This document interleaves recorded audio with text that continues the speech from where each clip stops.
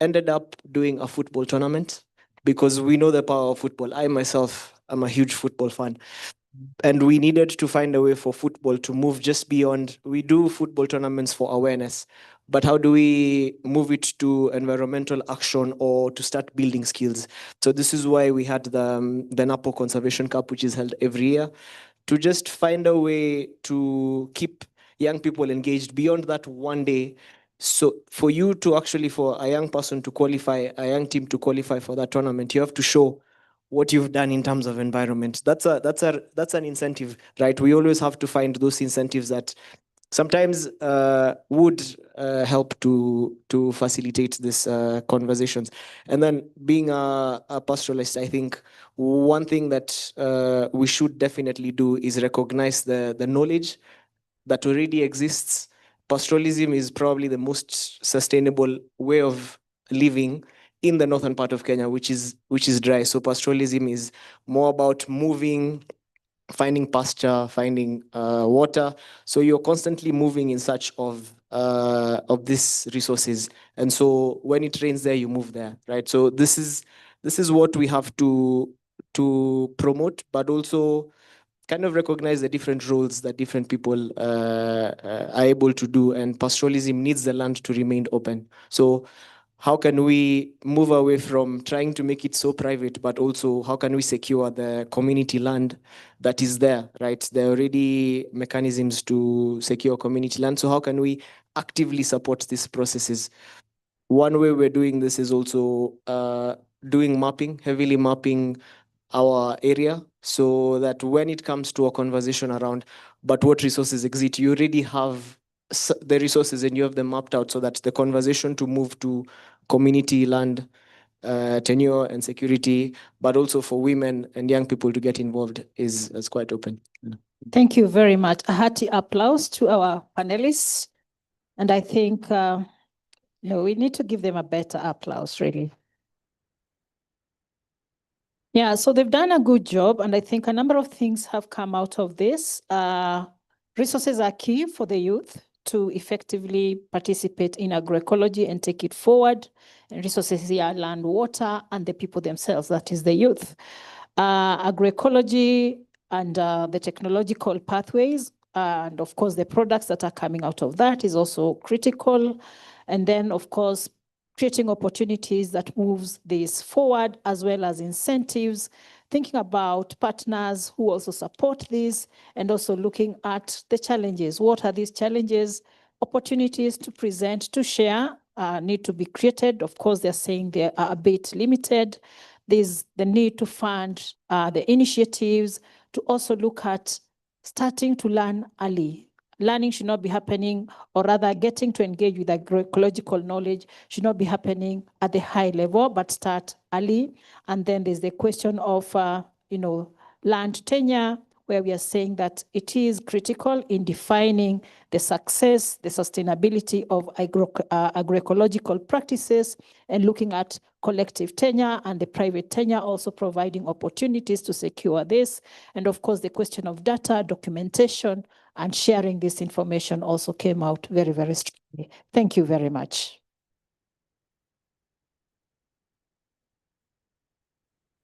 Yeah, questions? Okay, I'll open it to the floor so that we have an interactive session with the panelists. Yeah, so the first round. So we'll do the counting. Maybe we'll start from this table. We have 1, 2. Any other person?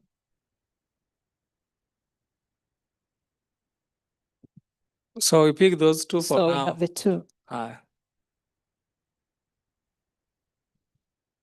Thank you very much. My name is Maurice Oronga from Tembea Features Institute. I listened to the presentation by Innocent on agroecology technology park. It's a very useful tool, and I see it as an opportunity to sort of aggregate all the good practices, all the proven concepts, the proven solutions. You did mention a technology that could capture carbon credits, for instance. I would love if you could elaborate more. What is in this pack, in the technology pack? Thank you. So can just note your questions down. We take all of them, then we'll get back. Thank you so much. I'm Godfrey Odijo from Tembea Futures Institute. I'm having two questions. One, what successful agroecology initiatives that are existing in our local communities? I only hear one in Ghana, but currently in Kenya, I didn't get any initiative. Two, how do we integrate indigenous knowledge into agroecology without losing scientific credibility? Thank you. Think we can take those two. Yeah, back to you, Irene. Can take those two questions. Okay, Innocent. Thank you so much. So the agroecology technology pack have different parts. We have the part who is, we are working on how to create the fertilizer. We have the fishing. So we have the different component for circular economy in agriculture. Yeah. That is what I'll tell. And also, we have some of the equipment who can capture the carbon. So we have, I think, 2 or 3 equipment. I don't know really the name, but we have 3 equipment who can capture the carbon within Accra. It has a capacity to capture the quantity of carbon credit in Accra. But if the government of Ghana have more funding, we can duplicate this equipment so that it can cover all Ghana. So that is what we have. So in this technology pack, you have all the system of circular economy in agriculture. So we have production, transformation, and till the marketing and all of that. So that is what we can do. And this technology pack is also a good opportunity because we haven't missed the part of indigenous knowledge and practices. Because when you go there, it's like you are at the local community side. So you can build everything there. And something that I want to add also is question of partnership to get the land. Because today we are partner with the municipality to get the land. And also you see it's the government of Ghana who give 15 hectares of land. And then we are using that with the Institute of Crop, National Institute of Crop of Ghana, so that we build this, what we call this technology pact. And then I think when we will have an opportunity, you can see the video, all the documentation that we have on that, because we don't have enough time to share all of that, so that you can see what it look like and how you can build the partnership with this initiative. Thank you.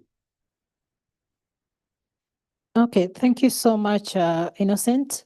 And I think there was a question. You wanna pick it? Okay. So I respond to the question by Godfrey on some of the initiatives in Kenya on agroecology. So we have an organization called Wing Farm.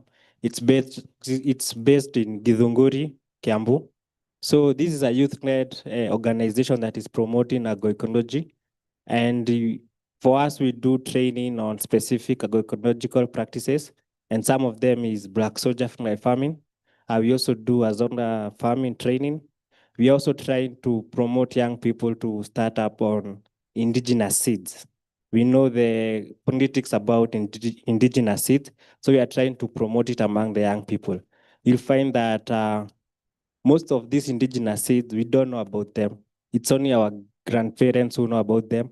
Our parents, I think they stopped doing them. So we are trying to promote it among the young people so that we know some of these indigenous seeds, where they went and how we can retrieve them. And we'll be having a seed fair in Nanyuki on 14th to 15th of October. So thank you. All right, thanks. I'll give each of our, particularly Ken, and, so that they give us their closing thoughts.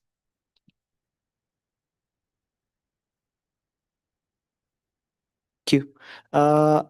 Maybe I can just take that question for indigenous knowledge as we wrap up, and you as I wrap up. Yeah, about indigenous knowledge and science, I think we have to have indigenous knowledge as the base, right? And once, because this is something that has worked, this is something that we have seen worked for several years. In my context, indigenous knowledge is what drives the northern Kenya and the pastoralism, but also across many areas in Kenya and across Africa. What we have to think of it is as scientific knowledge and technology as a tool to further enhance the indigenous knowledge, the knowledge that our communities already have, and to make it also appealing to young people who have the opportunity and have the skills to be able to bring in this science, bring in the technology. So for me, that would be a good way to kind of find a way to integrate so that it's not one thing replacing the other, but based on what we already know, building on what we already know and bringing in our skills that we learn in schools, learn in different areas to be able to enhance that that resilience. Yeah. Thank you so much. Ken, close for us.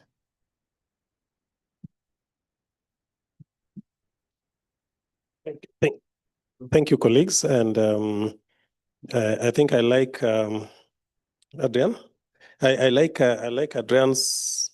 I think you need to follow up with him on that. The point he has made on between the nexus between science and indigenous knowledge, because I think if we discuss that in depth, then we are able to respond to agroecology, young people, opportunity for innovation. But my closing on this is basically anchored on Irene's framing of the questions. So she asked us all the questions, but then we were supposed to be linking them to the Rio conventions. And there are three things that underpin the Rio convention.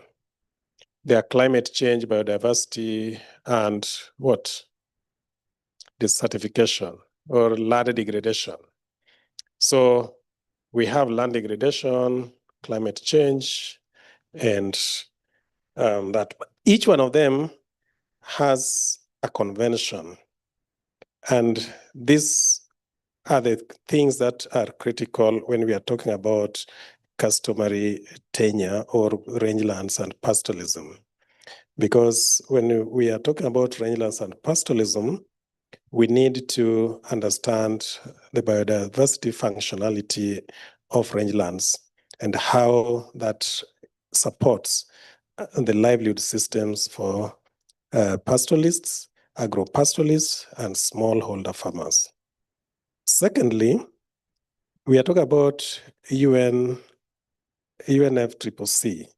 which is focusing on climate change. The rangelands are most,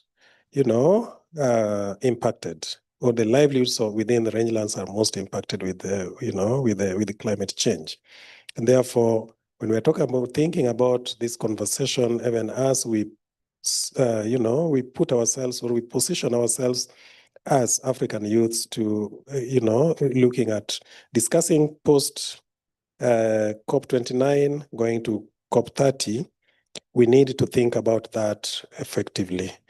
And the third one, of course, is UNCCD, where we are talking about land degradation. There are several opportunities that we need to look at, and we need to look at it from our continent perspective, where we are looking at acceleration. We are in the acceleration stage of the Agenda 2063 of the African Union. How do we deal with that? There is the Africa 100. How do we deal with that? So these are commitments that member states are making, but then we need to link them as opportunities for accelerating and engaging with the Rio conventions. In that context, again, I have three reflections in terms of benefits that the Rio Convention has for us, and we needed to think about them. One of them is it takes an integrated solution. And if you looked at the presentations that we have, we are looking at how do we ensure that we are not speaking about youth in isolation. And that's why the first slide of Philip, that picture should remain in our, in our mind and in our heads and in our eyes for the next 2 days, that it is intergenerational. And you can have you cannot have a conversation in one generation, or you cannot say that you want to take a particular approach in terms of agroecology at the exclusion of the other. So that is something that we need to look at. The second one is about food security and livelihoods. Again, if we deal with those three things within the rangelands and pastoral areas, including other landscapes and other landscapes and the ecosystems, then we are going to contribute to food security and livelihood. And thirdly is community empowerment. How do we ensure that these conversations translate into community empowerment? That not which is the conventional traditional one, but the one that is led, championed, and executed by the young people. So for me, I think those are things that we needed to look at, and we need to look at them effectively and have conversations around that. So thank you very much. Thanks a lot, Ken, because you're already making us think about how do we do our position paper.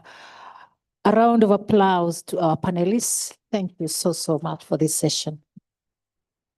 Thank you very much. And I think we still do better. I can clap for them in a better way, more than what we have done. So we'll do an upward clap for the panelists and a middle clap for all of us. So the upward clap will go like this. Just raise your hands up. Then we clap and successively in 3 ways. So like 1, 2, 3. Let's go. The middle one, 1, 2, 3. Thank you very much to this end. Then we can proceed for a tea break for about 20 minutes. Then come back. It is exactly, what's the time? It's about 12 minutes past 11. Then we can come back at 11:32. Thank you. Yeah, there's a video. We can take, as we do the tea, please let's also take a photo. Let's break also for a photo session. So, Innocent, where is Innocent? Yeah, we can break for a photo session. Innocent, we can do the photo. Try and see. We'll do the photo here, a group photo. Restoration and take part. We'll do the group photo here. I know everyone is looking at that banner. Of course, no, we are not going to use that one. Culture. We are using this banner because this is the one for. Or take care of the environment. That is the one. This is the one we are using for the youth purely about today. getting So people to take. thank you so much, and enjoy your tea. We can take a 5 minutes group photo, then we go for tea. Thank you so much. If action is not taken now, then what are we going to have? There's an interesting video here that Adrian was talking about, so please also pay attention and look at it. Handing over the environmental stewardship to this younger generation to be able to take care of the environment. This year, we've already done 6,000 tree seedlings planted. We're doing close to 9,000 trees regenerated. We do recognize that tree planting is not the only way to bring back your environment. We already have a model that is being implemented by the women in our community. NAPO conducts every month a restoration day. The NCC provided also an opportunity to get young people involved in Ramat and in restoring the environment. So during the community restoration days, young people also have to show up. If you show up and take environmental action, that's how you qualify for the tournament. But then now it's a whole year journey. So whatever you do this year makes you qualify for the next edition. So you have to not only plant trees, you have to make sure they grow, which is, I think, really important in terms of the method of restoration that we've been using. Tangaso napo, kole popo najo, kiyu nangaso conservation nangaso mpera tagare, napo na itali kumti, da napo patakati lobo dente, organize league da napo. Kole ngarna ikaji Lawrence, da napo. Kole nano kara coach, kole nano kaifunza school na dia lasa naji SK Wings. Samuel leng tu leu tana papel golion tatua NCC Cup mikia tapang golion to tatua le cup ikijana ne penye guran bambara lakini kwa tai uwa ka to ne cheko yo wa kore ntu ko poki ke uwa na ko yo ko ka ta tongo ina bango e uwa ntu ye ne tie pa ikijana ne guran bambara kade school kindri ni yo ngo idin wale ne guran bambara ngure ne SK ne ngure ne karare mix kore saisa kiti poku kwanda nungura nempera nangu na kore pe kende pa ai gura nempera ka ta ke chine pa nu do dua sha kore ko to kande ke banda ke kate tofauti kare apa gura me banda ke ota ke ngura nempera nungura to ka ke ngopang na tu au na tu na gua yo bata kungura nempera ne gitu to ka ai banda ke ngata kore pa ngaso ngapo kaya itu ngas ni no ne to ki won tanga sa gudan bera tanapo kore ba ku yun gudan bera tanapo kaya de siria kaya ke ligin jori na te da na men panda ke kaya de sai na do tonga ne putu mai tun sai ke ni nu nguna ba ne ji kore ne ngasum pera kore el team ne me panda ke ni ya ne je nguji na ja ke so pa ti ja bro ba ta na te pes kun kunini ne ba na te ne men bar ko ke ja bro ninye nigi mitiki lute buran dara kore ta tap anna ale ko ambe lunguran ta ne na chol gule ke kipungwan ai ke chol ga yul ke kipere de chol ndu yi ipere na ko poki ke kipungwan pa yu ngora ke ta mara mo poki pa yu tuma dana ka bla na bo ta ke ki misal ta mara amu ko ra pa yu tu da no ina ti dal te ke ti ke na tangara kin ne timi na nga silenje ale ata sana nje yo ko ke ti ko to kane ngaso nje ne panda ko ke nje na bar ko lempera kaje katil ga ne ko be ngaso me ya ta pa mon ro ke ko bu bonu ta du tum na por ne de yo me ko na ke ko ti me ka ne ta ngaso ka ra kunina ka ra ke nguranda o tim na bo ya bo ko ta pi yo ngorei ke chomo ba ngoi no dam ko ta tim ni ga ta tim osomungan kutoka ba kajo kita ngasunya karibu timi tomono ile kore bijo ngorai ke like mpanda pa kera kuna timi kuninya ke like ngona tata chomo bata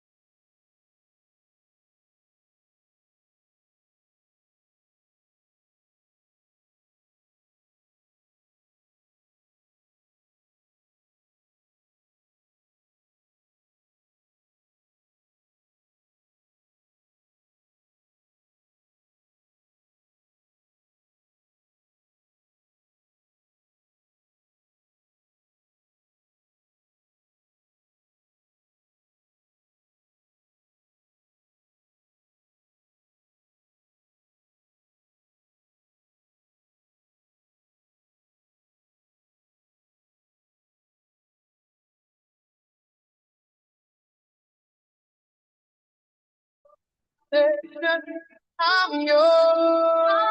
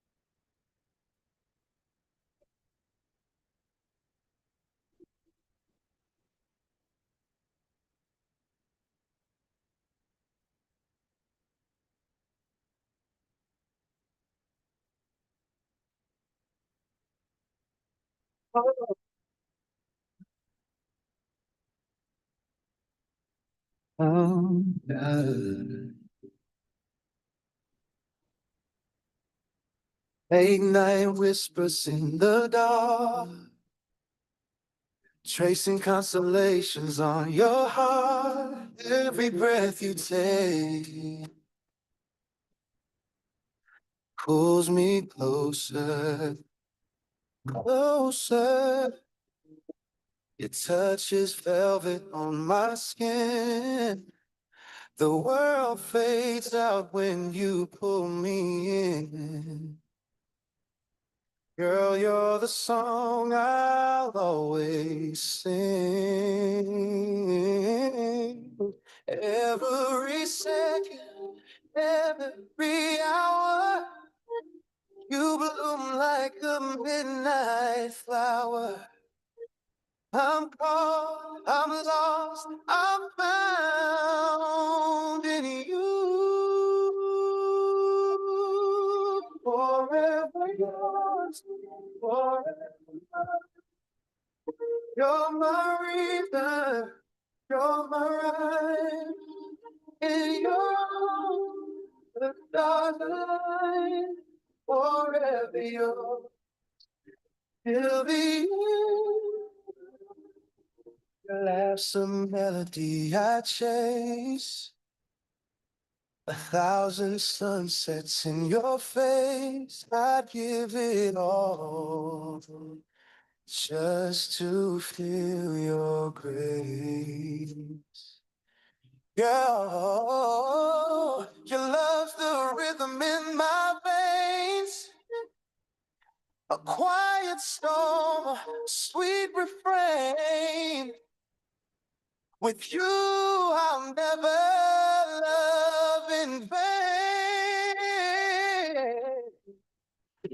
Every heartbeat, every sigh, you're my heaven, my sky. I'm lost, I'm found, I'm whole in you. Forever yours, forever mine. You're my reason, you're my right. In your arms, the stars align. Forever yours, till the end of time.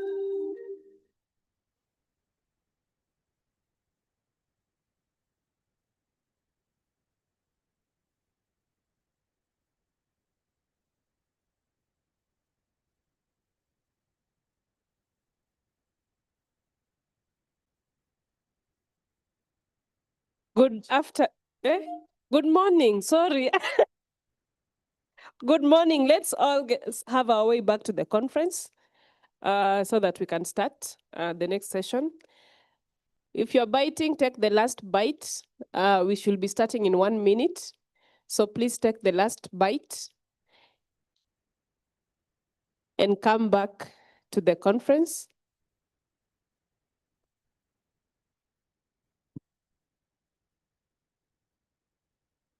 Can we have the video of Adrian playing, please? My name is Adrian Leitoro.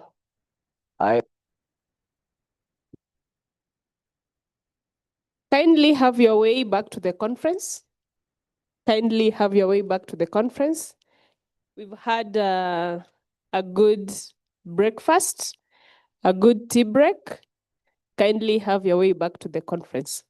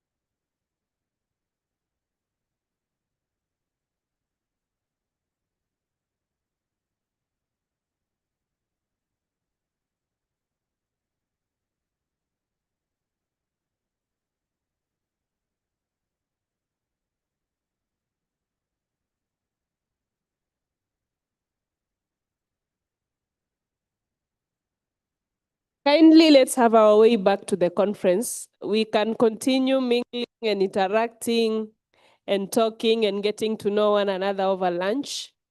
Kindly let's have our way back to the conference so that we can start. We don't want to go late for lunch. Please let's have our way back.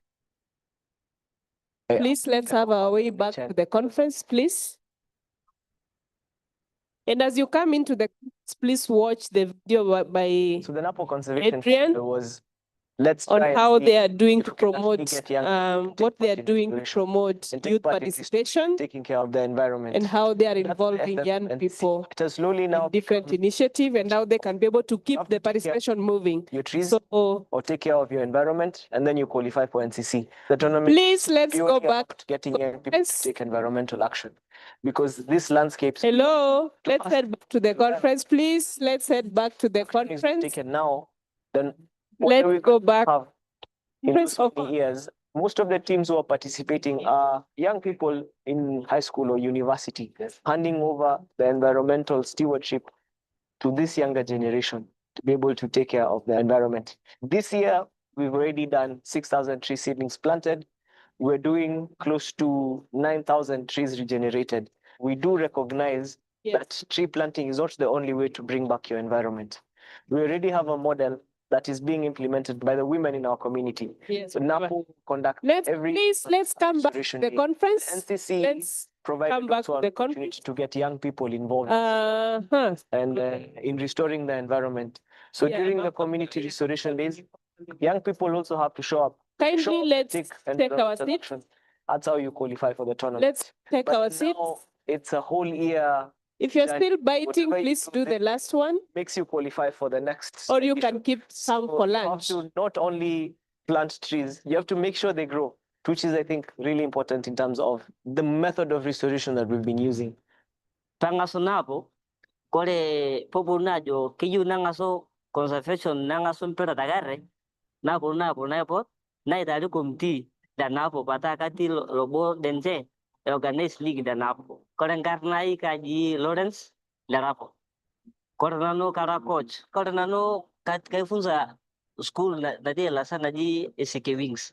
Samuel leng tu na utana papel, golion tatua NCC Cup. Miga tabang golion to, tatua la cup. Kijana nebe nyu gulan tambara. Lakini kwa tai uwa kato ni chako do yo wa kore nto ko poki ke uwa na ko yo ko ka ta tongo na bango e uwa nto ye ne tie pa kijana ne gulan tambara. Kade school kin train yo ngo din wale ne gulan tambara. Kungule ne SK ne ngule ne karare mix. Kore saisa kiti poko kwanda. Nunggulan nempera nemu na kore pe kende pai bulan nempera ka ta ke chine pe nu to twa sha je kore ko to kande banda ke ka te to fauti ka ra pa bulan me banda ke o ta ke nunggulan nempera nunggulan to ka ke ngko bang na tu Auna tu na igwa yu bata.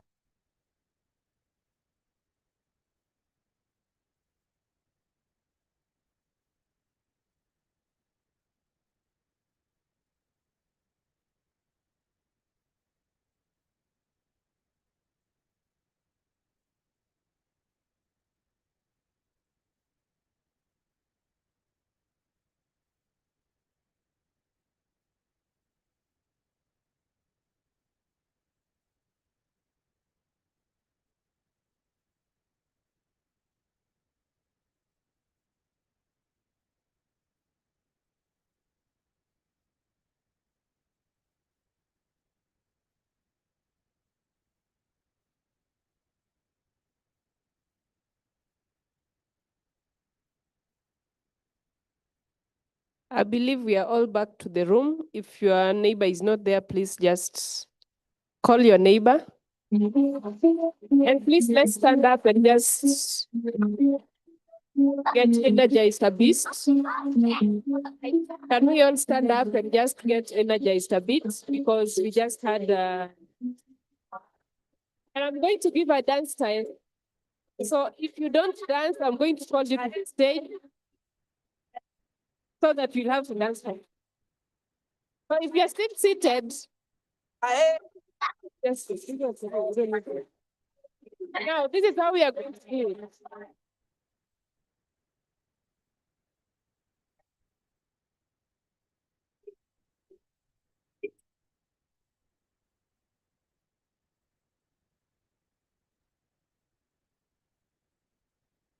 it. Have you seen the style? I try again. Okay, so this is the style.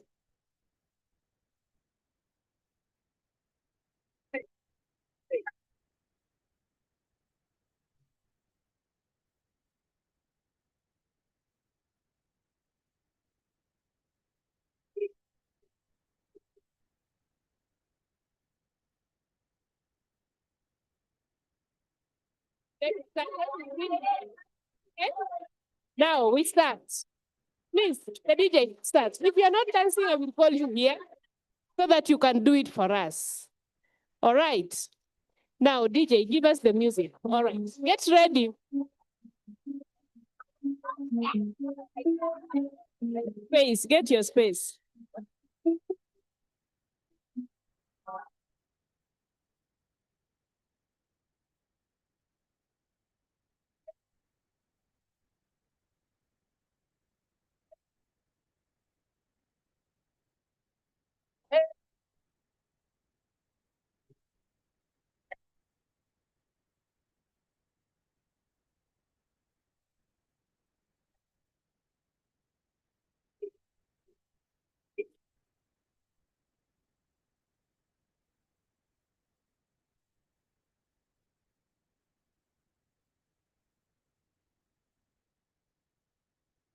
Okay. Let me see who is not dancing. Continue dancing. Else we should call you here.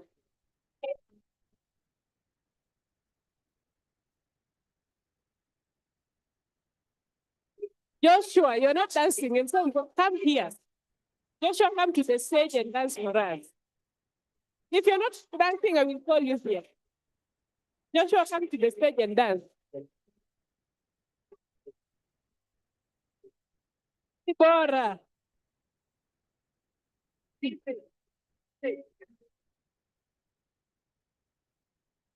Yeah. Thank you, thank you, thank you, thank you so much. That was very interactive. So thank you so much. Now we are just energized, and so we are now going to get to the next session. And our next session is called the World Cafe. It's called the World Cafe, where we are going to get, and we are going to have an interactive session. And this is how the interactive session is going to take place.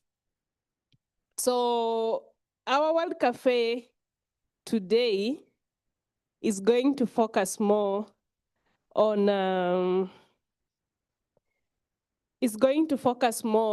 youth land rights and agroecology. And so we are going to look at different advocacy spaces that have been held from last year to date. And that is one of them is the UN CBD COP16 last year, and how the outcomes integrated youth land rights into the conversation.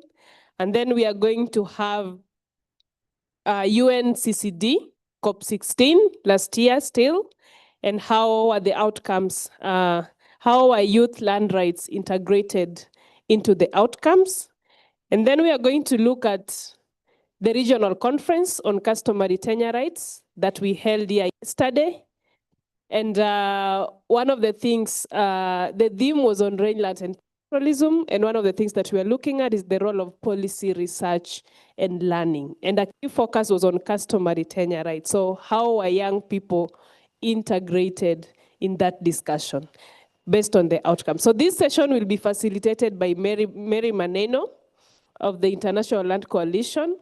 So we are going to have 3 world cafes. So one of them will be here at this corner. Then we are going to have another one in the middle, just at the back. Then we are going to have another one right here. So how are we going to do this? We are not going to sit, we are going to stand. It's, as I said, it's going to be an interactive session. It's going to be a 30 minutes interactive session where you're going to interact with the speakers allocated. So we have, let me mention the speaker. For the UNCCD COP16, we are going to have Madame Deborah. We are going to have Deborah Oyugi of Yila. Deborah, you can stand and just go to that corner. So you are going to start for us the World Cafe. And then we are going to have Nyungari Ndehi of YVE, Kenya. If you are around, please just stand, just go to that end. You're going to do for us, you're going to be speaking for us to us at the World Cafe on the UNCBD COP16 last year. And then we are going to have, of course, the right Joshua Okoth of Reconcile going to speak to us on the already concluded regional conference on customary tenure rights that was held here for the past 3 days, and how are young people integrated into the outcome document that was developed. So Joshua, you will be right at this corner. That is where you are going to have an interactive session with the participants. So this is the rule. Each participant can be able to have 15 audience. So it's going to be an interactive session. They will be taking 3 minutes to talk. Then after that, you are allowed to ask questions and comment and interact with them. So by the time 30 minutes elapse, you should have visited the 3 cafes that are there. So if you start with Deborah, when 10 minutes elapse, you you visit the next station. That is the UNCCD, or you can visit the regional conference on customary tenure rights. You can visit Joshua at this particular corner. So you're not allowed to stay at one spot for 30 minutes. You must understand how each one of them, what each one of them is saying. So start, we can break. This session, as I said, will be moderated to us by Mary Maneno, who after that is going to take into the plenary reporting, and we'll be seeing the outcomes of this World Cafe and how it was, and how young people were integrated in different advocacy initiatives. So allow me, ladies and gentlemen, to release you so that you can start breaking into your different World Cafe. You are free to start with whichever one you want, so there is no formula of your participation. So let's break to the World Cafe. And no sitting, please kindly let's take note of that. We are not going to sit, we are standing because we'll be moving.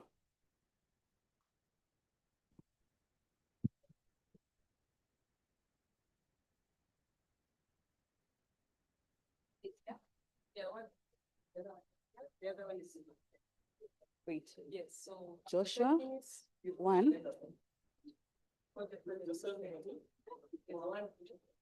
And then we still show here. Those are three. You're Yeah, supposed they to are have three, four. but we don't have the fourth person. So the fourth person is supposed to be. We don't have so we won't discuss it. Okay, guys, let's hurry up. Joshua is here for scope workshop. What am I saying? The regional conference on customary tenure is here. Joshua, there's a group at the back and another one there. So let's move into our groups. We have 10 minutes. Yeah, so once you're done with the 10 minutes, please feel free to rotate to the other group. Ensure you take part in all the three groups rather.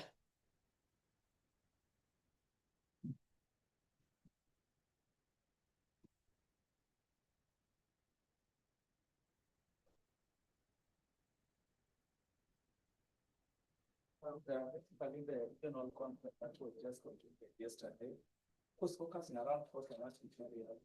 One was on vector, fast policy, also another component. Do we have a rapporteur here? Somebody should be rapporteuring and be ready to present.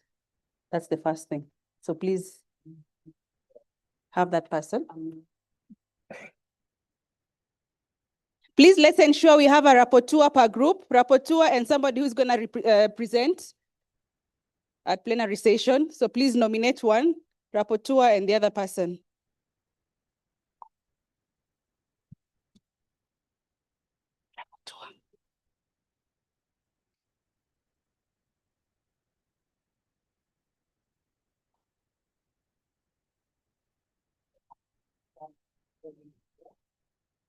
That is like the actual experience and self-governance framework. So last year in Colombia, it strengthens the work of indigenous people and local communities. ICICS in the cross mobilization, startup alignment, and Kenya and East Africa, the goal to become must translate land rights to support agriculture. So in essence, what we do is that encouraging government and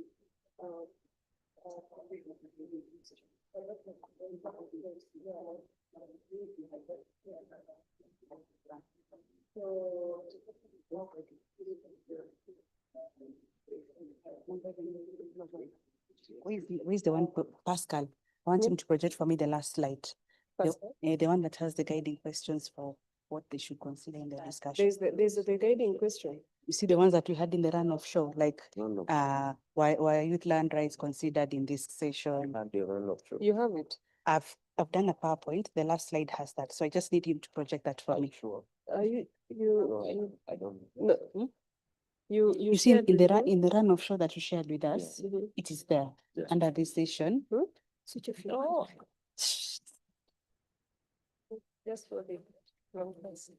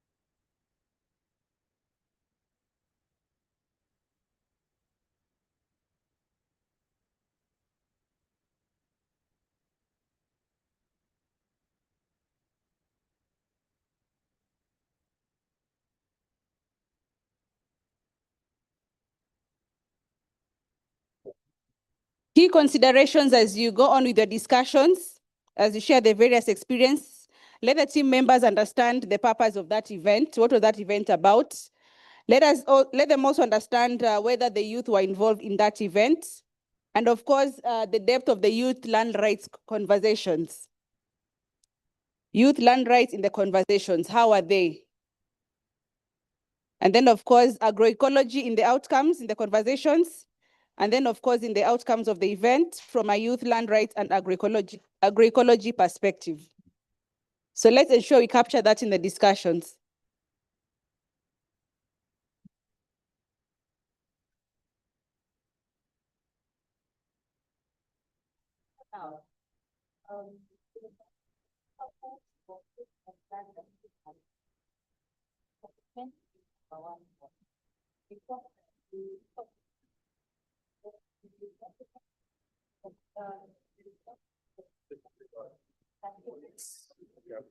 Okay.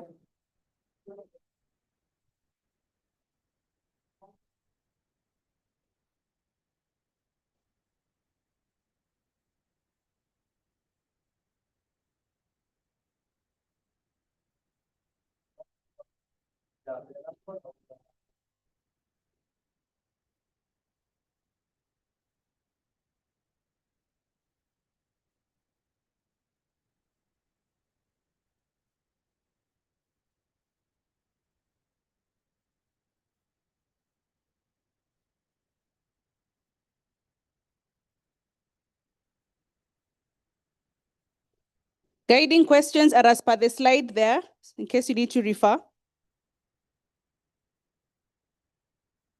But the main discussion really is whether youth land rights were factored in, and of course, discussions around agroecology.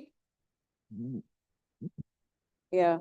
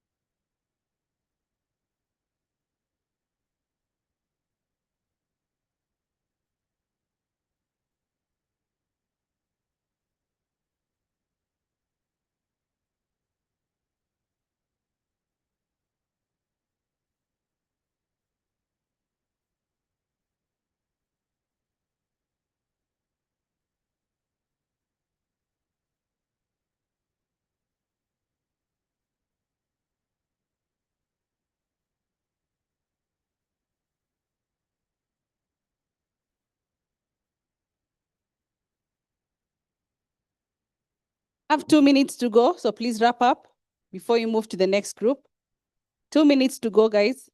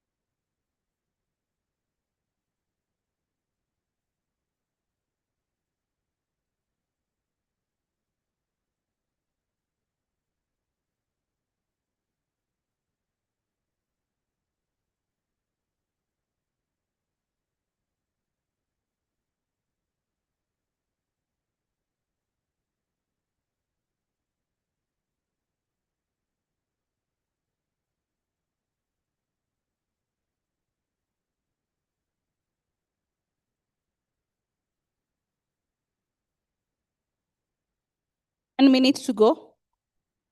1 more minute.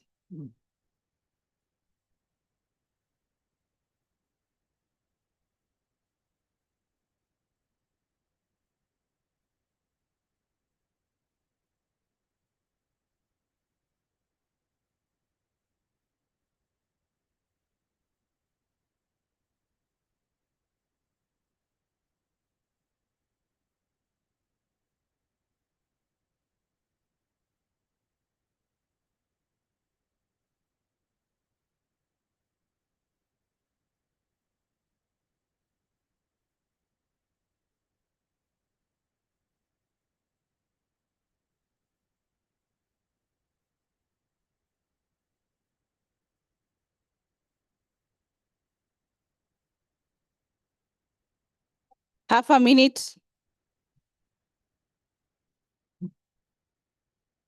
30 seconds to go.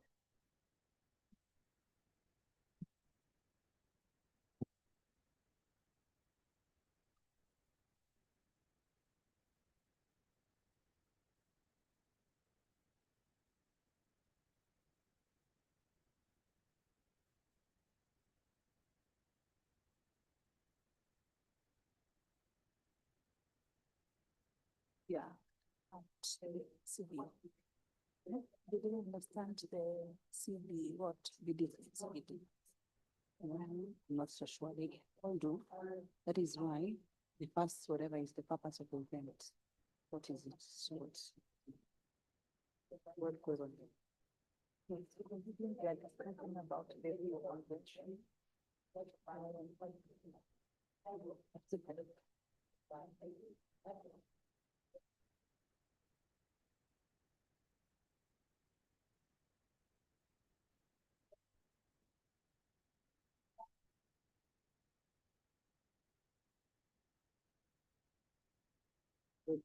That they're talking about CBD. Check. Time is up, team. Time is up. Let's rotate. Time is up.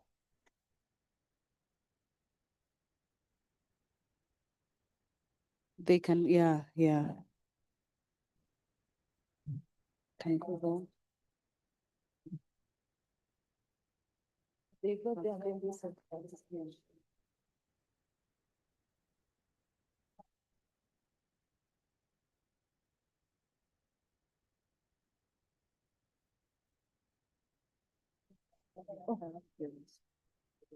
Oh, these ones are coming here. So these ones are coming. Please come join this group, and then these team members come join this other group.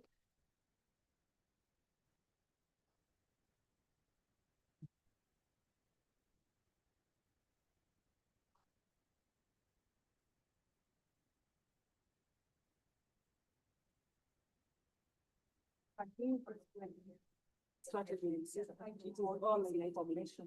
Yes. So all these solutions that we're looking for yes. Thank you. We can all move. Thank you. Please can move to this one. One or the other one. But you can go to that one. You go to the other one. Yeah, Oh, go to that okay. One. That one is Let's empty. go to the other one. Okay, please, let's make it very fast. Let's make it snappy. Time is not on our side.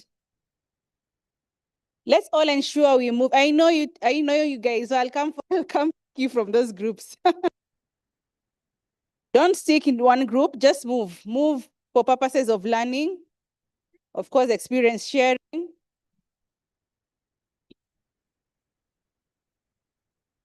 Please, let's ensure that there's a blend.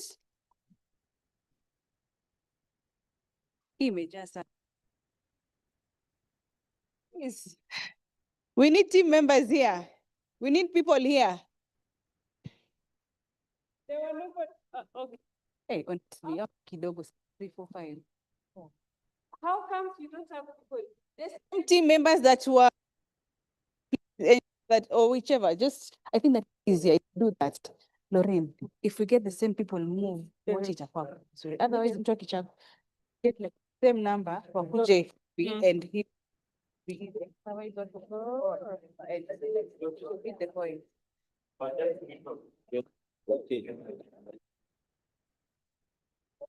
Yeah, please rotate. Same group. Rotate as a flock. found. So yeah.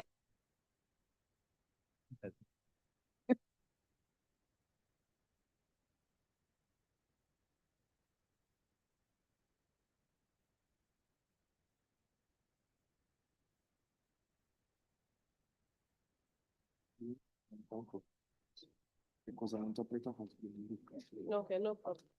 No problem. What time? 2:45, no worries. Yeah, No worries. East African time. No worries. It's okay. And then because of this interpretation, it will happen here. Yeah, it's in the run of show. To look at the city. The breakout session. So we precise all of these decisions.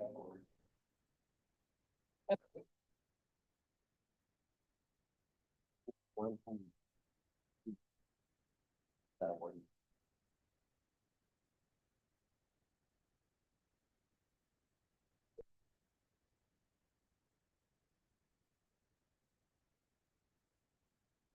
End up having more than 4 reports. More than 4 reports. The rapporteur also moving. No, the rapporteur is not supposed to move. Yes. The rapporteur is supposed to move. Yeah. So you know, the rapporteur is still. The rapporteur is still there. Is rapporteur the same?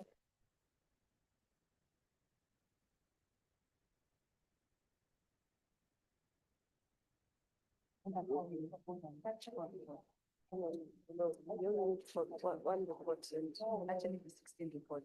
the first one report, the outcome of each one. Let's say each group will be given like 7, and depending on the time. It comes to go fast. The one campaign on the 14th. We can say we have 7. Not one. You know.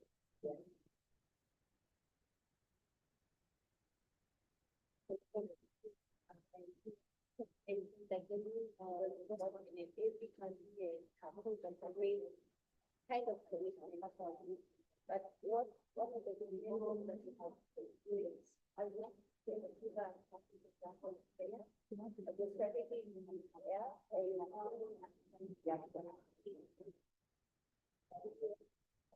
Anything that they found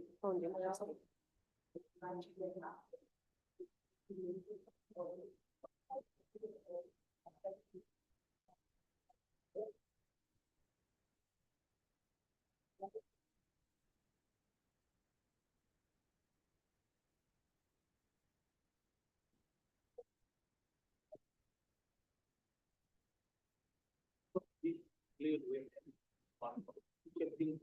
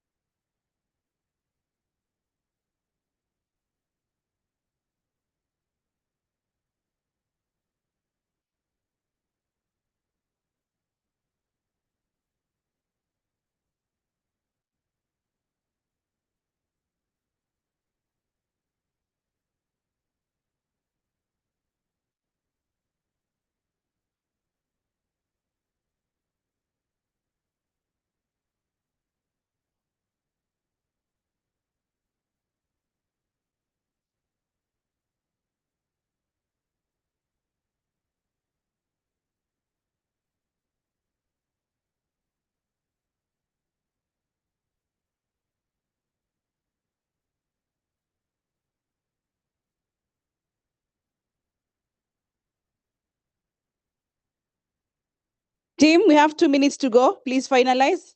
Wrap up. 2 minutes to go.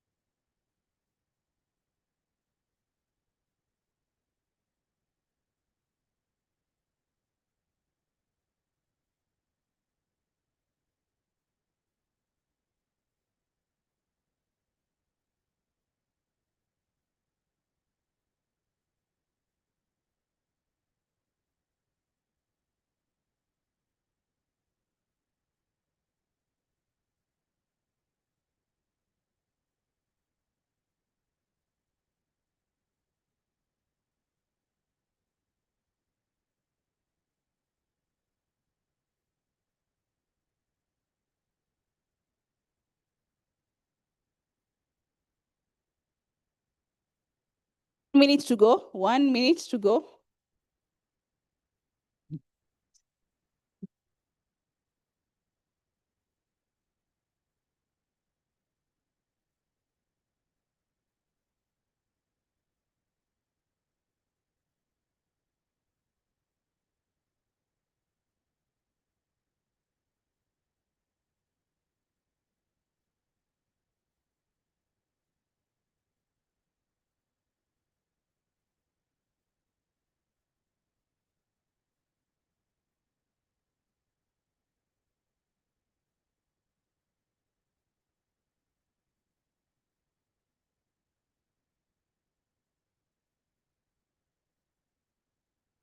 And 30 seconds to go, team, before we rotate.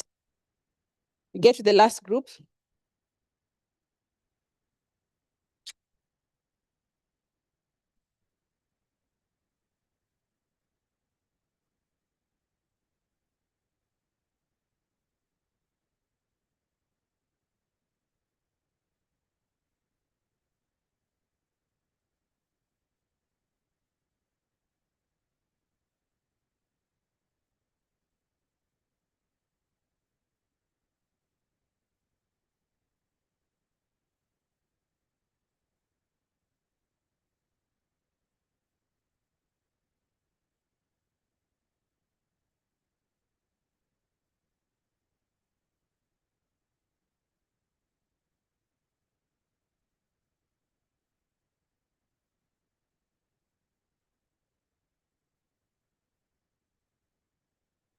And finally,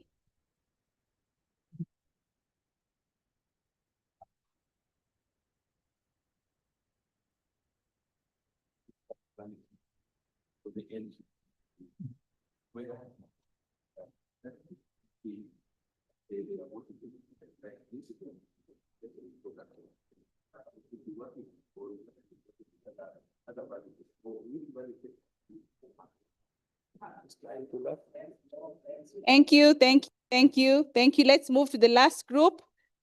10 minutes for the last group before we get to presentations.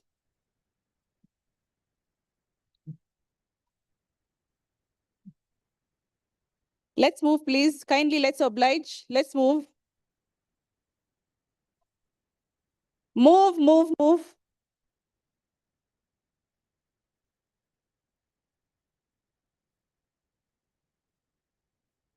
You'll be evicted from this group.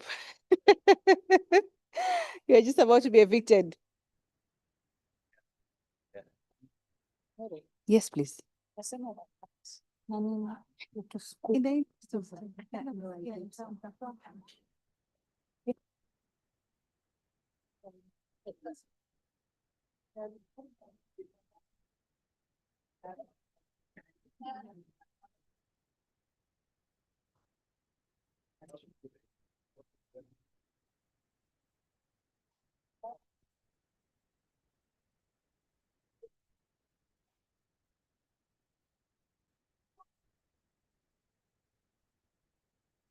Okay.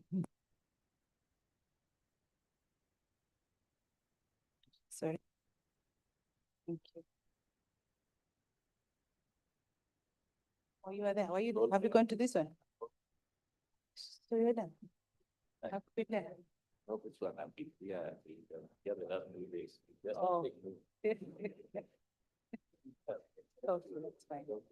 That's fine.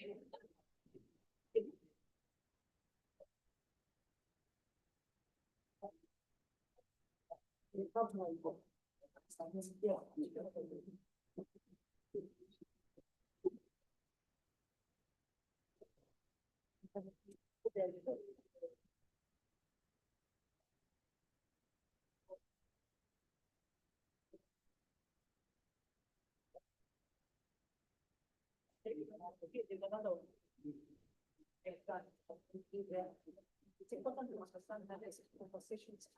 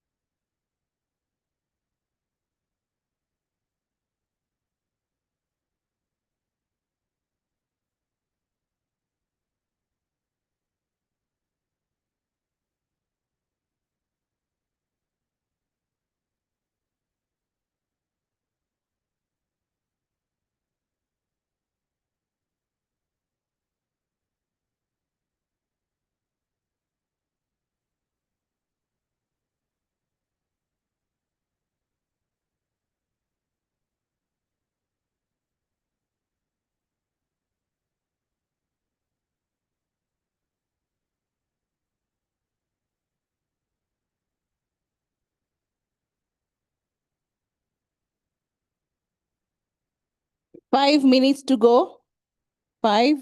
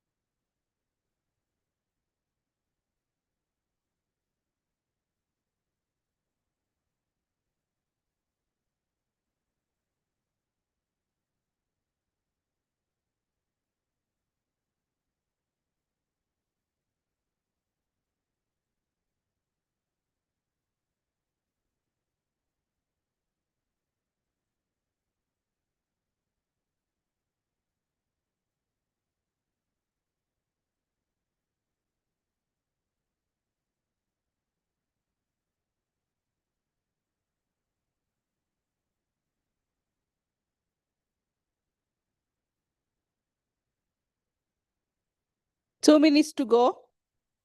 2 minutes.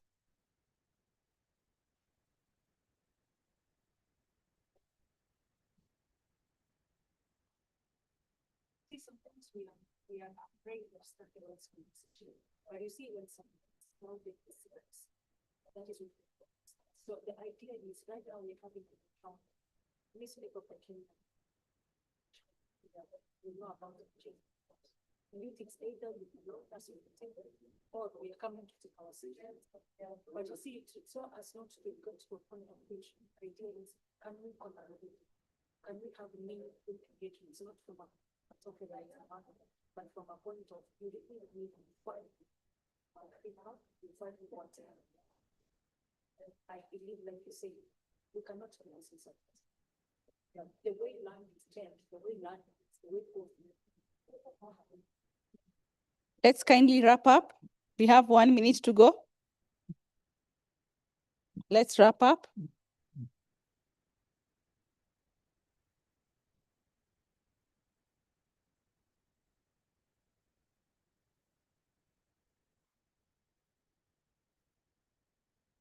And finally,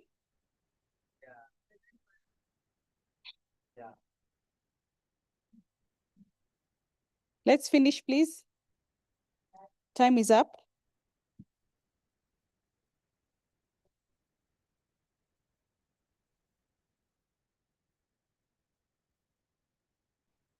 Okay, let's get back to our seats kindly. and have the rapporteurs prepare or the presenters prepare themselves.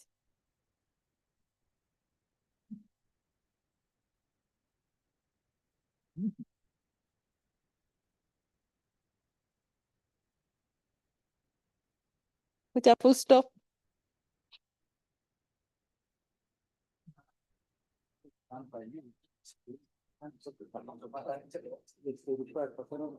Financial capacity and also financial. And then one of those you are Please.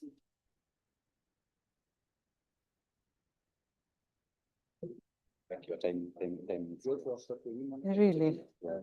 Thank you. But it requires for one to manage Thank you, sir. That's well noted.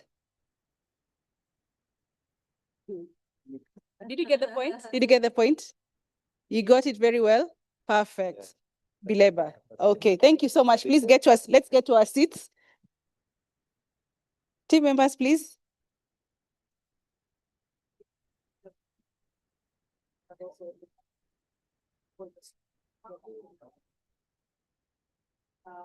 Can we wrap up, please? I'm here to evict you by force.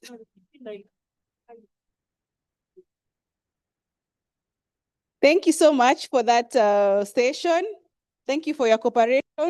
So at this juncture, I'll call upon the first group. What was the first group? Joshua, yours. Are you ready? Who is your presenter? Okay, please come and present. Just share the insights that came out in the group. Of course, let's be very keen to listen so that you can go to the, yeah. Let's be very keen to listen so that we can also note really what stood out, our various observations and so on and so forth. Over to you.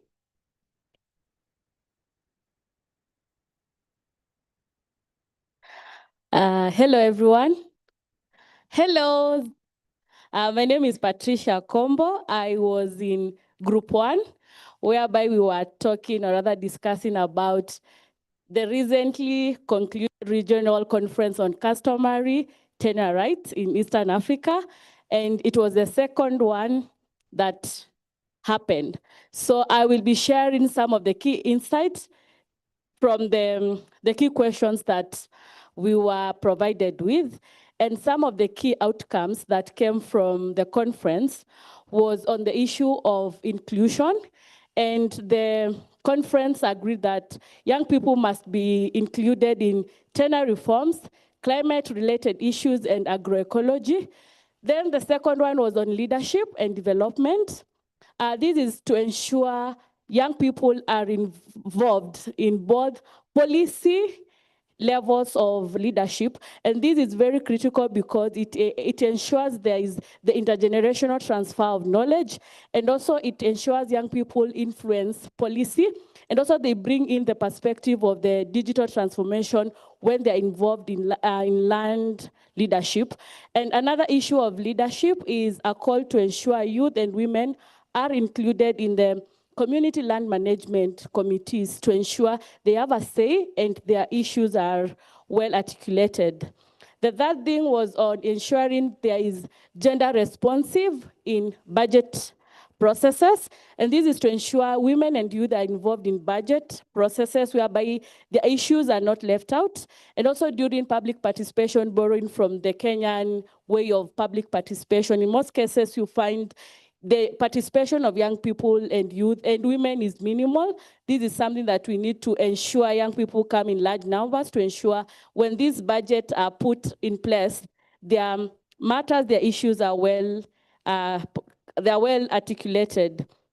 Then another issue was, as a continent, we have an issue when it comes to documentation of, or rather reciprocity to ensure we showcase the best practices when it comes to agroecology and all matters related to land. And the conference felt that if we engage youth in data mapping and also women in collecting data and documenting, we'll actually have a rich database where all these practices, whether in climate related, whether in agroecology, whether in environmental care, all are put in one pool to ensure continuity and also to ensure a place where we can fall back and make reference and to. The last one, there were so many. The last one was in research and academia. And there was a question that was posed. How many of us have ever utilized the research or rather the project we did during our undergraduates? Where did we put them?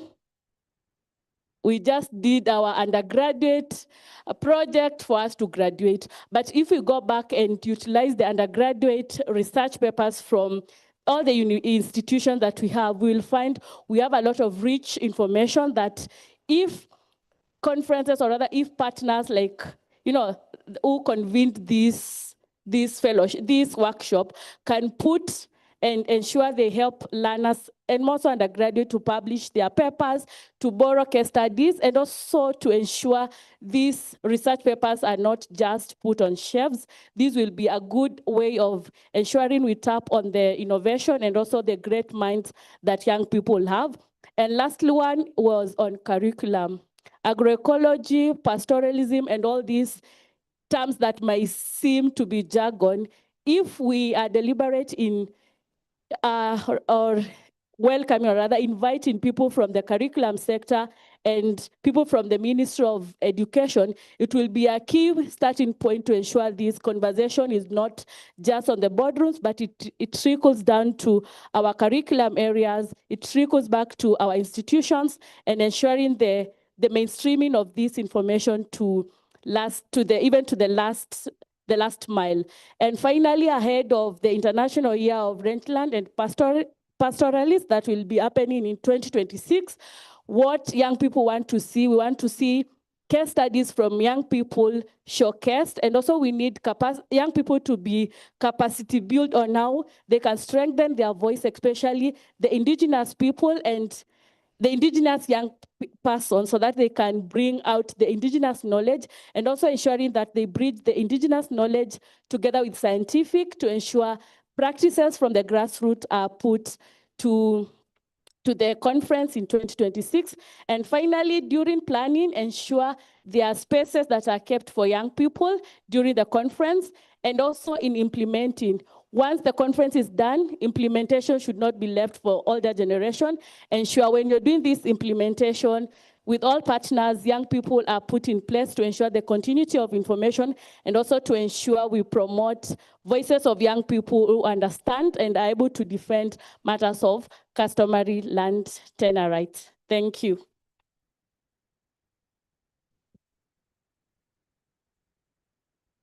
I'll invite the second group. Let's hold our thoughts so that we can be able to collect all those ideas after the presentations. Second group, please.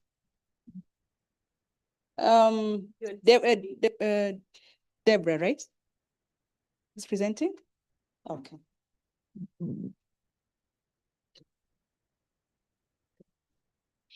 Good afternoon.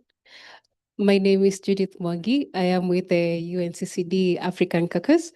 I am pleased to be here today. So we had Deborah as our lead. She was very articulate.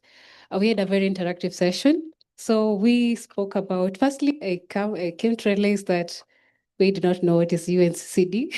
So it is the United Nations Convention on Combating Desertification. So on the conference, we had a discussion on youth engagement strategy. We are also very much advised to read through that document. It's very available in the website, the UNCCD website. We also talked about the capacity building and empowering the youth in desertification. We also talked about knowledge exchange and youth observers who are under guidance and also are being taught to be negotiators. We also talked about green jobs and youth land rights. She also talked about how she saw the change while she was in UNFCCC, how there was better engagement of the youth now at UNCCD. She also stated that while she was in the conference, there was a set day specifically for agri-food systems. And I think that was very important since through Through that, we are able to advance the agroecology. The outcomes of the COP was the youth engagement strategy, which I've just said, and then we have the technological pact, the pack, which was, we had a recap from Anton, the first meeting, and then they also discussed on agroeconomy and circular economy. There was one which pleased me quite a lot, the 10 mil mainland, which they have, which they found seed funding with G20 Global Land Alliance, and the pilot is in Benin, where there's going to be an initiative to provide 10 million youths with 10 million each with land. She also spoke in depth about carbon credits, which is a very controversial topic. She also discussed on the challenges they encountered during the COP. I believe this is also one challenge that directly impacts me, the funding of youth for such COPs. It's very difficult for a normal youth to be able to attend these things. And I believe that through such conversations, we can be able to mobilize not only our governments, but also our youth groups, so that we can be able to find funding, so that youth can be able to go and discuss and find useful solutions for these challenges. I believe that was all. Thank you very much. Thank you so much for that. I'll invite the last group, UNCBD.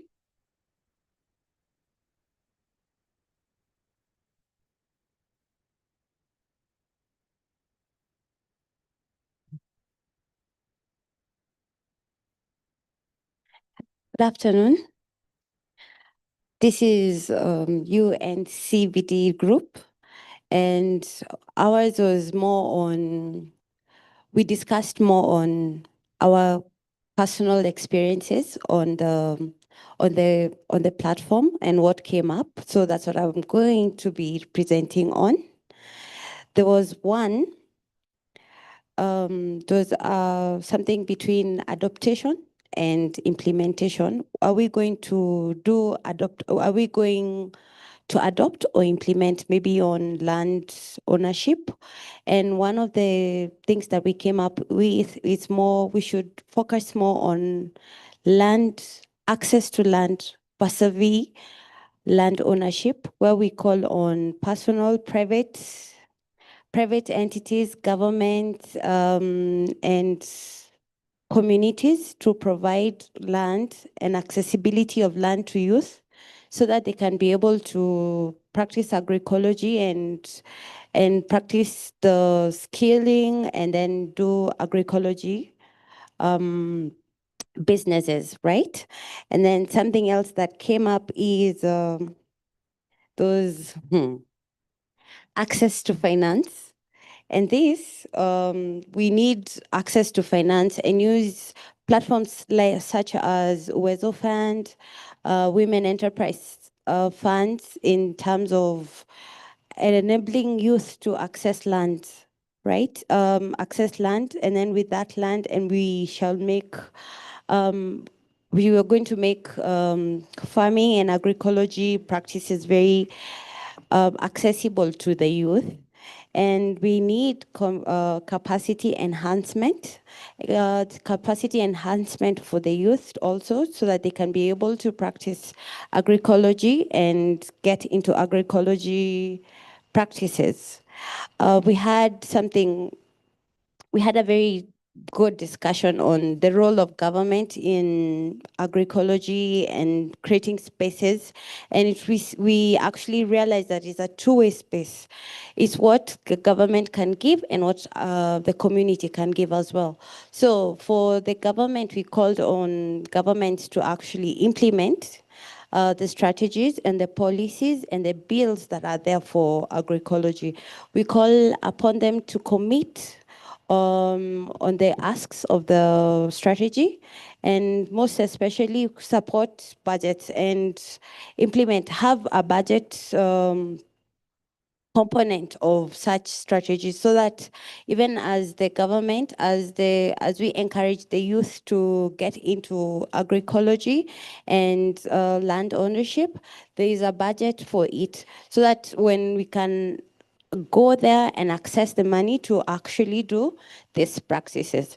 And something else that we are calling upon the private sector as well is to help us access land, information, capacity. Let us not work in silos actually as NGOs and partners. Sometimes we find that I'm doing the same project as you, but we are not sharing that information. And sometimes it's contradicting and it's not timing.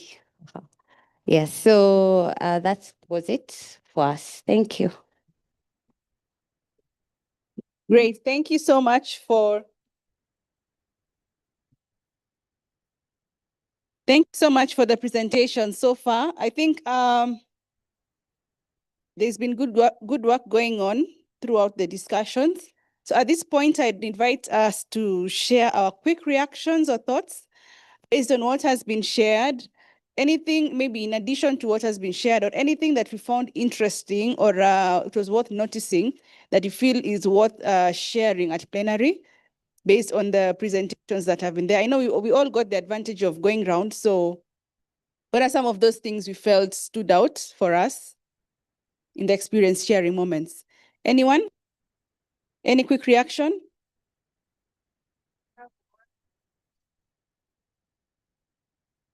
There's a hand there. There's a hand here. Okay. Okay. So good afternoon. My name is Jacob.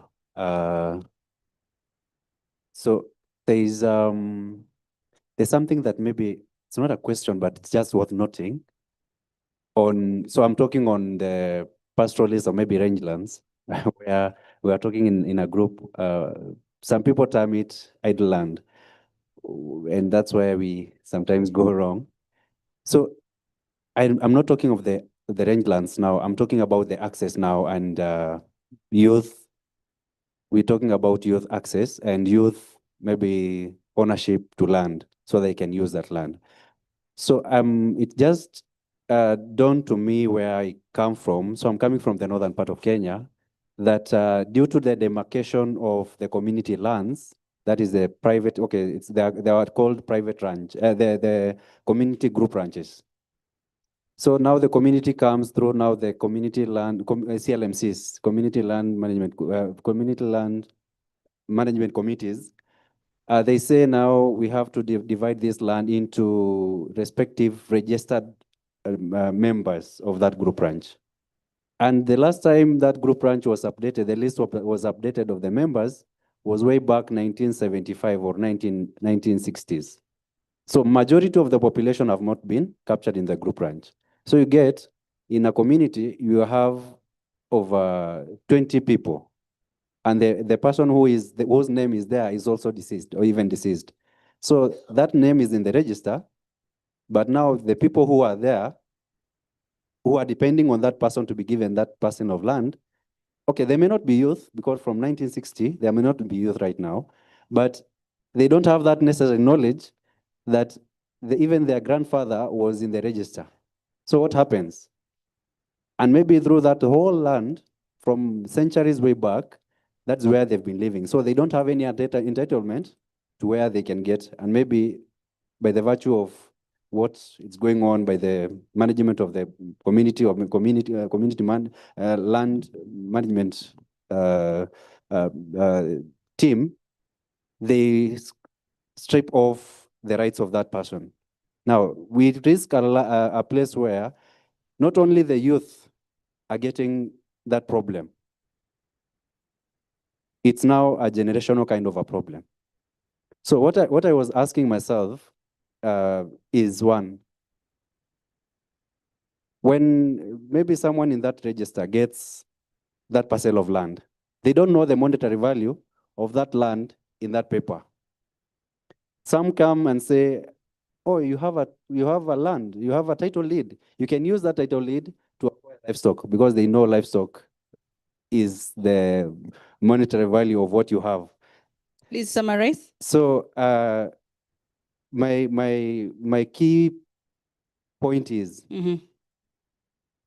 now we're talking about land access, but how are we doing to make sure that this land that is being subdivided is not one sabotaging the livelihoods, which is pastoralism, which requires pastoralist mobility to access? Because if you give me that parcel of land and then I fence it, it means that if that was a corridor, I fence that corridor to access the resources. Secondly, how are you using this land, this parcel of land that is now reduced into a paper, if given to that person, to give that person education that it's not just a paper, it's something that's being dependent on you, not only with your family, but the whole community. Okay. Yeah. Thank you very much. Where was the second thought?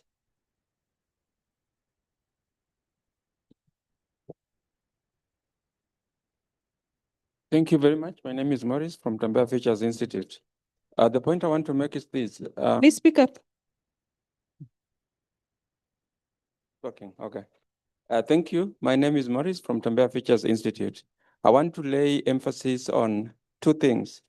One is consolidation. America is a superpower because they have a mantra, out of many one. There are 50 countries, but operate as if they're one. You can see the case in Benin, the 10 million hectares land for, I guess, 1 million youth. Already it's beginning to.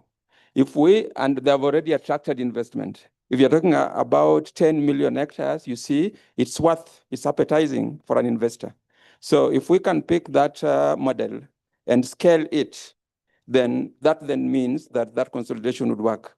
But number two to that, a number of young people are doing very good things across the globe.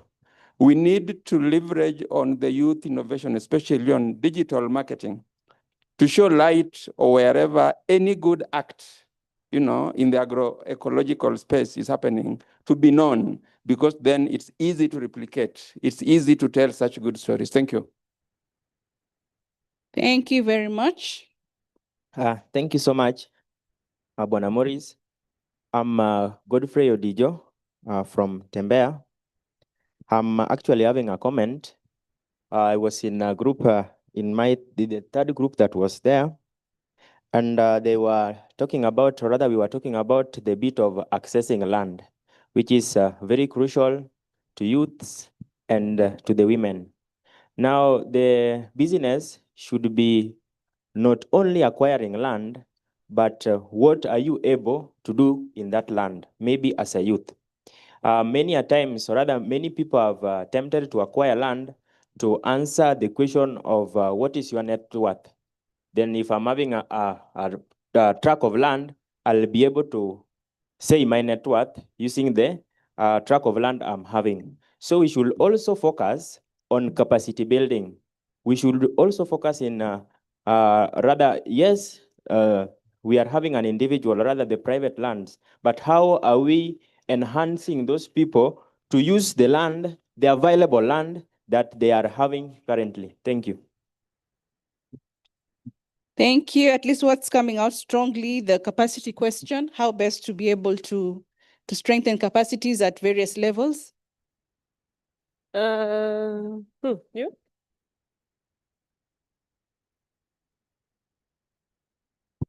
Thank you very much. My name is Joshua Mondi Amolo from Tembea Futures Institute. One of the bottlenecks or challenges to youth access to land, utilization and ownership is entrenched cultural beliefs and practices. Apart from looking at from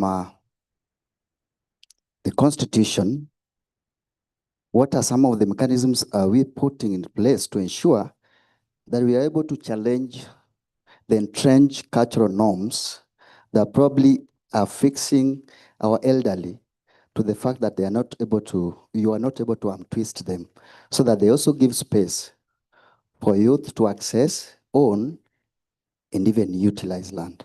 As long as the policy, yes, would allow this, but in terms of addressing the social norms, cultural norms, and practices that we are reined into.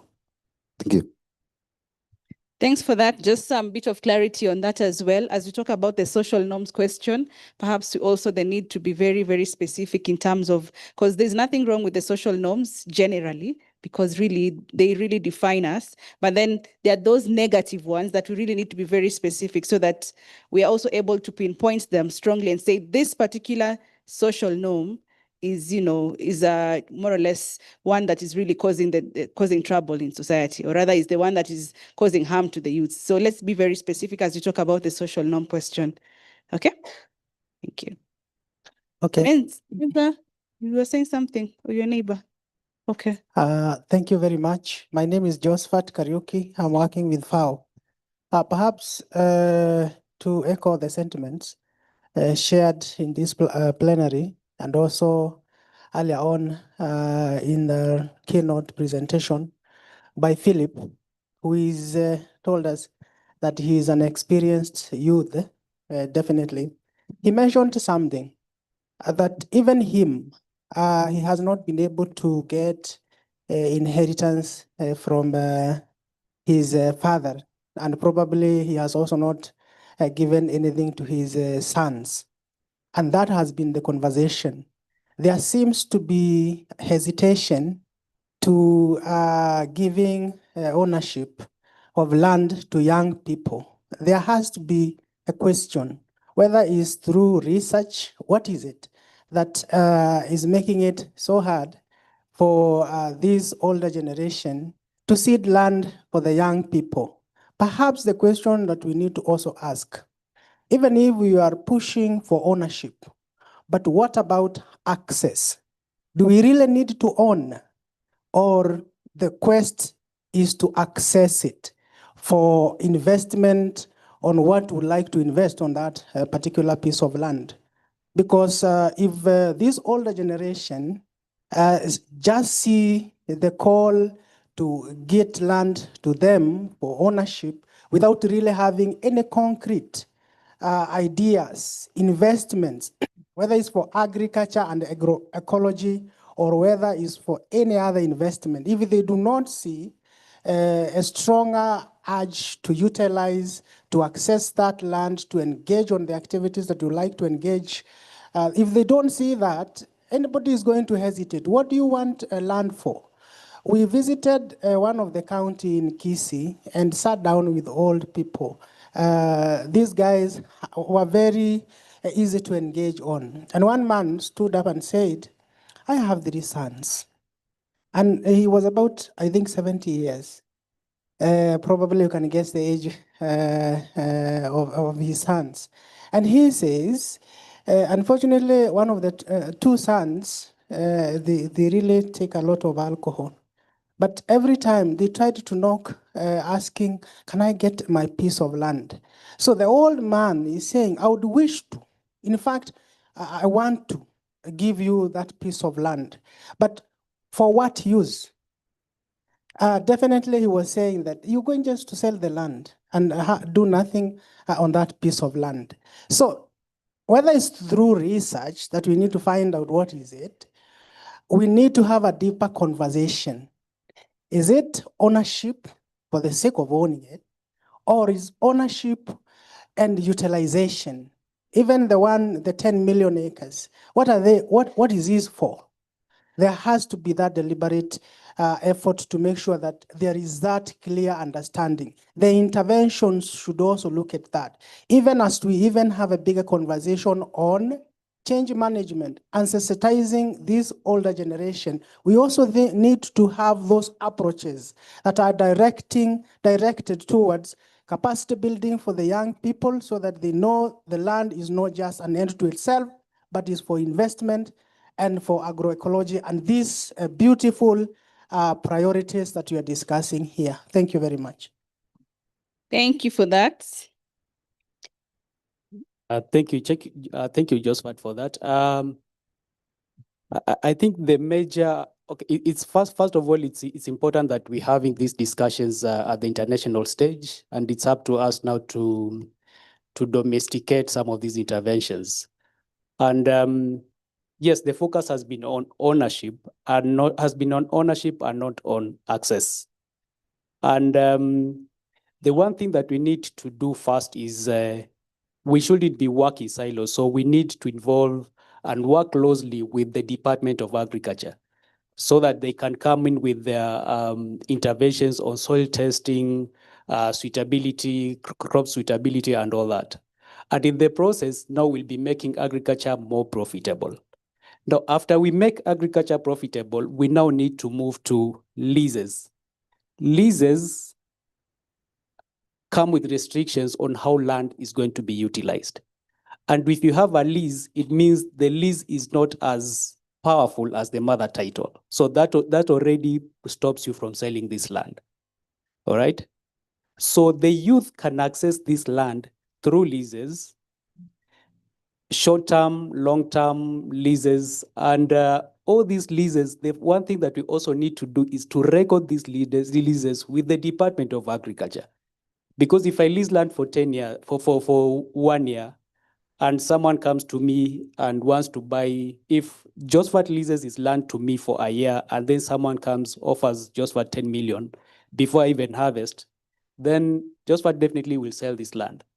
And the department that is in charge of all this, the Ministry of Agriculture, is not the Ministry of Lands, is not aware that I had leased this land. So we need to support the youth come up with agreements, and then these agreements are recorded by the Department of Lands. In that case, then we are stopping all these haphazard sale of land in between. So leases are actually very key, but we need to involve everyone. We cannot work in silos. That was the point. To answer your question, I think his name is Jacob, eh? Yeah. Yeah. The one thing about the community land and the community land management committee, the regulations are everyone should be involved: youth, women, the elderly, and all that. And then there comes the bylaws, right? The bylaws now give us directions on how we're going to utilize this land. So already that is already ring fencing that land against a haphazard sale, and two, these bylaws now will the bylaws are actually agreements between the users and the neighboring users.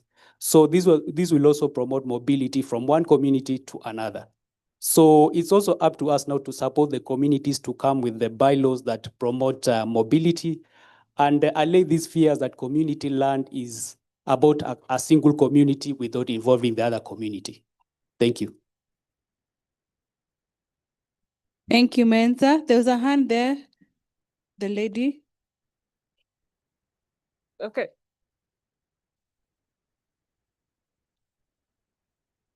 Thank you so much. I'm Gladys Kiplagat from Baringo, and I'm from Enterprise Indigenous Peoples, also a team lead of Baringo Indigenous Peoples Organization. I realize there is no lady who have asked any question or comment on it. So one thing I wanted to say is that most of the indigenous women have a lot of challenges in accessing land, including cultural barriers, limited representation, and also legal representation in terms of maybe when their husbands die, they don't access land. Number two, I wanted to say about intergenerational dialogue. As youth, we need to agree that we are the innovators. We have the great, beautiful innovations, but we do not have wisdom. We need to listen to our elders and have a roundtable and discuss how we are going to transfer the knowledge from them to the other generations that comes before us. Also, it is good to integrate indigenous knowledge to drive sustainable solutions for the lasting solutions. Yeah, thank you so much. Thank you. Thank you. Well said. Thank you very much. Joshua? Yeah, thank you very much for the. Maybe I'll just react to 2 points. I just linking what Sebastian already responded to in regards to Jacob's question, especially with a clear focus on the question of mobility. Yeah, I think what Menza also mentioned is the issue of also involving the neighboring communities. We just refer to the current manual, basically the PRM manual, that is the Participatory Rangelands Management Manual that again was developed by the ICPALD. It clearly also stipulates out the neighboring communities can still be linked up in a way that they can share the existing scarce resources in a manner that it does not really fuel conflict. So I think that is one of them in terms of developing some resource use agreements between the neighboring communities. And then on the issue of the cultural constraints, especially those retrogressive cultural practices, I think one of the concepts that I then can adopt is called the community conversations. The community conversation approach is whereby you bring on board everyone who is informed of the social group. I think the challenge with this has always been in the fact that maybe we want to discuss about women or youth inclusion, but again, in these discussions, we leave out the elders. And then in that case, the decision that you make are not binding for all the parties. So through community conversation approaches that can be adopted, you bring the elders on board, the women on board, also the youth and other social groups, so that the decisions that are made can be legally binding for all of them. Thank you. Thank you, Joshua. Thank you.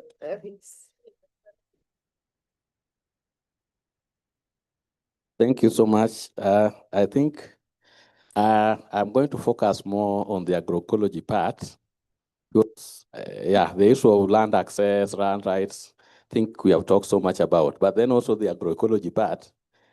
Yeah, because we are also talking about perceptions and the incentives towards agroecology. Are youth attracted to even being involved in agroecology in the first place? Yeah, you may have land, like what Udijo said, you may have land and you are not making it to use. So before we also even talk about the rights and the ownerships, are the youth attracted to agroecology? And then agroecology also has value chains. At what level of the value chain are they more attracted? Because maybe they are not attracted at the production level, but they could be attracted at the input provision.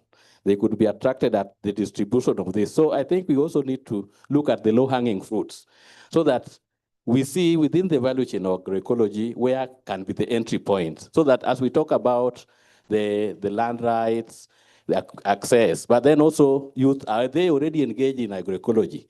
Because if we are talking about this and maybe they are not attracted to ecology, I think in the morning also said some may think of agriculture as dirty job. Is this the perception? So if they're looking, when they appreciate agroecology, then we'll talk about now how can we give them space to practice. But if we just talk about rights and stuff, then the land may end up being idle there. So I think also the issue of perception at the entry point. How can we incentivize agroecology so that it is attractive to the youth, so that as we address the issue of access and rights, they're already engaged in the process. Thank you. Thank you very much for that. So I think, thank you so much for those reactions that have been shared. Maybe there's a hand somewhere? Okay, please go ahead. We can give them 1 minute each. Yes, please. In the interest of time. Okay, thank you. I just wanted to add something on the land leasing. We've talked about it's all about not owning land, but accessing land. This land leasing, are we also working on the land leasing agreements? Because where I come from, you will have your land, you will lease land, or you can take someone's land. After maybe working on it, maybe you've tried doing soil protection and rehabilitation practices. Then after 2 or 3 years, somebody comes that, now I want my land. So are we also working on the land leasing agreements? Thank you. Food for thought. I'll let Sebastian respond to that.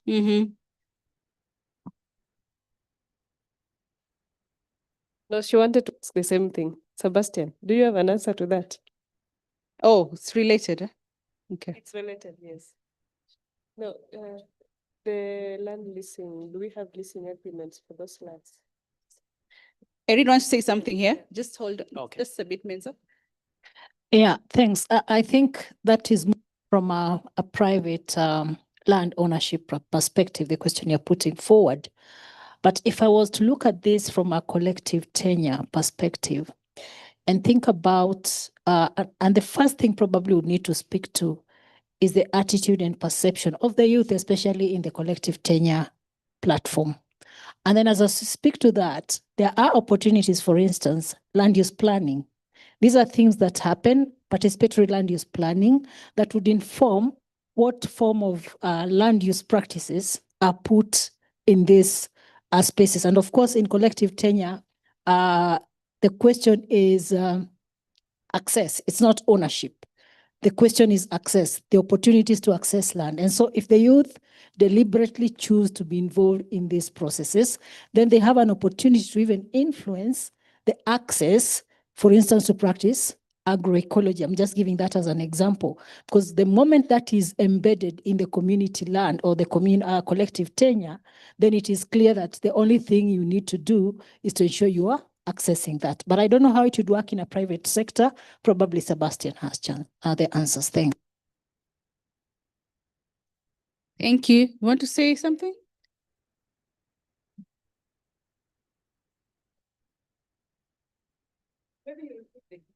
Could you please repeat the question?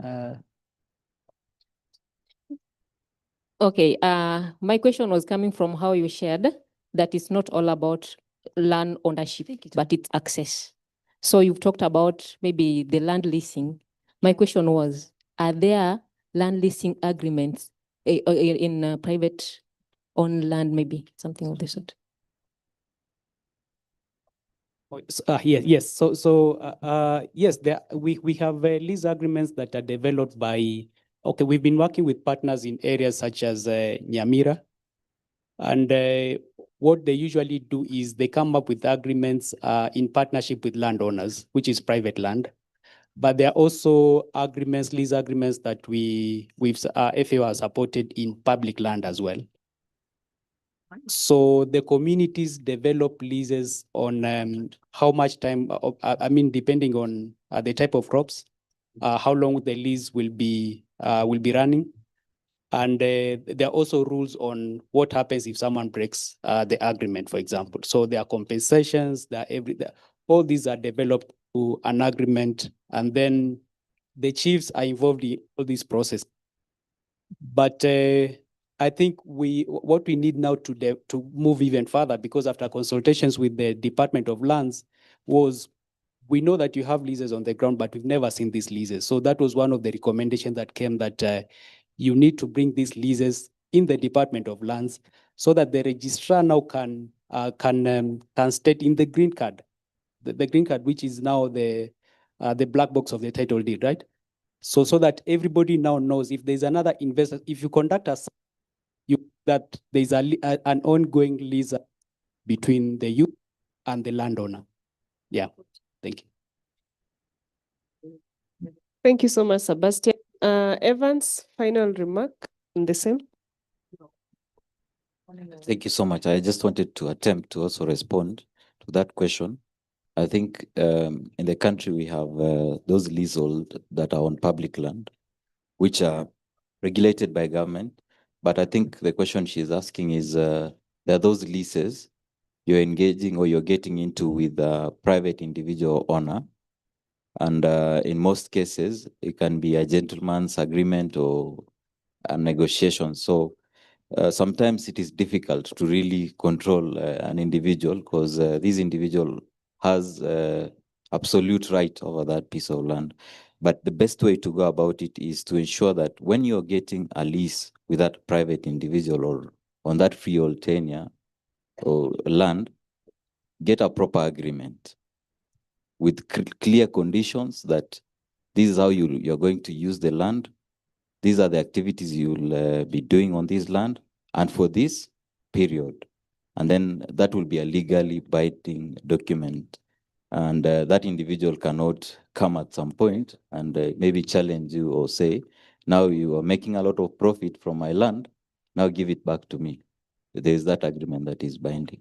And then the other important aspect is the aspect of land use planning. I think it's important that youth also participate in the land use planning processes, because in most cases, land use plans actually define where the investment will go, what are these investments that are being proposed or being used, and what are these available options in terms of land use that are available. So sometimes it's important that we really have the youth participate in this discussion so that they propose those uses or activities or investment options that can be youth-friendly and affordable, and also influence the type of activity. Thank you. Thank you so much. I think we'll have to cut it at that. Then, of course, we will come back for a more vast conversation. We are running out of time. Maybe a final remark from Mary Maneno. Then we can be able to take a break and go for lunch and come back, have more. Yeah, sure. That's an opportunity to we can still dialogue over lunch, and of course, the discussion still continue. Yeah, I think so much has been said, but just to maybe also rather say that for maybe a challenge to the youth here, myself included, the reality is we might not all go to the COPs. We might not all get the opportunity to find ourselves in those spaces. But I think the challenge amongst, or rather to ourselves, should be how are we organizing ourselves to ensure that those who are representing us are also having this message that we really want to advance. You know, the consultations and all those prior to the various events, how are we exactly organizing ourselves to be able to ensure that we have a common position for purposes of, you know, Innocent, Deborah, and whoever else to be able to, to be our ambassador in those spaces. So let's see how we also organize ourselves so that we don't necessarily expect to get the air ticket to Baku, to Brazil, to wherever. It is not possible. And that is the reality, especially right now in the wake of dwindling resources. It is not possible. But how we are going to organize ourselves is where the test is. So I think that is a challenge to ourselves, and I hope we are going to accept it. And then also, lastly, there is the other aspect that we have talked about, the funding question. Of course, funding, again, I've already highlighted it about the fact that right now we are witnessing all that left, right, and center. We have talked about documentation of the various good work that is happening. So how do we document these outcomes to the point of a donor can be able to see how credible our outcomes are to be able to support our good initiatives? So I think let's all think that direction so that we can also see how best, not just to document and have those good reports in our books, in our offices, and maybe just at social media. Let's see how best we can also use those to be able to also, fundraise, if I would say, fundraise or friend-raise, whichever way you want to see it, so that we can be able to also see how best to also keep afloat, yeah? So that we're also able to kind of be able to advance this work and not necessarily depend on the usual partners, but also ourselves. How best do we also, because it's also an aspect of strengthening our capacities.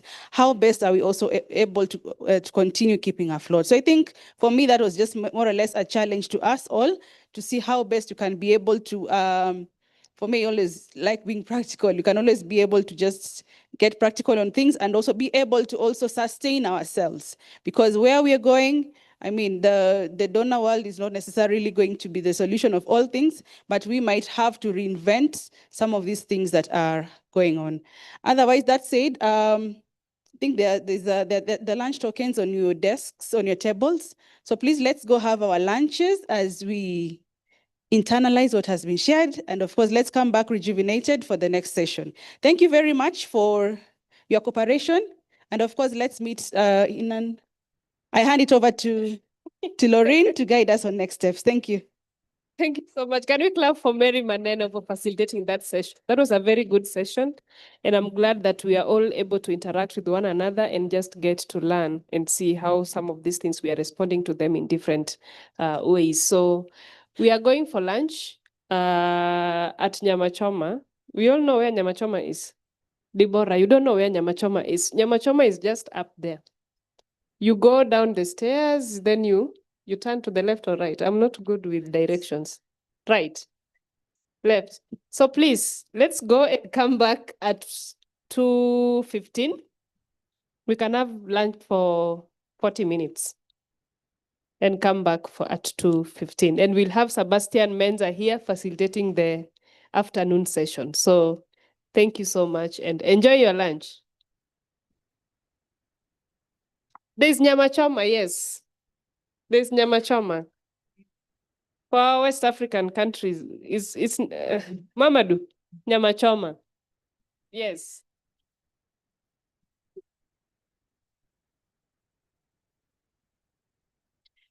Let's hurry for lunch and come back at 2:15 so that we can be able to proceed.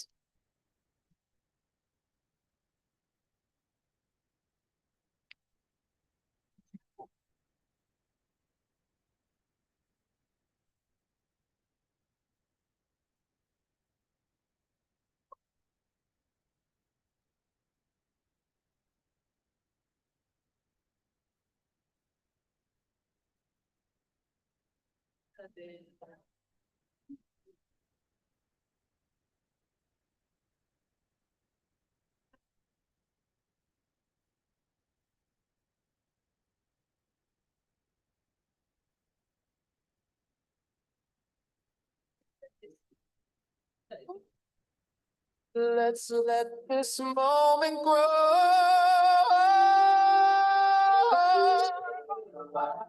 Don't leave the night alone. Baby, oh, don't let this magic go. Baby, why stay wild? Let me know.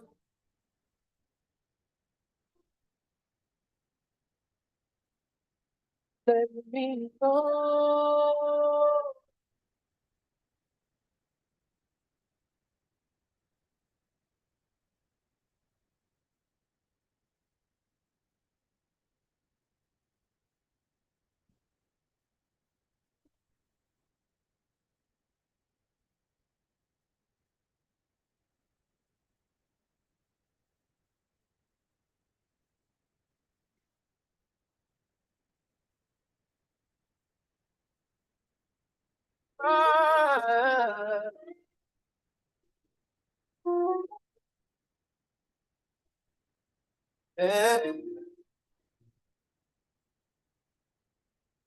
The moon is whispering secrets tonight.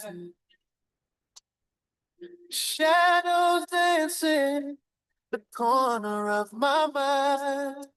Your name keeps calling like a melody. Oh, so tight. I try to let go. I swear I tried, but your love's a tattoo I can't hide. It's my midnight confession. Baby, I'm yours. Every word a blessing. Knocking on your door. I can't fight it, can't deny it. Love's my only war. Midnight confession. Baby, oh, every heartbeat's a drum echoing you.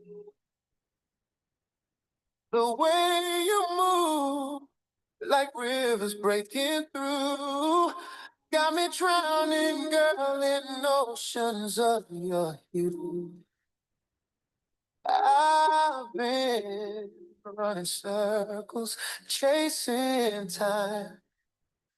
But your touch, it rewinds my mind. It's my mind.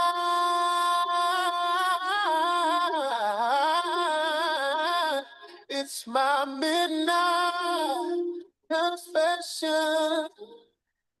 Baby, I'm yours. Every word a blessing. Knocking on your door. If I can't deny it, love's my only war. Midnight confession, baby. Oh.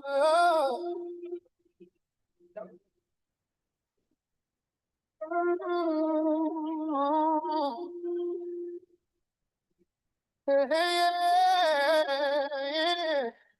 Oh, yeah, yeah, yeah.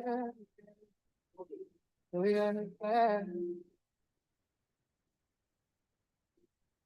Oh, it's my midnight passion, baby. I'm yours. Every word, it's a blessing. Knocking on your door. Midnight, can't deny it. That's my only one. Midnight, confession, passion, baby. I'm in your arms.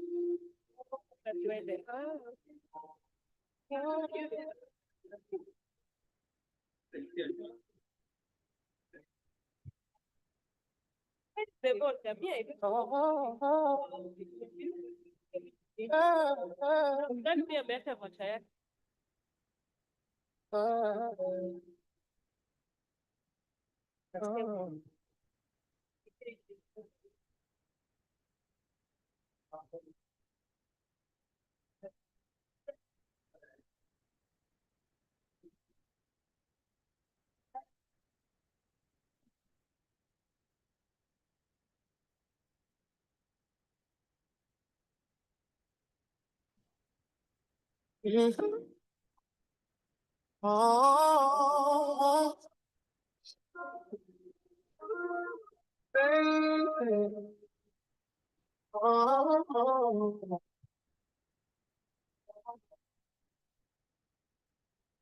the clock strikes 12, the world goes quiet.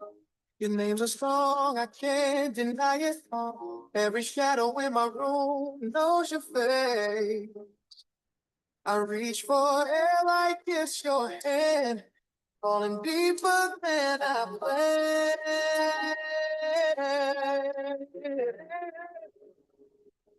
Midnight confessions, love's my obsession. Every thought of you's a sweet possession. Midnight confessions, can't keep them inside. Girl, you got me high. Ooh, the way you smile could light a city. Every glance of yours feels like infinity. I'm tangled in your gravity tonight.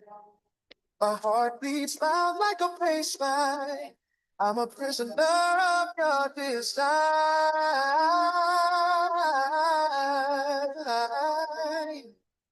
Midnight confessions, love's my obsession. Every thought of you's a sweet possession. Midnight confessions, can't keep them inside. Girl, you got me high. Mm-hmm.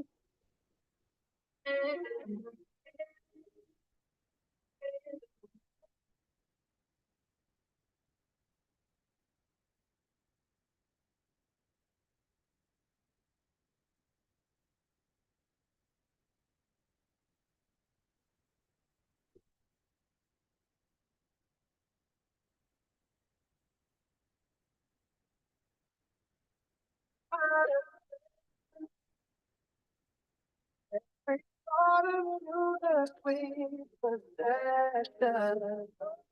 I confession, but I keep them Girl, you got me high. Midnight confession. Every thought of you is sweet possession.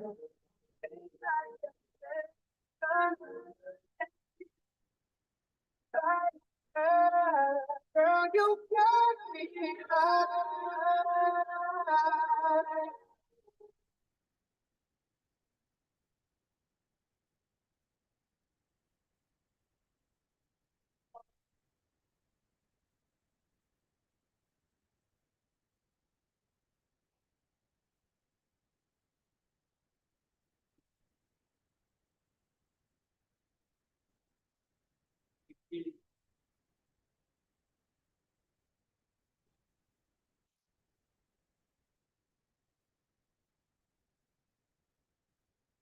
Oh, oh.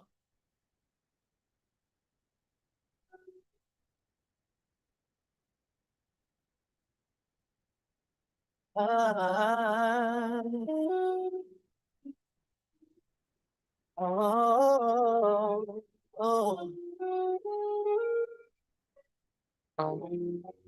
Your touch is velvet on my skin.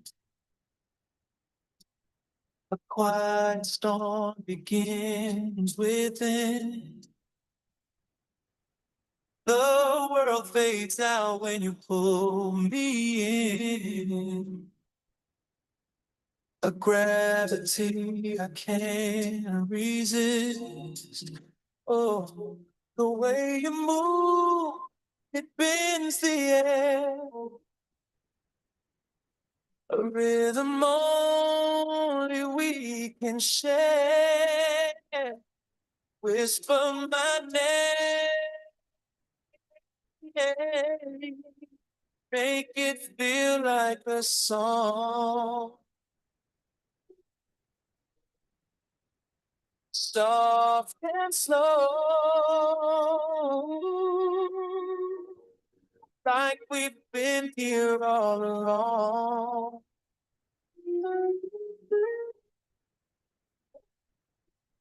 Every syllable a spark, every word a flame, set my heart on fire.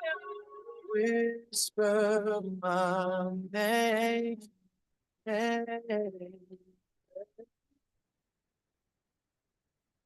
Oh, oh, answers in your eyes, a million secrets they can't disguise. Your laugh, a melody that hypnotizes. I'm falling deeper every time. Oh, the way you sway, it rewrites time. A groove so smooth feels divine. Whisper my name, make it feel like a song. Soft and slow, like we've been here all along.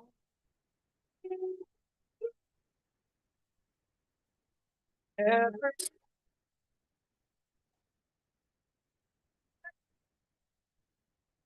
set my heart on fire.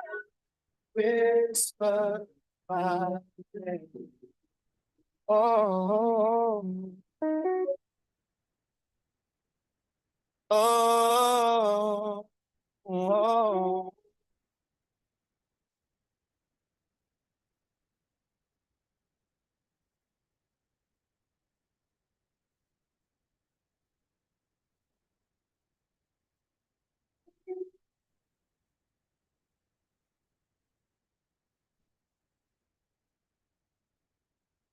Midnight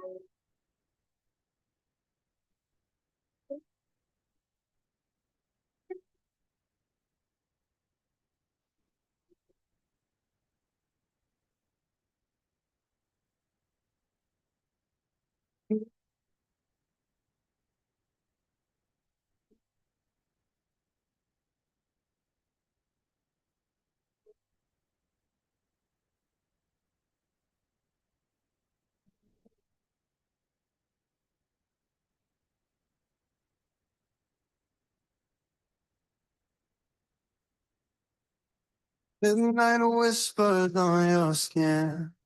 The way you move pulls me in. Every breath a melody within. Mhm.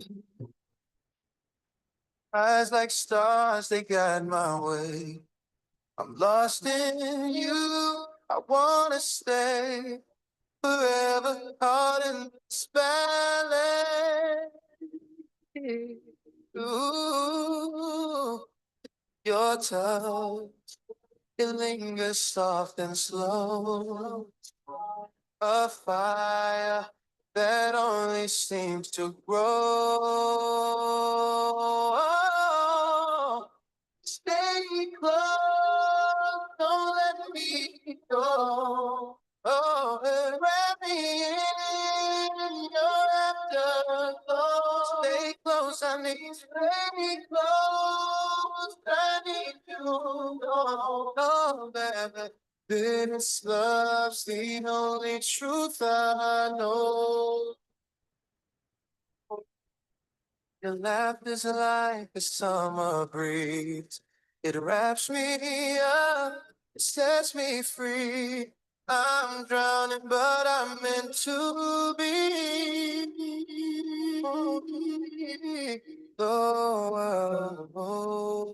The world fades out, it's only us. This kind of magic feels like trust. With every moment building up. Your touch, it lingers soft and slow. A fire that only seems to grow. Stay close, don't let me go. Don't let me go. Wrap me in your afterglow. Stay close, I need to know. I need to know. I need to know. This love's the only truth I know. Stay close, baby. Wrap me in your afterglow. Stay close, I need to know. Stay close, I need to know. I need to know. No. This love's the only truth I know. Love's the only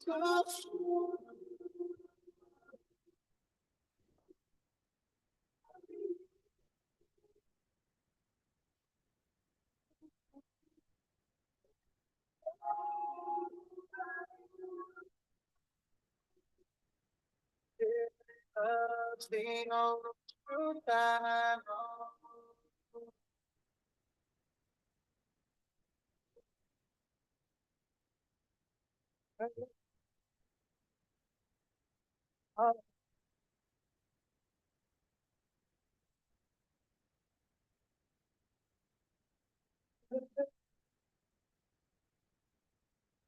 Hey.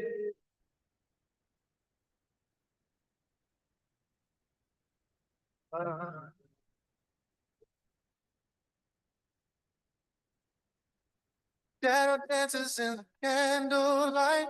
Every move's a story I can't rewrite. The way you whisper turns my wrongs to right. Baby, stay. Oh, stay tonight. You're the rhythm in my heartbeat. The melody my soul repeats. Oh, I can't let go. say. I love you this way.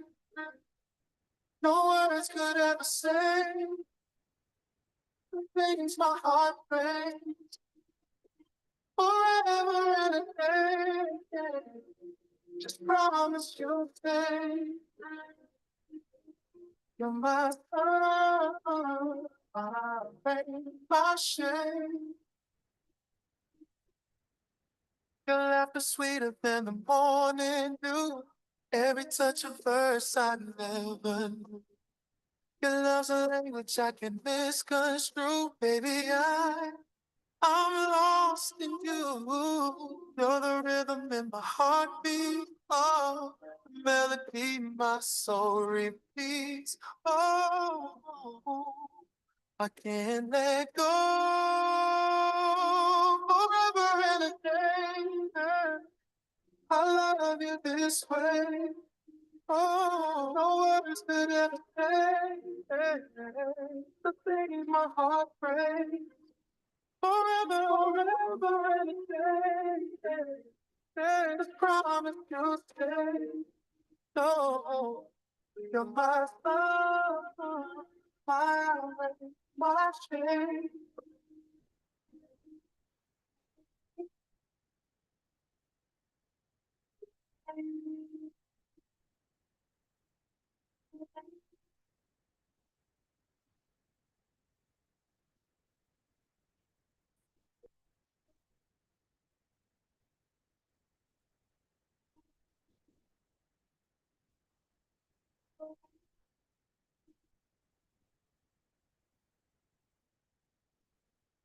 Forever and a day, forever and a day. I love you this way, I love you this way. No words could ever say, no words could ever say. My heart breaks, oh, babe. Forever and a day, and a day. Just promise you'll stay, promise you'll stay. You're my star, my shade.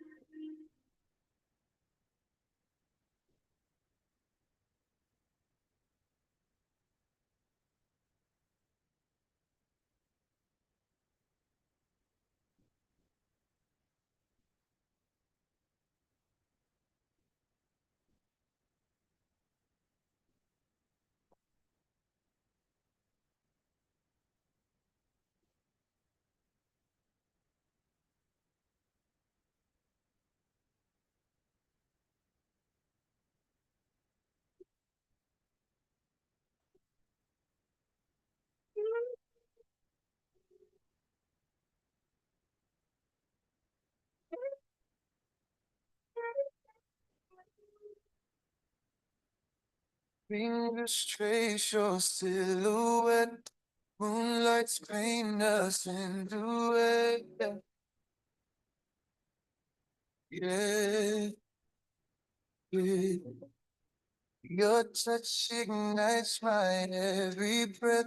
We sway slow, time forget. I'm lost in the way you move. Every heart beats in two, baby. It's only you. Under midnight sky, you're my paradise. Every note, every word, it's your name I crave. And it's this far, the love we made. You're my soul, my midnight melody.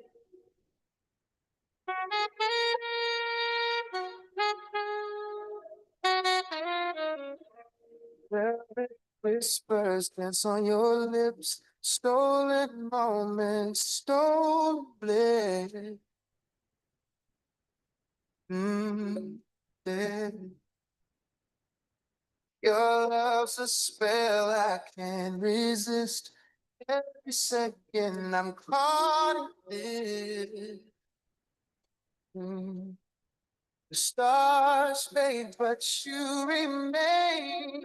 Your light runs through my veins.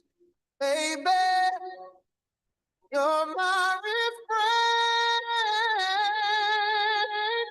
Under midnight skies, you're my serenade. Every note, every word, it's your name I crave. And it's deep as far, it's the free for my soul. I'm midnight there.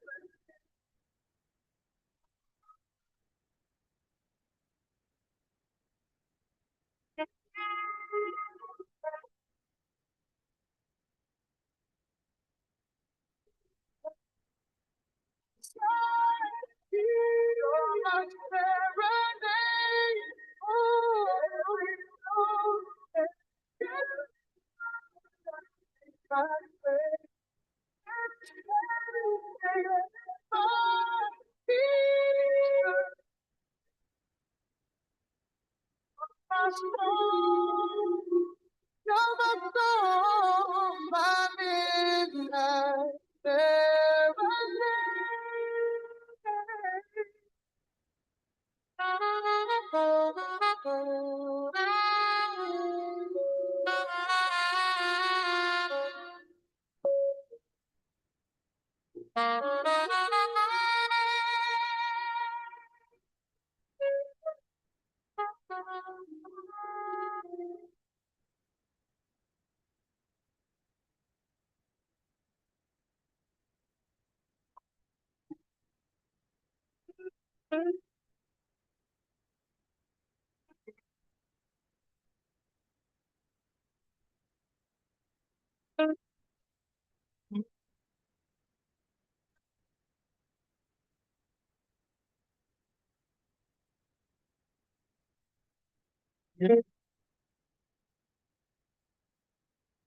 watch your shadow dancing slow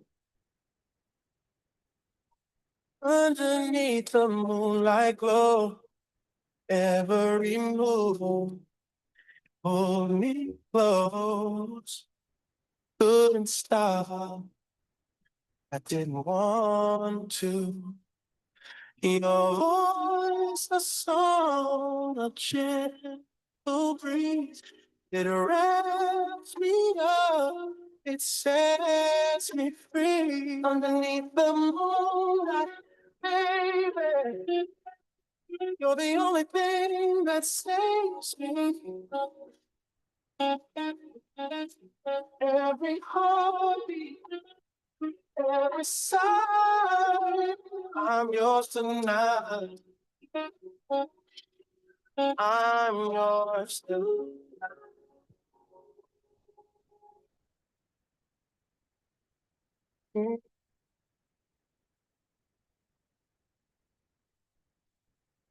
Yeah, your laughter like a velvet flame softly calls, whispered my name.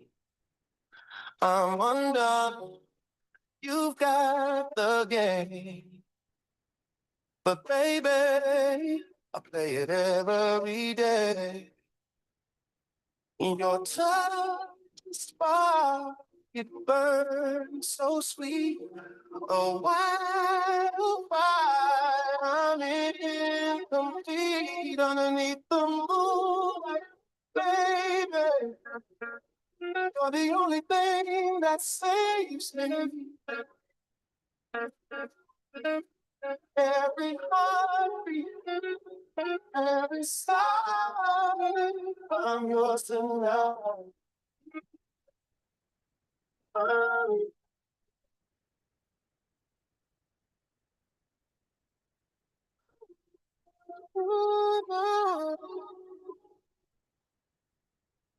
Hey, hey.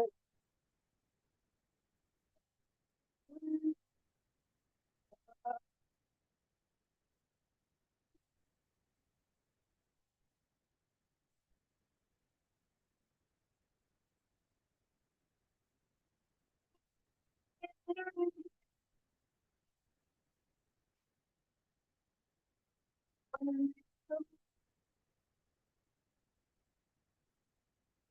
the only thing that saves me.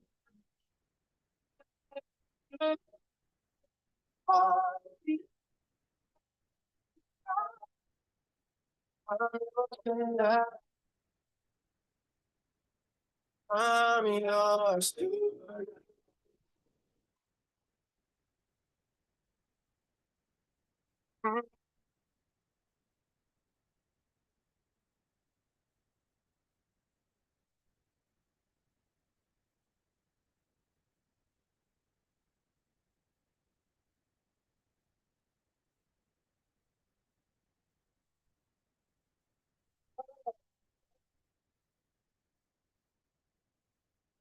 Yeah.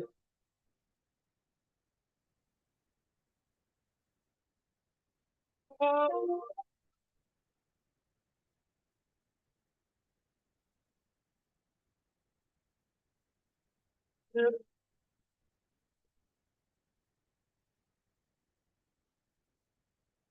clock ticks slow like it's teasing me. Shadows on the wall where you used to be.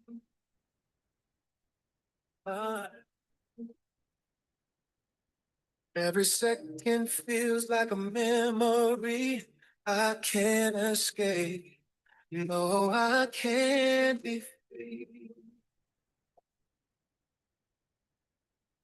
Baby, your voice still echoes here. In the silence, it feels so near. Oh, midnight confession. Pouring out my heart to the stars, midnight confession. Wondering where you are. These tears fall slow, but they still burn. Heart, midnight confession.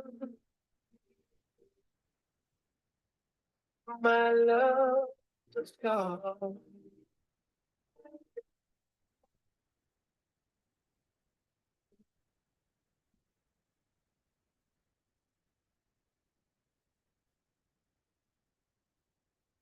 See your face in the midnight rain.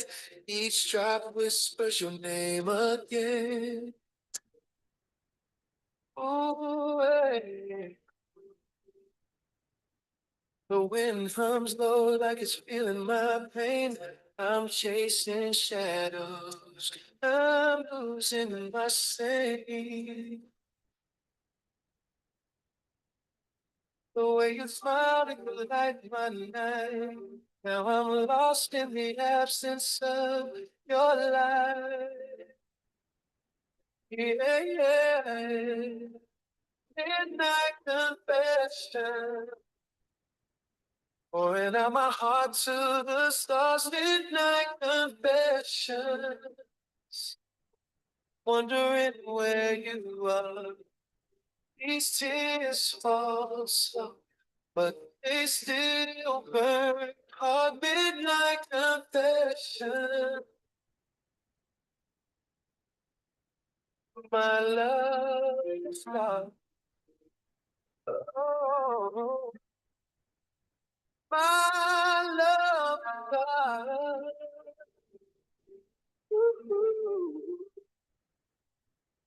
Oh, I love God. I love God.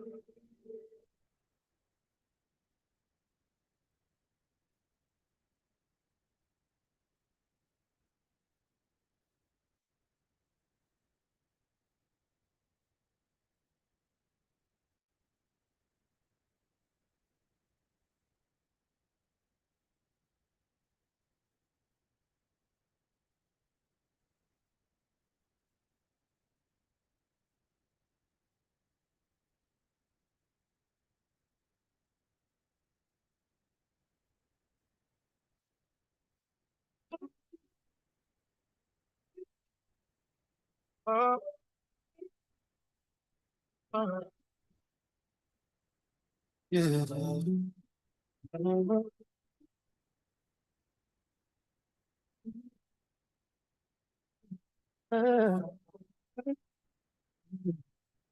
You move like whispers in the dark. Your touch leaves traces on my heart.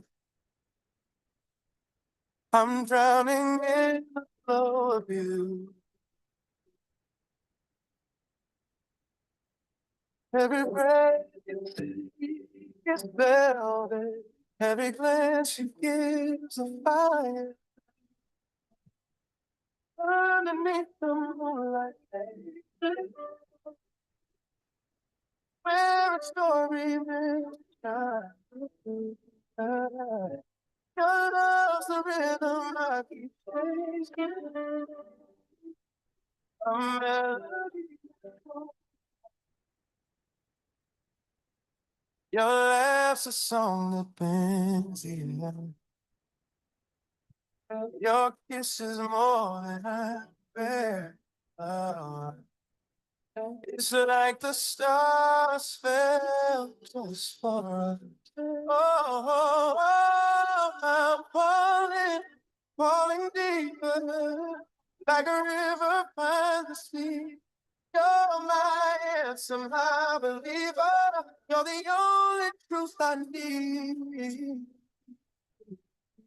Underneath the moonlight.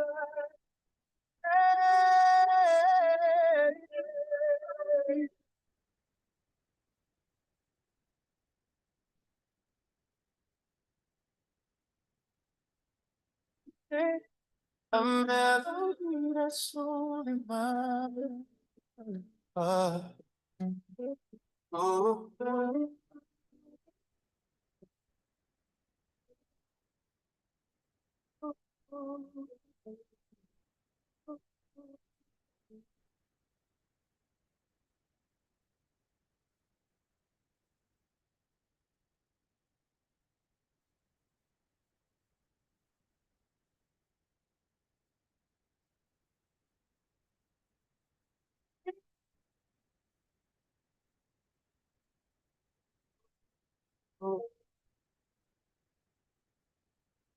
The clock strikes 12 and you're on my mind. Your silhouette's a memory I can't unwind. Your touch lingers, it pulls me in. Soft spark where the dark begins. The way you move, it's like a melody. Playing chords that set my spirit free. You got that midnight glow, girl, shining so bright. You light up the shadows. You're my only light, ever only love. You feels like a dream. You're my heart's favorite thing. Your laughter's a rhythm, sweet and slow, dancing through the night, a radiant flow. Every word you speak, it paints the air. A canvas of love beyond compare. Your heartbeat becomes a soulful tune, a serenade under the silver moon. You got that midnight glow, girl, girl, shining so bright. You light up the shadows. You're my only light. Every moment, it feels like a dream. You're my heart's favorite thing.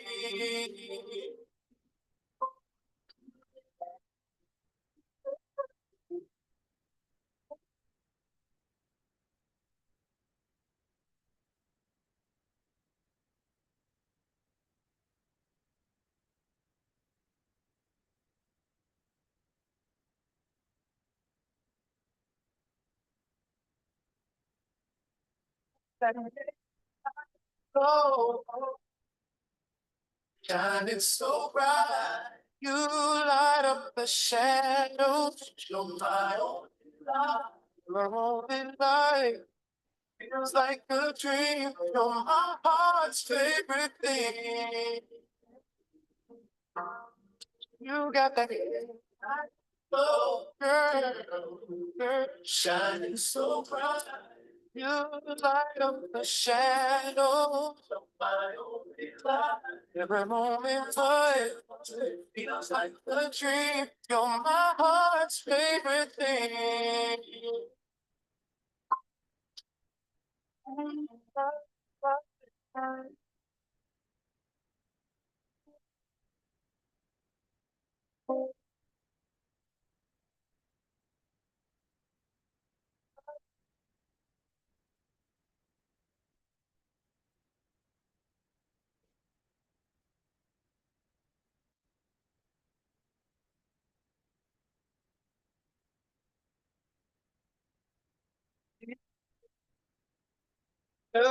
Oh, yeah.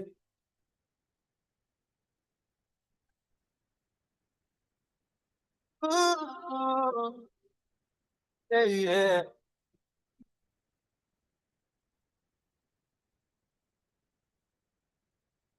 Fill with some melody, swaying slow and fine.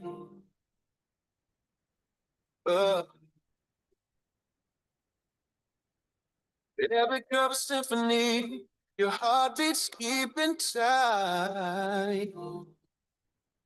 Oh, the way you move is criminal, stealing on my mind. Oh, you got me caught up, no parole, locked inside your love control. Swear we collide. Your touch feels like forever, pulling me deeper tonight. You make the stars align. Oh, your voice is velvet whispers, dripping on my skin. Oh, every word of fire, igniting me within.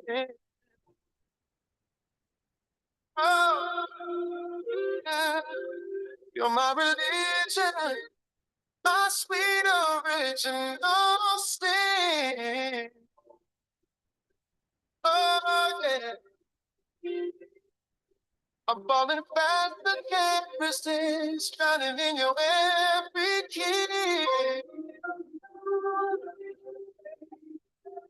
I swear we collide. Your touch feels like forever, pulling me deeper tonight.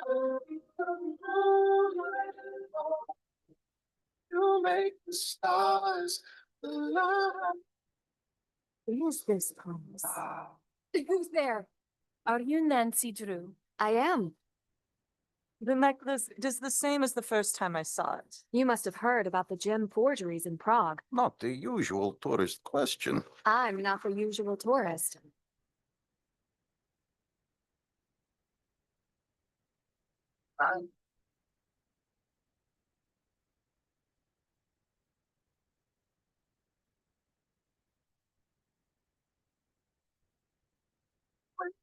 Your touch feels like forever, pulling me deeper tonight.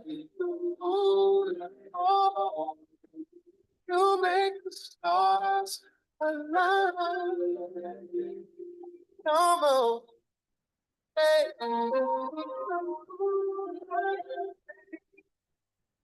Where we collide, your touch feels like forever, pulling me deeper than you know. Oh, make the stars align.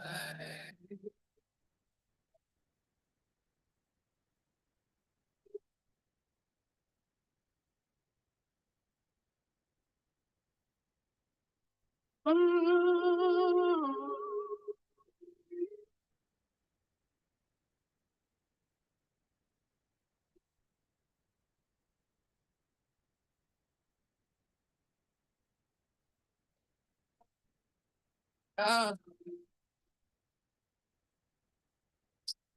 you move so slow, like the stars whisper where to go. Every glance a velvet touch, girl, you're too much.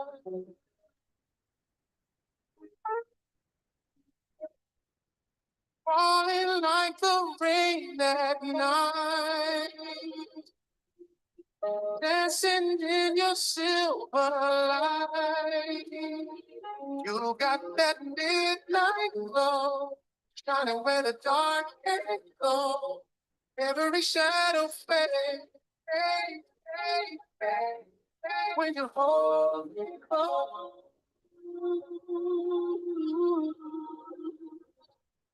Oh, oh.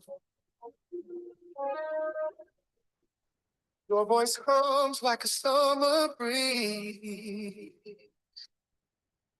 sets my soul on fire with ease. Even silence feels so sweet when it's you and me.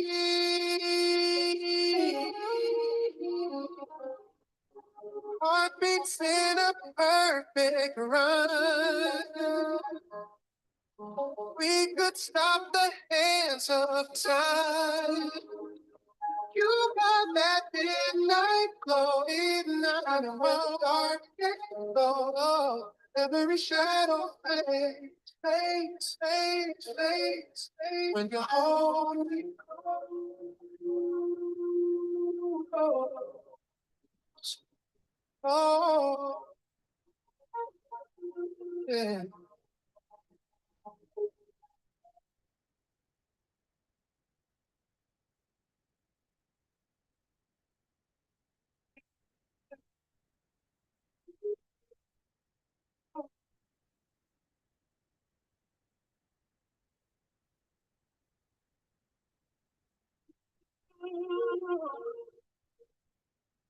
Yeah. That midnight, dark. Every shadow fades, fades, fades, fades, fades when you hold me close. Oh, oh, oh, yeah, yeah, yeah. You got that midnight glow, not running where the dark can't go. Every shadow fades, fades, fades, fades, fades when you hold me close. Oh, oh, oh, yeah.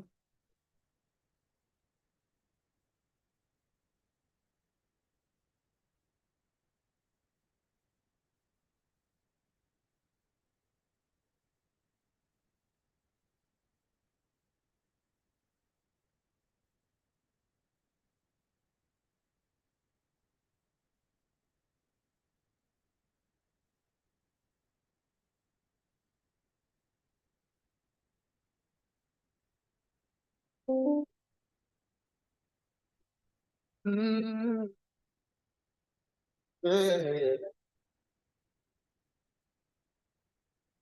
Mm.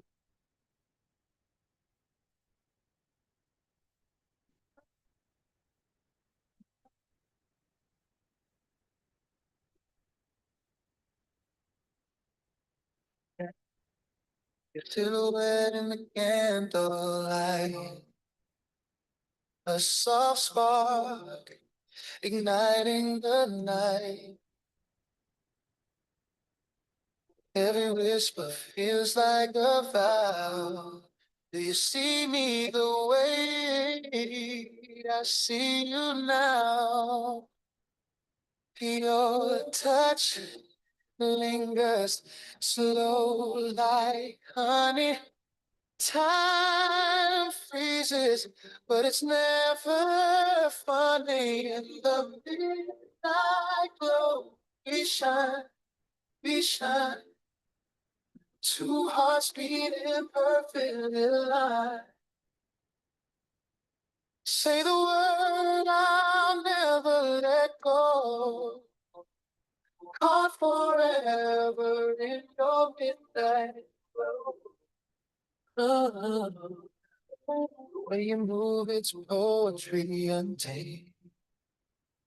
Every step writes a story unframed.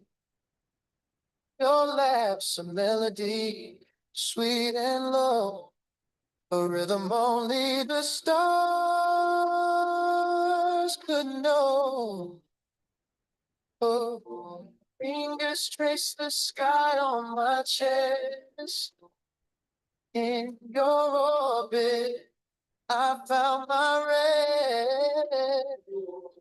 In the midnight glow, we shine, we shine. Two hearts beating perfectly aligned. Oh, oh, say the word, I'll never let go. God forever in your midnight. Oh, yeah. Oh.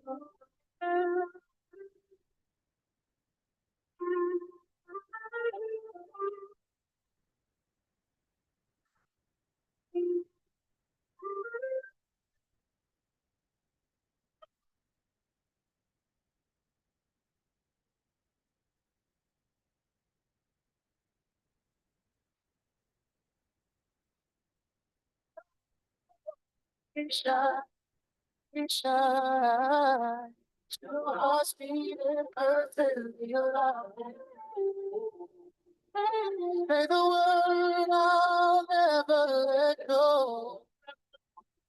Heart forever in your midnight glow.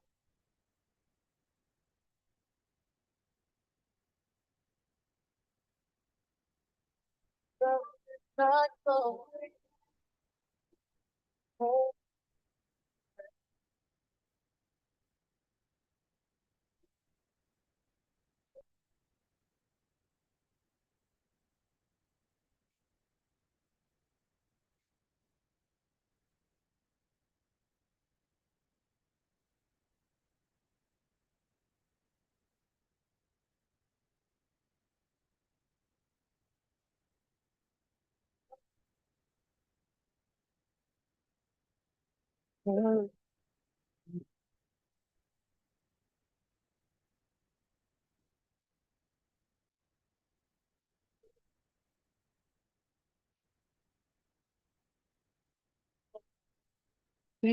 Please, let's have our way back to the hall. Sebastian is waiting for us. Our able facilitator for the afternoon. Every glance a spark, every touch ignite. Please, let's have our way back. My quiet fight. I will not allow you to sleep. So after eating, you shake your body and you sit and you listen and you let the words flow. I can't hide. Baby, take your time. Merci beaucoup. Let the heat, Merci beaucoup. let the heat, Amen. every moment yours in mine.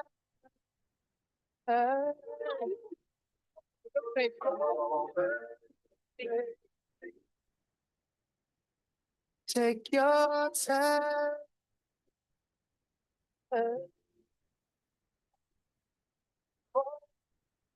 Melody, soft as the breeze, a whisper that brings me to my knees. I'm lost in the glow of your energy.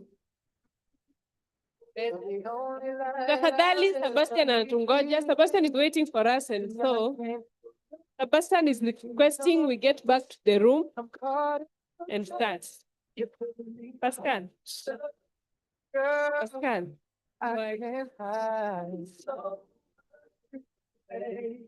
Baby, take your time.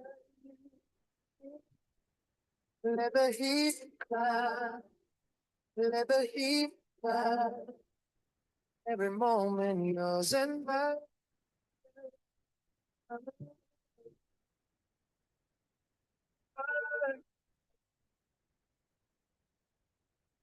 Take your time.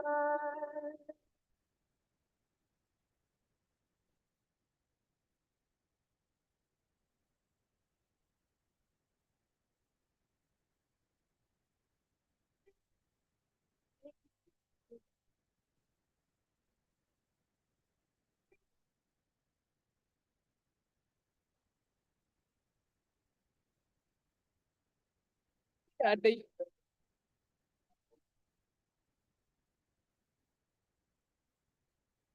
Take your time. Let the heat climb. Let the heat climb. Every moment yours and mine. Hi, Abra, I'm not fine.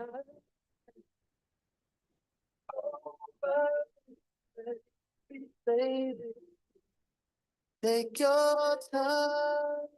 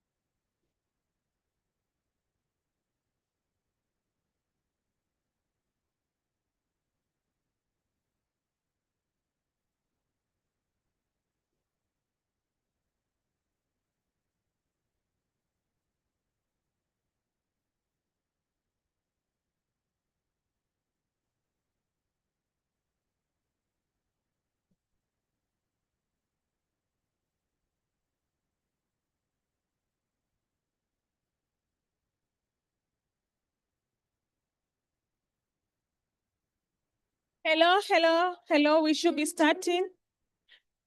Where's that energizer that with the, yeah. Okay. Everyone in. Okay, as we wait for everyone, let's get to dance a bit. Cuckoo dance. And Sebastian is giving us the style for cuckoo dance. Giving us the cuckoo dance. All right, good afternoon. Let's get seated. Let's get ready for the afternoon.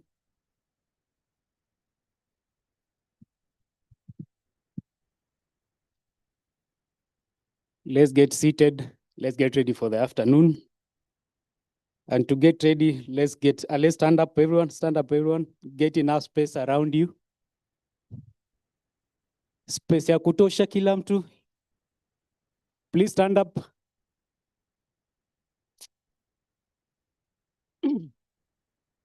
As we wait for others, please stand up. Everybody, kila mtu. Everybody, please stand up.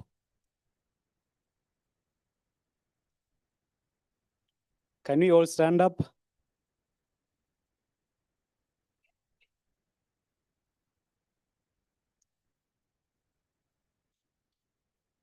So I'll teach you a very simple move.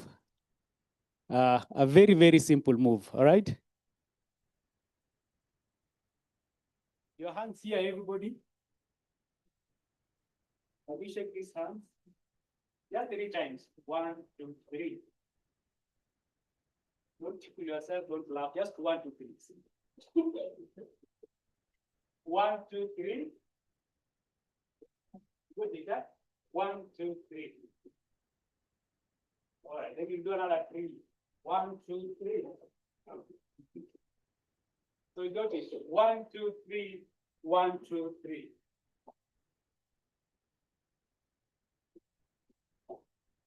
1, 2, 3. 1, 2, 3.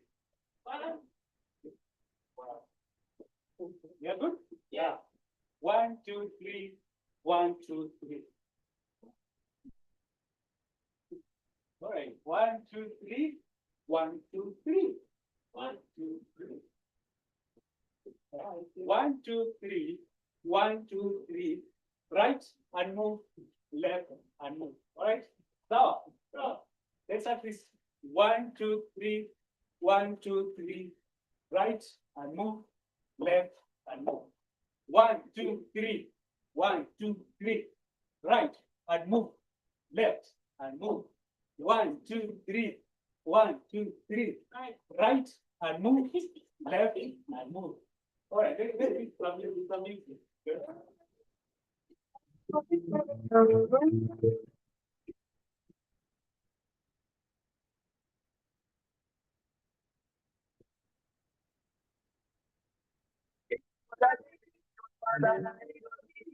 Akanipenda na mimi nikampenda, nikamuuliza kama anapenda, akanijibu sina mpenzi, ilikuwa chizi wapata na hilo jibu. Akanipenda na mimi nikampenda, nikamuuliza kama anapenda, akanijibu sina mpenzi.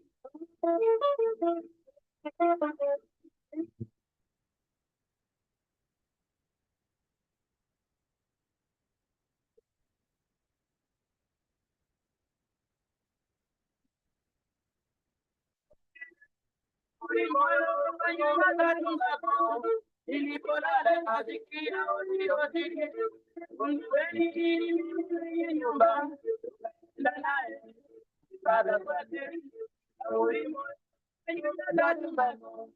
Ilipolala nasikia odi odi, unjueni ili nyumba.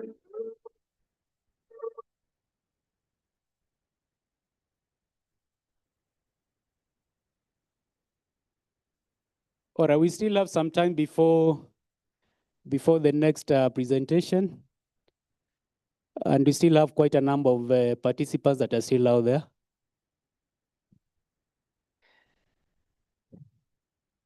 Karibuni, karibuni. Perhaps we could do one more session of that cadence as we wait for the others. Or if you have a good move, you can come teach us. Anyone? Sorry? The first one, the one we had last time. Irene? Not Irene, I mean Lauren. I think, are they referring to that one? No, there's cuckoo dance. They have the cuckoo dance. Yes, this one. Oh. Okay, so let's play this. Please stand up, please stand up.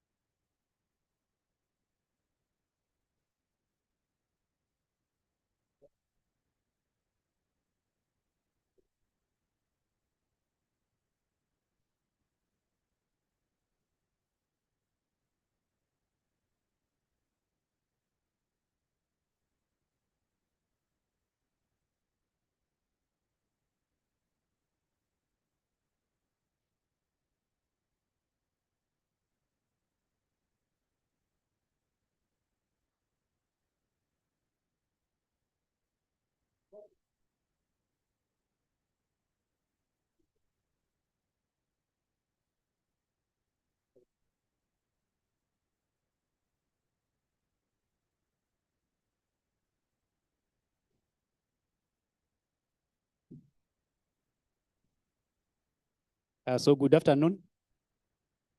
My name is Sebastian Menza. I work with the Food and Agriculture Organization, working as a land technical specialist, and I'm based in Nakuru, Kenya. Of course, we are now preparing for the afternoon session. And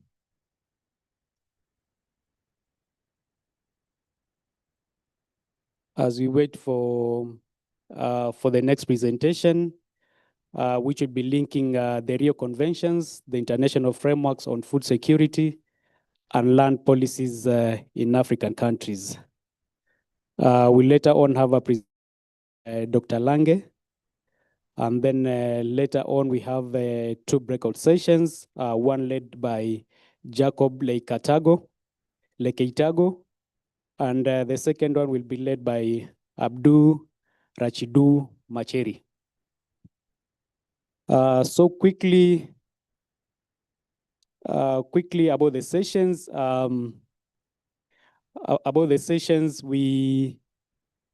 Under the Rio Conventions, we had 3 conventions that were signed in 1992 during the Earth Summit. And we've already been speaking about some of them. The first being the UNCCD, which is the United Nations Convention to Combat Desertification. And in summary, it focuses on land management and directly links to land policy and food production. That's the first convention that was signed in Rio in 1992. The second convention, of course, is on biological diversity, or CBD, crucial for resilient food systems, including crops, crop diversity, and healthy ecosystems.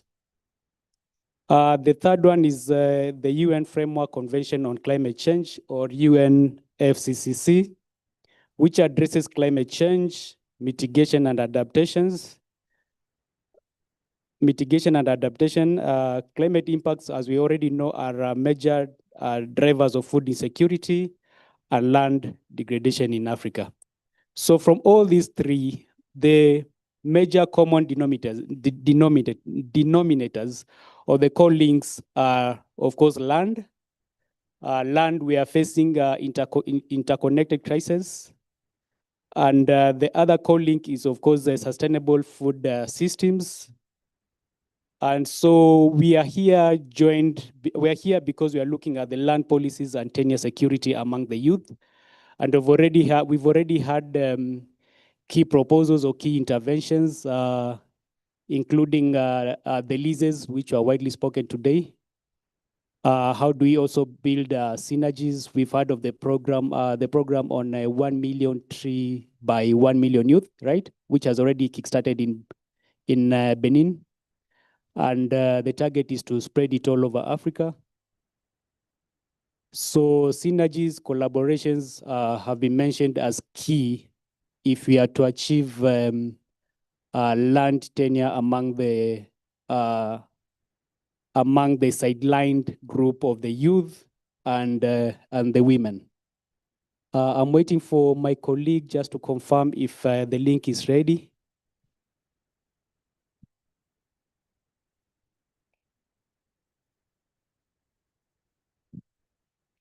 Before he comes, maybe we can hear from, there were a few pending issues that we had before breaking for lunch, or we can hear from the floor the key lessons learned from the morning today. Anyone who can come first? The key lessons from the key giveaways, the key pointers from today's session.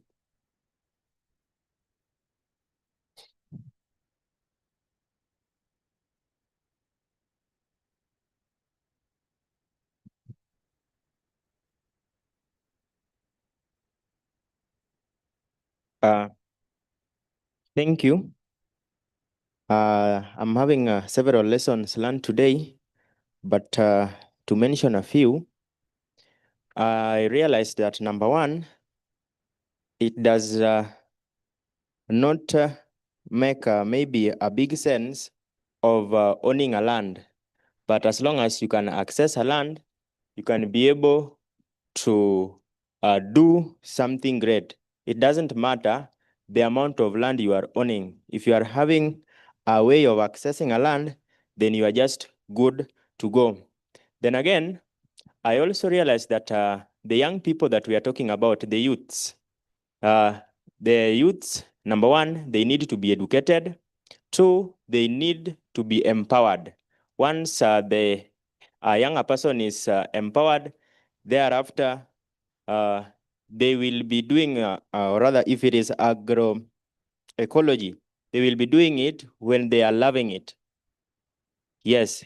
Another thing is that we need to also consider the government policies, like the leasing bit that my sister here was talking about. There are some of the policies that are there also to guide us.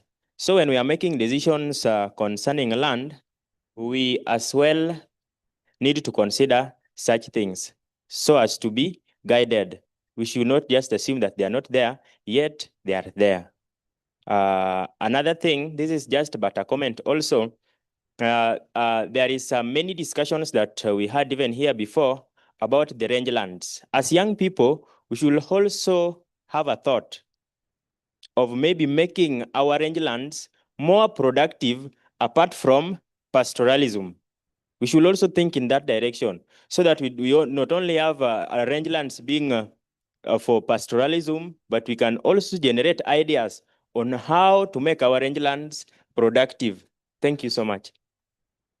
Thank you. Thank you for those key pointers. One, access to land. Two, you need to know how to, already have to have a plan on how to utilize this land. Three, empowerment. Four, policies. And of course, the last one was on making rangelands more productive. Thank you for those key pointers. Any other person?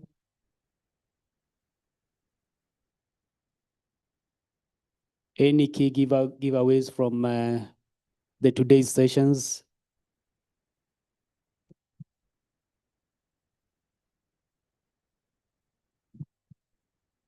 Mine is just one, and thank you so much to, I can't see her face, but there is a lady who just really juggled my mind when she says innovation is not very far. It sits where we are doing our researches. So the underutilized research by the graduates. Thank you so much to the lady who mentioned that specifically to me, because we all did projects at one point in our lives. So I can see her. Thank you so much to her.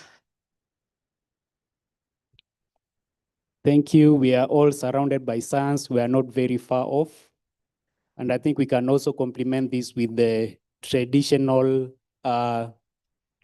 practices. Thank you. Next. Hi, everyone. My name is Elvis. And to add to your point, I think if there is AI-driven tools and breakthrough technologies that are reshaping what is possible, for example, the structure behind the scenes to improve our accelerating experience today, we can explore how AI is shaping agriculture, land governance, and environmental care as one data set at a time. Thank you. Thank you. Thank you for the key pointer. Any other person, any takeaway?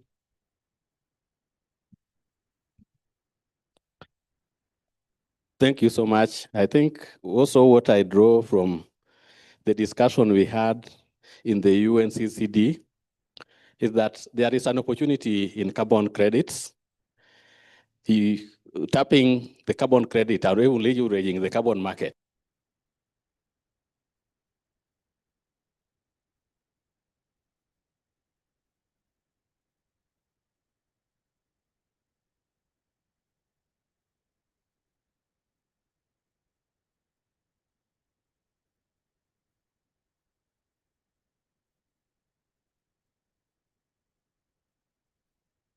See about it, and nobody wants to tell you about it. So I think this is an area that we also need to capacity build our youths. If we are talking about the carbon market, what is it about? What are the opportunities? How can we develop carbon assets and stuff like that? So I think this is also an opportunity for us to just know more about it. And yeah. Thank you. Perhaps I could throw in another discussion around, there is an issue that was raised earlier about making rangelands more productive. In the morning, I was with my colleagues and we were talking about a project called Galana Kulalu. This is a heavy investment by the government in at the coast of Kenya, a very dry area that has been turned into an area that grows maize through irrigation.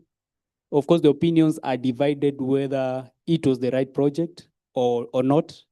Whether the production, the capacity to produce is meeting, whether people are getting value for money from the investment that the country is making.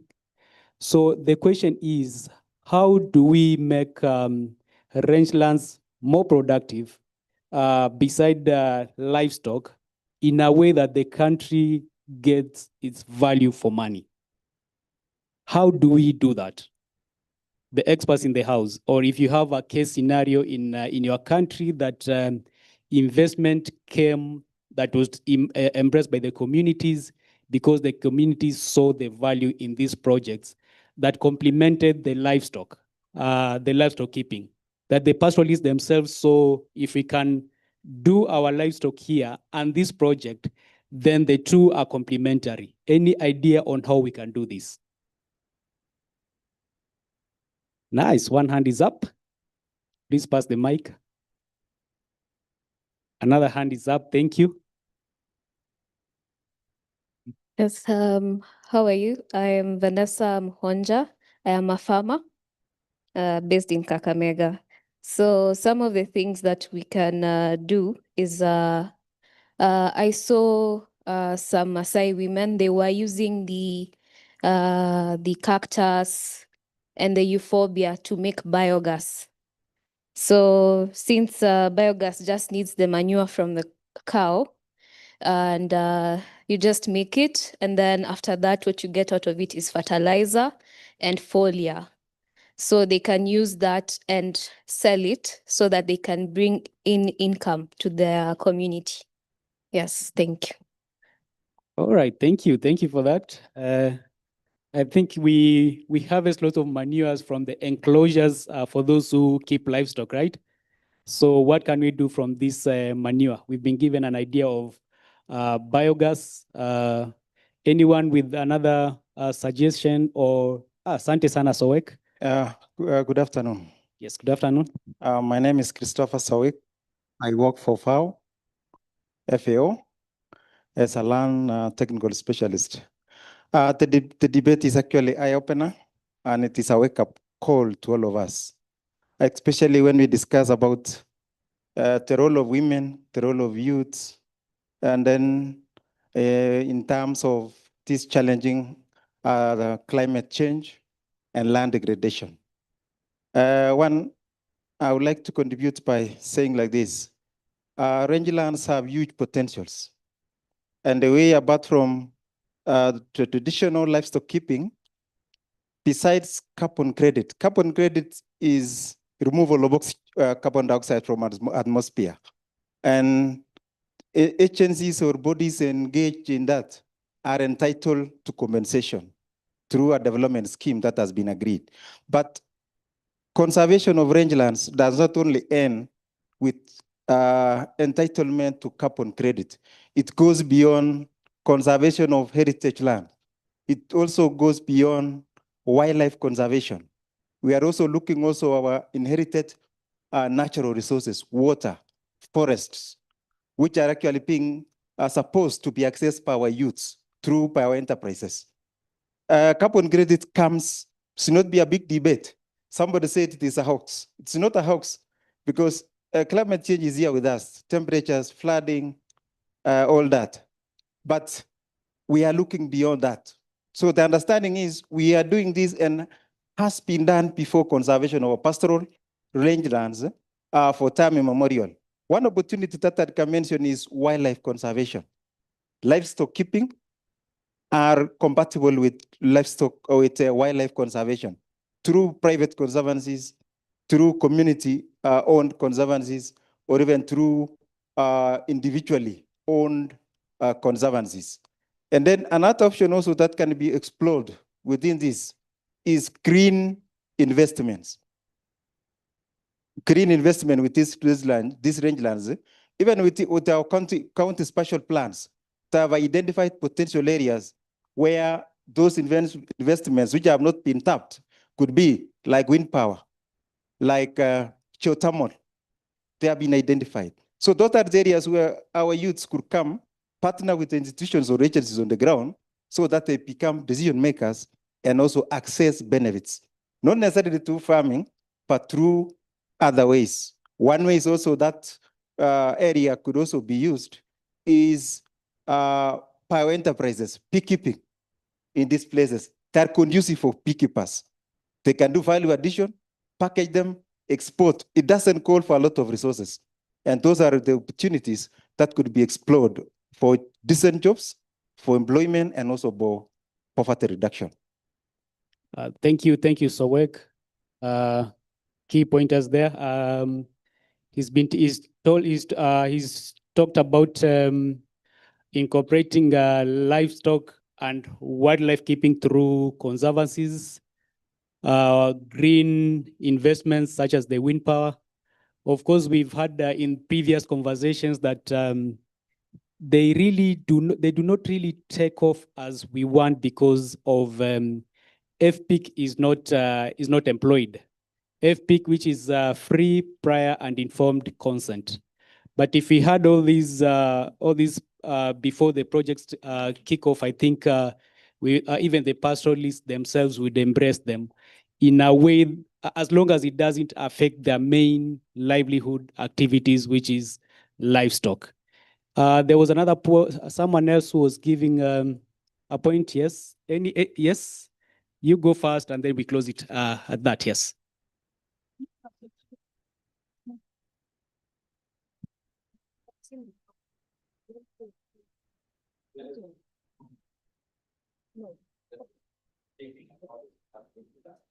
Yes. Can someone give him the microphone, please? He's. I think I see a good point coming up.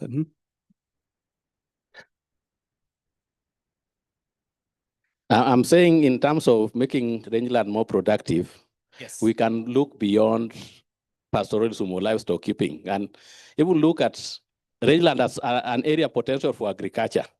Because I know the problem is that we are saying that we receive little rainfall, but go to any rangeland, you will see big gullies. That it means erosion is taking place there. And what is the agent of erosion there? It is water. So it means we are not saying that rangelands do not receive water. We get a lot of water there that cause a lot of erosion. But we are not tapping on this water. We are not harvesting this water. So it means that if we could harvest this water, I think, because I've also seen some development partners like Action Against Hunger trying to promote agricultural activities that are thriving, but we must invest in some kind of water harvesting technology, some irrigation. So I see rangeland as an area where we can do agriculture. So if we can solve the problem of water, which they receive, and if we can store this water, then I think we can do agriculture there. So this is also an area, frontier, that we can do. Things like mango value chain. We have Eastern Province, which is one of the asals. That is the greatest area where we get mangoes, and all these there are also other, even in West Pokot and stuff like that. There are areas that we do a lot of mangoes there. So if we can think also about these value chains and how we can tap the water that is causing a lot of erosion and degradation in this area and turn it into something we can use in agriculture, then I think this is an opportunity for us. Thank you. Thank you for that great point. Of course, there's great potential in the rangelands. I remember FAO had a project in 2017 in West Pokot, which ended in 2017 rather, from 2012 to 2027. And it was a project on value addition for mangoes, especially in West Pokot. So farmers would be trained on grafting and trying to employ new technologies in mango farming. And the project went as far as training the farmers on the value addition of the mangoes themselves. We were doing mango chips with the farmers. And at the moment, if you go to Kitale, you realize that there are so many, you'll have, mangoes are very cheap there because they're all from West Pop. So all the dry areas have great potential.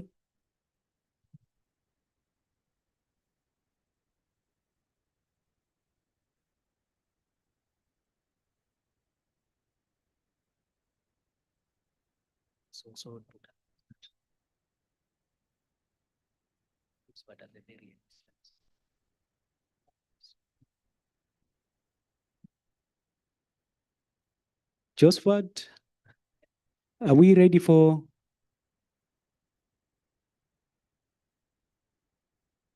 Yes, so as we were saying, there's great potential in the rangelands, and some of the practice of the interventions have succeeded. There was another hand somewhere before we close it up. You can use my microphone as well. It's okay.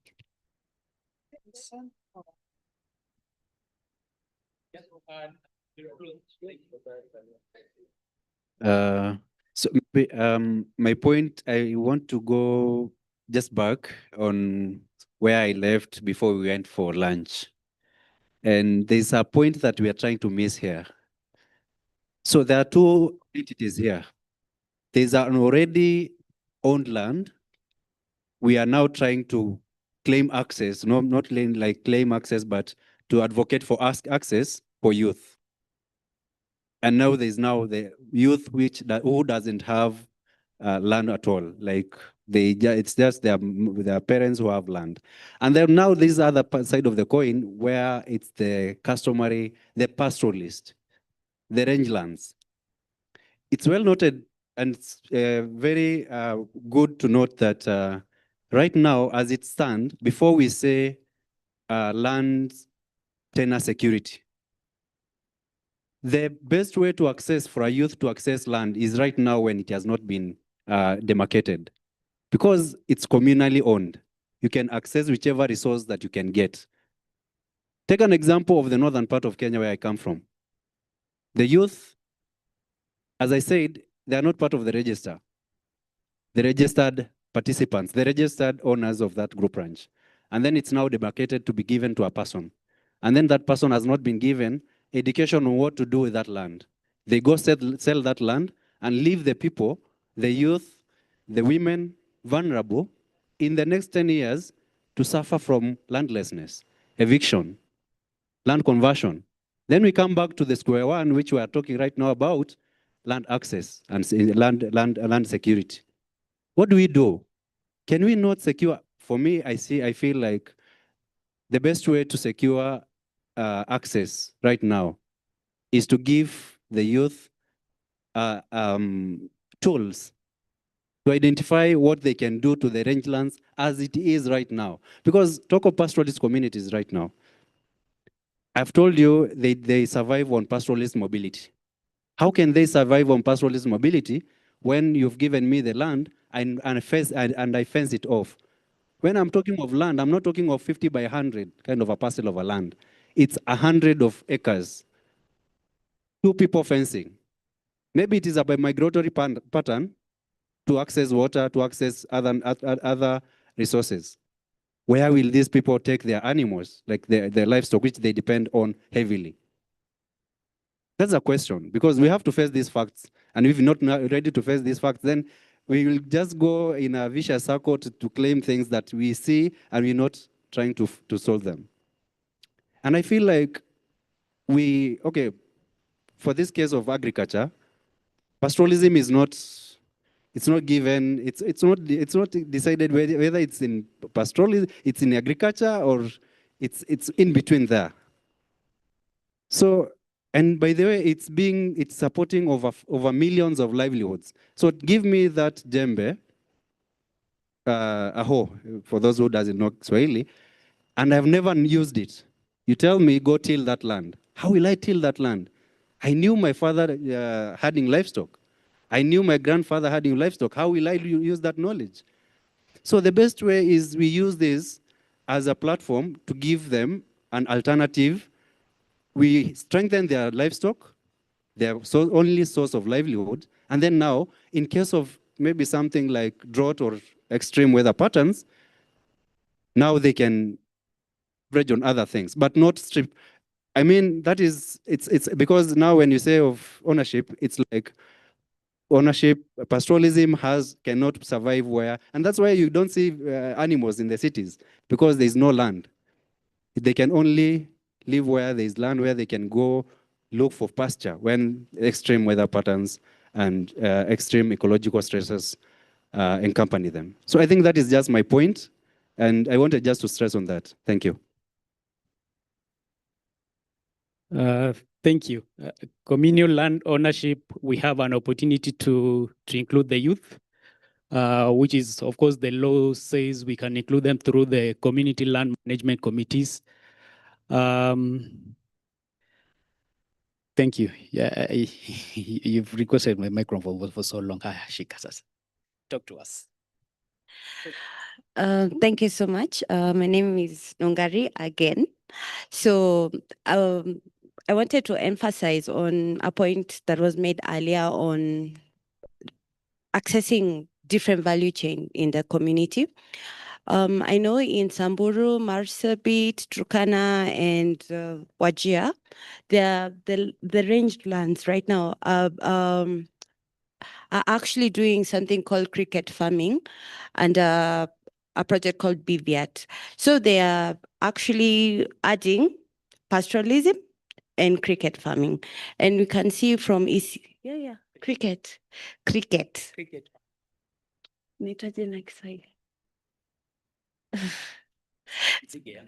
Whoever knows what cricket is in Kiswahili is. And we can actually see the impact in those communities. And with that, we can see it's producing food, it's producing, they're incorporating cricket farming with poultry, where they are using the cricket to make feeds for the chicken. So we're seeing most, si lazima, it's not a must you have cattle or sheep.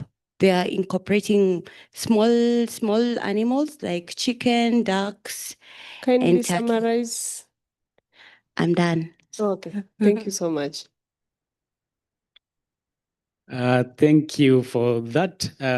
So there's livestock keeping, there's also cricket farming, and this one is used as feeds, right? And also food, Cindy. All right, thank you. So asanteni sana for those quick comments. We have a slight change in the program.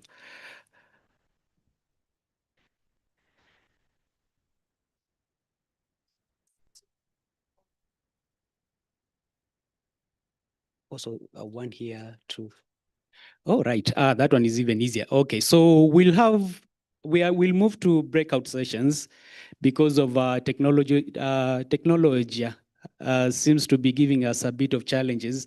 So we'll have, as you said, we have three breakout sessions. One, which was supposed to be a presentation by Dr. Lange. Of course, he'll come in later on.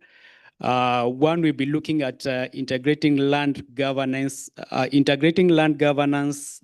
in land degradation, neutrality initiatives, outcomes of the consultations in Kenya and Senegal, but of course, we can look at integrating land governance in land degradation neutrality initiatives. So that is one area that you can look at, one breakout session. There are two breakout sessions outside. The second one will be land rights and climate change in the International Year of Rangelands and Pastoralists. We'll have another breakout session, and then the third one will be integrating land and property rights. So integrating land governance in land degradation neutrality will remain here. The other two groups will go outside. Your pick. Sawa, your pick. Hello, good We afternoon. can now move to our Good afternoon. Our breakouts. Sorry? Good afternoon. Good afternoon. This is Hillary, one of your interpreters. At what point are we being assigned interpretation? Are you expecting interpretation in the meeting?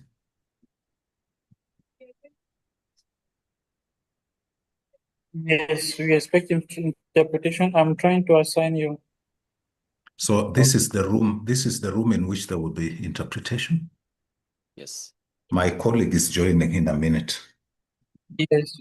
Yes. There are three breakout rooms, and the first one is going to happen here in the main plenary. And one of those breakout sessions is going to look at, of course, integrating land governance in land degradation neutrality initiative is going to take place in this particular plenary. So anyone who is going to, in that particular breakout sessions will be here. And that is going to be, there will be presentation from Mamadou Diop. And then we are going to have Dr. Lange. Lauren, can you hear me? Yes, I can hear you, Moise. Yeah, from what I heard, the other breakout rooms don't have facilities to allow interpretation. So Yes, since Abdul will be speaking from Zoom, I propose that we better have the breakout session on NTCs in the main room to allow interpretation, and then the other breakout sessions take place in other rooms.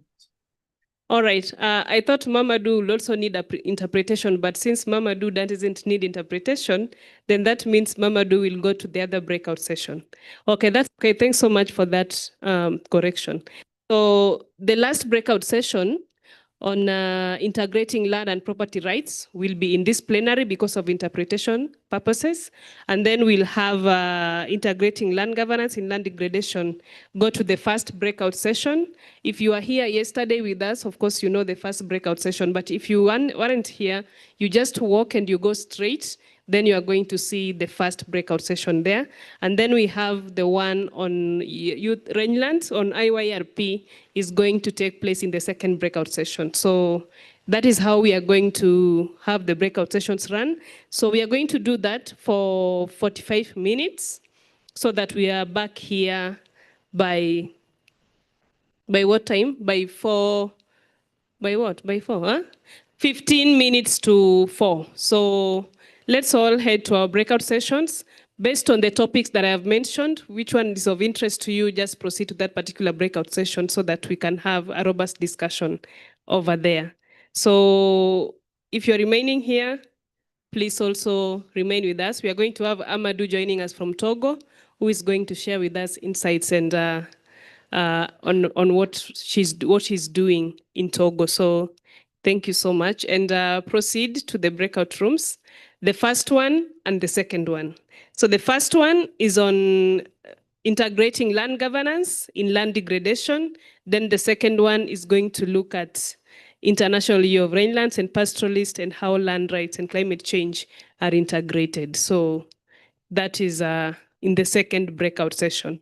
And this one is going to look at integrating land and property rights in this plenary. The facilitator of that particular session, we are going to have Jacob. Jacob is facilitating the first breakout session on land rights and climate change, International Year of Rangelands and Pastoralists. And then we are going to have Mamadou Diop, who will be also facilitating that session on the breakout session, integrating land governance and land degradation.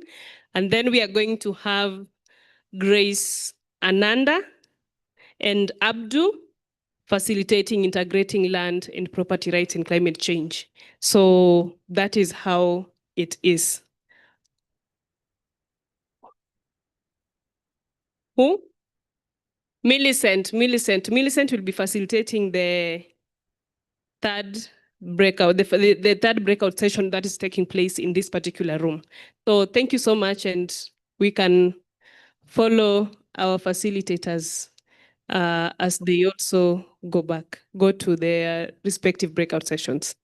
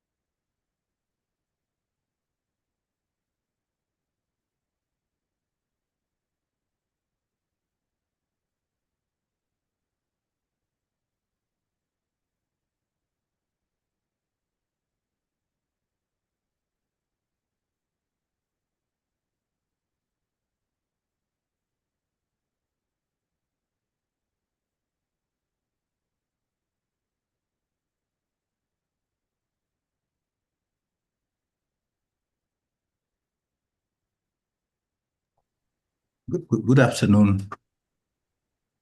Moderator, good afternoon.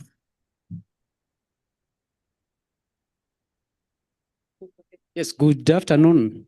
I've requested to be assigned interpretation. The tech guys are doing it. Dennis is Sheila and Hillary. doing it. Yeah, Dennis, ready? Apologies, Hillary, that's happening shortly. Because of now the changes that is made.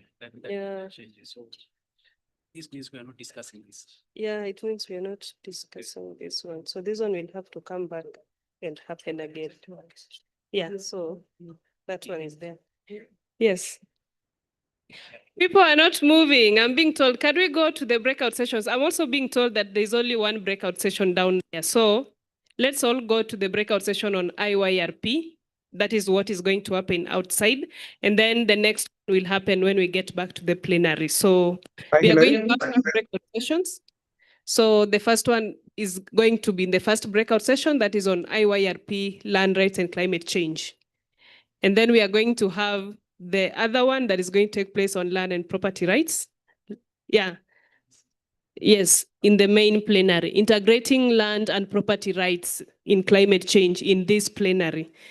So can we move to our respective breakout sessions? And I'm being informed that if you go, please take your water if you will need. So Amadou, you will come back and present here. You will come back and present here. Yes, there's no breakout session.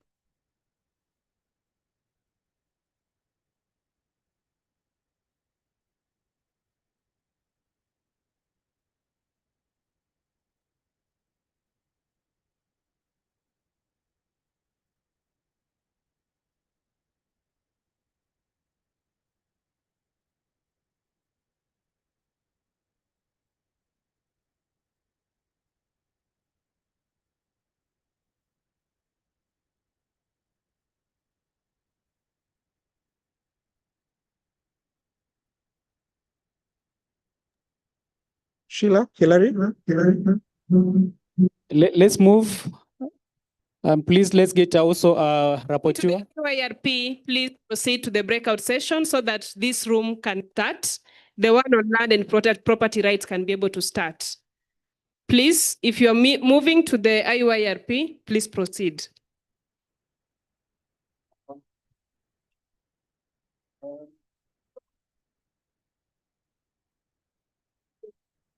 So we can have about this So just go, if you're going to have a discussion at the breakout session, just proceed. No, you're not going. You're not going. The breakout session. No, we've made changes. It's okay, we have no problem. Okay, we are so, can we move close so that we can be able to, or we can be able to listen from there.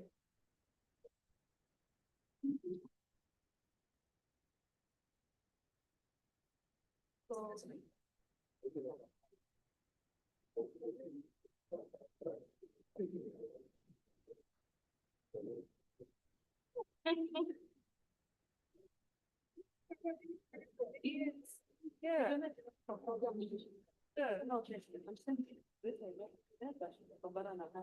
where was the session? The session is ready. Yeah. Yes, she's the yes, you're presenting. Whatever you're presenting, I'm presenting for a week. You're too. Yes, so respect that where have you been?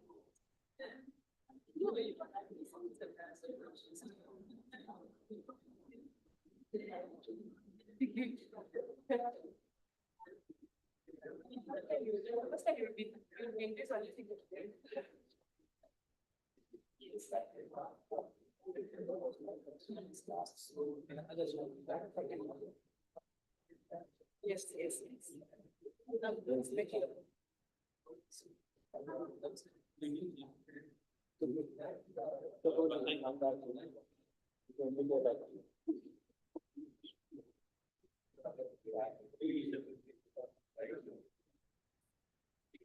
Okay, let's settle down.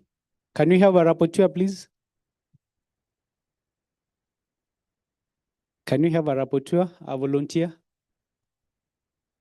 who will also present? Hilary, can you hear me? Yes, we can hear you. Are you interpreting from English to French or from French to English? Are we ready on the translations? But I want to know if you're interpreting from French to English or from English to French. Where's Hilary?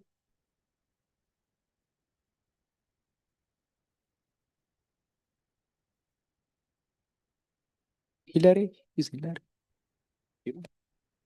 Hilary is online. Hilary is actually online, so let's. Yeah. Who are doing both? English to French to English. French and French to English. Okay. Let me just do this one. Sorry for the inconvenience. Hello, sorry for this inconvenience. We have interpreters for our Francophone speakers. So, Moise, maybe you will confirm for me, or maybe Sheila and Hilary, if you may. Hilary, you've been slotted for French to English. Sheila, you've been slotted for English to French. Please confirm if this is, and if this is true.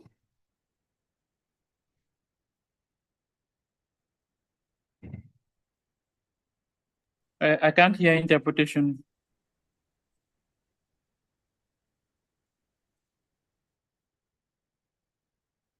Hilary, Sheila?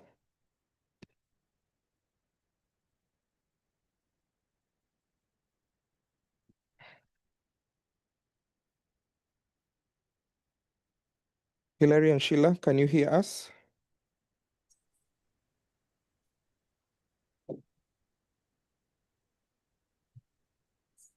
Yeah, from. But Sheila, I can't hear you. I'm on the French channel, but I can't hear you. Sheila, you need to speak so that we know if we've slotted you accordingly, but we can't hear you. Likely your mic is muted. Hello. Yes, Moise?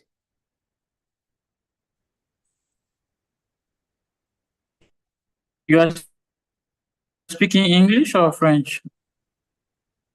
Sheila. Sheila, I can hear you. Yes.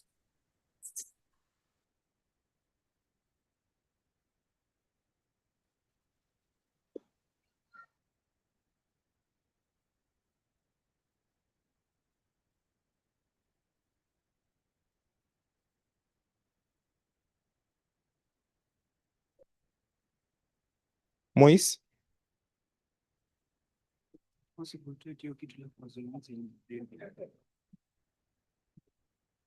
One of the participants. One is a French. I don't know, is it? Yeah, people come, they can just speak. Whether in all those competitions around this. Moise? Shall we proceed or not?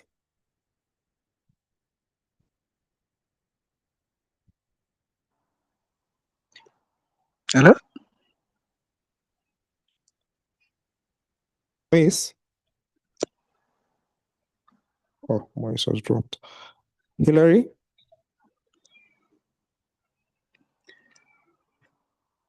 Hilary? Okay. I have also joined. Can you hear me? Excuse me.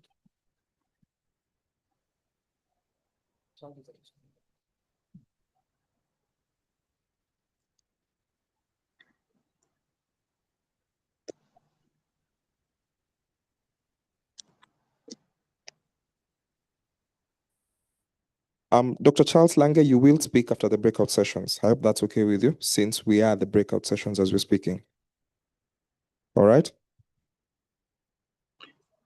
What time is it scheduled so that I can also schedule properly? I was double two meetings. Yeah. Ideally, you would have spoken earlier, but time is gone, so it will be at 4 p.m. You will speak at 4 p.m.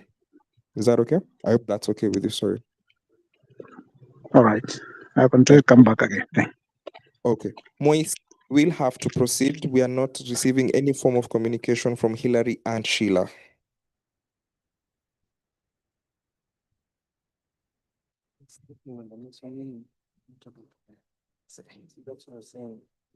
Yeah, no, that's all.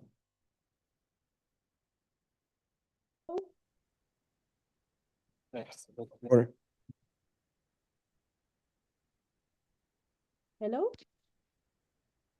okay, this is it. We hand over back. Sorry for the inconvenience. Who is leading this one? Who is leading it to carry on? Innocent.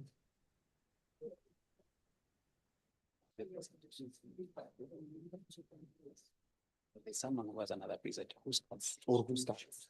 Yes, Who is supposed to? Abdul. Millicent.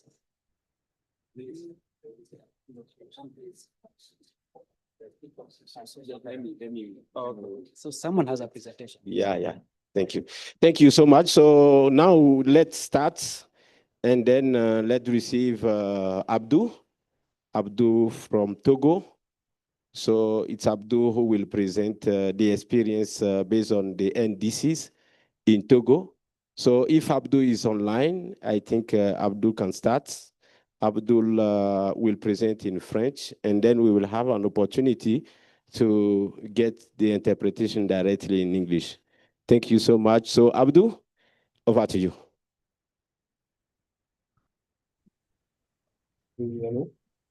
Bonjour à toutes et à tous. Je ne sais pas si vous m'entendez. Oui, très bien. Et vous me voyez également, c'est ça? Oui, on t'entend très bien. Donc, tu peux commencer pour que l'interprète, if the interpreter is ready, please, can you switch to English interpretation so that when Abdul will start presenting in French, so we can get the interpretation in English. And then if you can shoot the screen so that we can see him directly. Thank you. Allô, excusez-moi, Abdou, avant de commencer, vous m'entendez? Oui, moi je vous entends. On n'a pas en fait les icônes pour cliquer dessous, pour faire la traduction. Effectivement, il y a ce souci actuellement. Oui, il y a un souci, mais vous pouvez continuer. Peut-être je vais écrire un message dans le chat. Dans le chat, d'accord. D'accord. Ok, So, merci beaucoup. Yeah. Je ne sais pas si Innocent a écouté Hilary. Oui, on a écouté Hilary, mais je voudrais demander à M. Moïse et Denis please, Moïse and Denis, please assign the interpreters so that they can be able to start the interpretation because they are not allowed to interpret, so they have some difficulties. So please help us. And then without waste time, so we will allow Abdul to start, and then we will see how to figure out, and then the interpretation can, go ahead. On y va, Abdou? Ok, d'accord. Merci beaucoup. Je suis Abdou Rachidou Materi. Je suis le facilitateur de la coalition foncière nationale du Togo. Je suis également membre de la plateforme des jeunes qui tient actuellement cette conférence là-bas au Kenya. Et je m'en vais très rapidement vous parler de l'actualisation, sinon la révision des CDM ici au Togo. Une activité qui a impliqué beaucoup de personnes, une activité qui a été multipartite et qui a été financée par l'International Land Coalition, ILC. Et effectivement, cette activité, c'est en lien avec les CDN. Les CDN de notre pays au Togo, vous savez que plusieurs pays africains ont également ratifié les CDN dans leur pays, ce qui amène chaque pays à rendre un compte chaque année, ou bien chaque 5 ans à réviser vraiment ces CDN et à rendre compte à qui de droit. Donc, la coalition foncière nationale togolaise s'est affirmée comme un acteur clé pour intégrer cette gouvernance foncière-là dans les politiques climatiques en valorisant justement les réalités locales et l'inclusivité. Donc, les CDN, ici au Togo, on a révisé ces CDN grâce à l'appui de l'INC et en parfaite collaboration avec le ministère de l'Environnement. Et cela nous a amené à commettre un consultant qui a justement produit 2 livrables. Donc, le premier livrable a concerné un rapport d'études techniques qui a vérifié justement si dans les CDN 2.0, puisque nous tendons actuellement vers la CDN 3.0. Donc, l'idée, c'était de voir si ces CDN 2.0 déjà a en son sein la prise en compte du foncier. Donc, est-ce que la gouvernance foncière est au centre de ce document-là? Donc, ce qui a amené un consultant à être commis par la CFN et qui a travaillé en parfaite collaboration avec nos points focaux régionaux. Donc, la CFN Togo est décentralisée au niveau des 5 régions du pays. Et dans chaque région, aujourd'hui, nous avons nos points focaux. Et ces points focaux ont été responsabilisés dans une sensibilisation et dans un recueil aussi d'informations pour pouvoir alimenter le rapport d'étude du consultant. Donc, c'est après ce rapport d'étude que l'activité proprement dite a commencé par l'élaboration d'un guide méthodologique, un guide d'intégration du foncier dans les CDN 3.0. Donc, je disais tout de suite que la collaboration a été tripartite entre la CFN Togo, entre la Direction nationale de l'environnement ici au Togo et un consultant qui a été commis. Donc, parallèlement, on a également travaillé avec le secrétariat de la Convention au cadre des Nations Unies sur les changements climatiques, ceux-là même qui ont apporté leur expertise pour alimenter ce document-là, qui est aujourd'hui validé par l'ensemble des acteurs qui interviennent dans les questions de CDN ici au Togo. Donc, la finalité ou bien la fin de ce projet, le projet-là s'est soldé par un atelier de validation.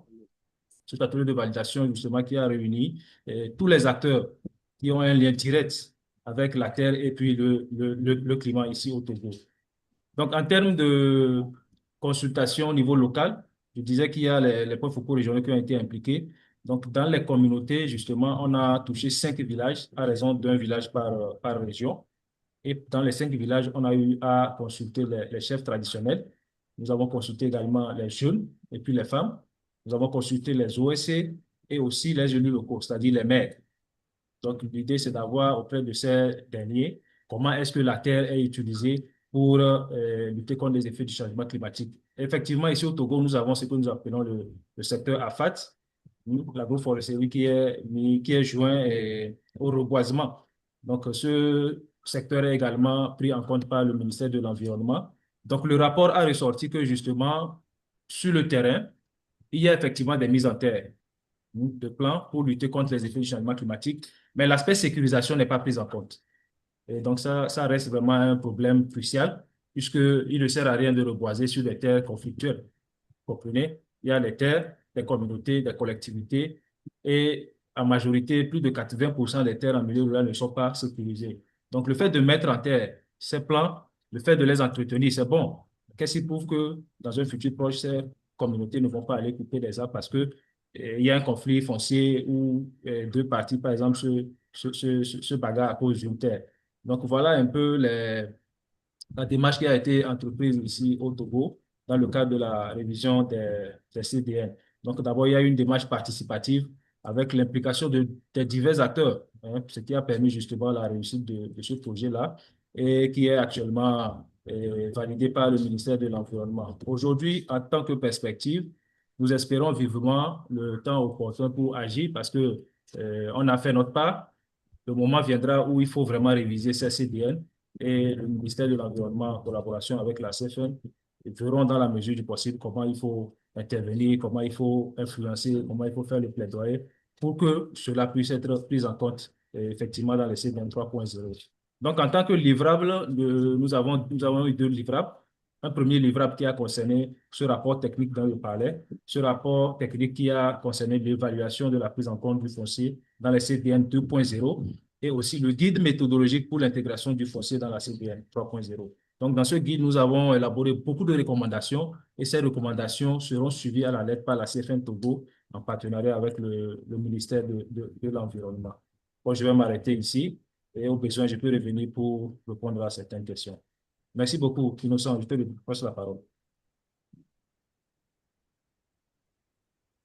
Merci beaucoup, Abdou, et merci pour cette présentation et pour tout ce que vous êtes en train de faire sur la coalition nationale est en train de faire. Et également ce que l'ADHD fait. Et actuellement, nous allons passer à une deuxième présentation. Et nous allons prendre Mamadou Diop du Sénégal pour présenter, pour parler un peu de l'expérience du Sénégal. OK. Donc, recevons Diop. Merci. OK, donc merci beaucoup. On y va très vite alors. Par la présentation, elle va s'articuler sur juste quelques points, le contexte international, la définition. Doucement, pour que l'interprète puisse interpréter. D'accord, d'accord. Donc, on me demande d'aller doucement là pour que l'interprète puisse interpréter, quoi. OK, derrière, il n'y a pas de souci. OK, merci beaucoup. Alors, donc, ma présentation va s'articuler sur différents points. Le premier sera le contexte international. Le second sera de revenir sur le NDT. Le troisième point sera de revenir sur le cadre de mise en œuvre nationale. L'autre point, c'est le processus de consultation. Et l'autre, c'est le déroulement des consultations locales. Donc, très, très rapidement, sur le premier point, par rapport au contexte international, on sait que la conférence des Nations Unies sur le développement durable, Rio plus 20, s'est tenue en 2012 et a mandaté le secrétariat général de l'ONU pour élaborer un programme mondial de développement durable post-2015. Ce processus a été à l'agenda 2030 adopté en septembre 2015 par l'Assemblée générale des Nations Unies. Okay. Cet agenda repose sur 17 objectifs de développement durable. 17 objectifs de développement durable. OK. Et 169 cibles. Parmi eux,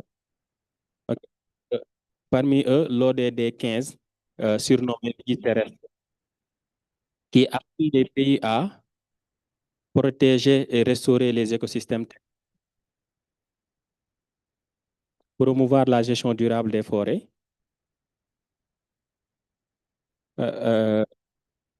lutter contre la désertification,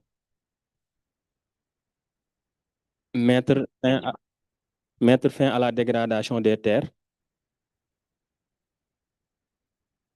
et stopper la biodiversité. OK. La cible 15.3 engage les pays à lutter contre la désertification, restaurer les terres et sols dégradés et s'efforcer d'aboutir à un monde sans dégradation des terres d'ici 2030.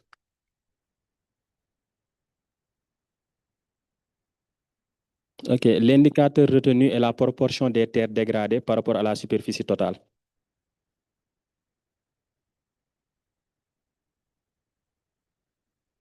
Et proportion des terres dégradées par rapport à la superficie totale. Des terres dégradées par rapport à la superficie totale.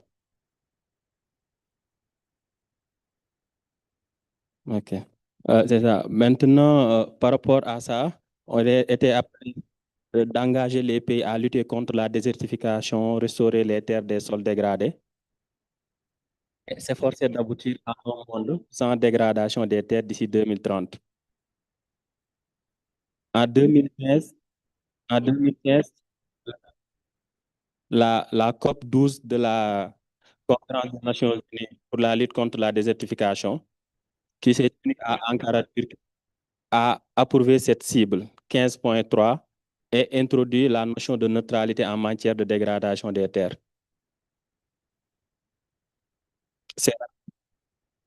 Ok, je disais en 2015, la COP 12 de la Conférence des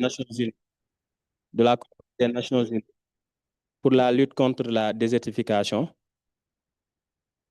UNCD, ok, qui s'est tenue à Ankara, Turquie, a approuvé cette cible 15.3 et introduit la notion de neutralité en matière de dégradation des terres.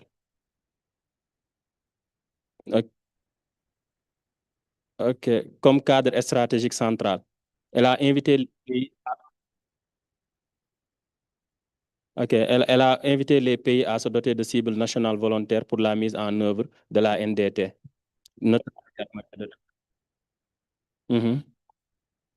Ok, la neutralité en matière de dégradation des terres vise à maintenir ou accroître la quantité et la qualité des terres dans un écosystème donné.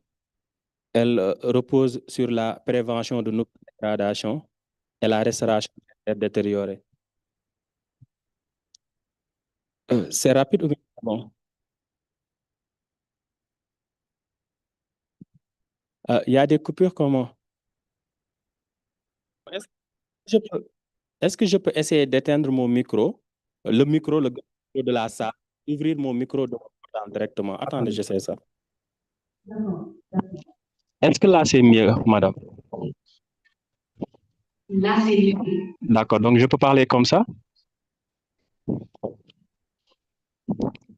Allô, est-ce que vous m'entendez, madame? Est-ce que vous m'entendez? Je vous entends. Excellent. Donc, je disais en 2015, j'ai déjà parlé de ça.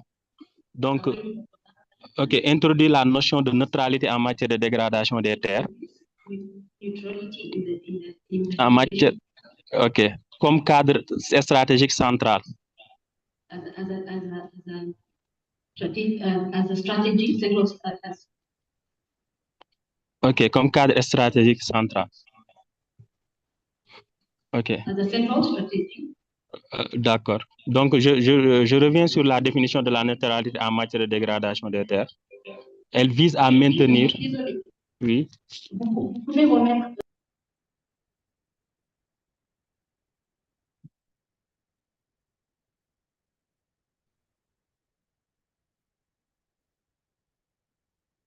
Vous savez?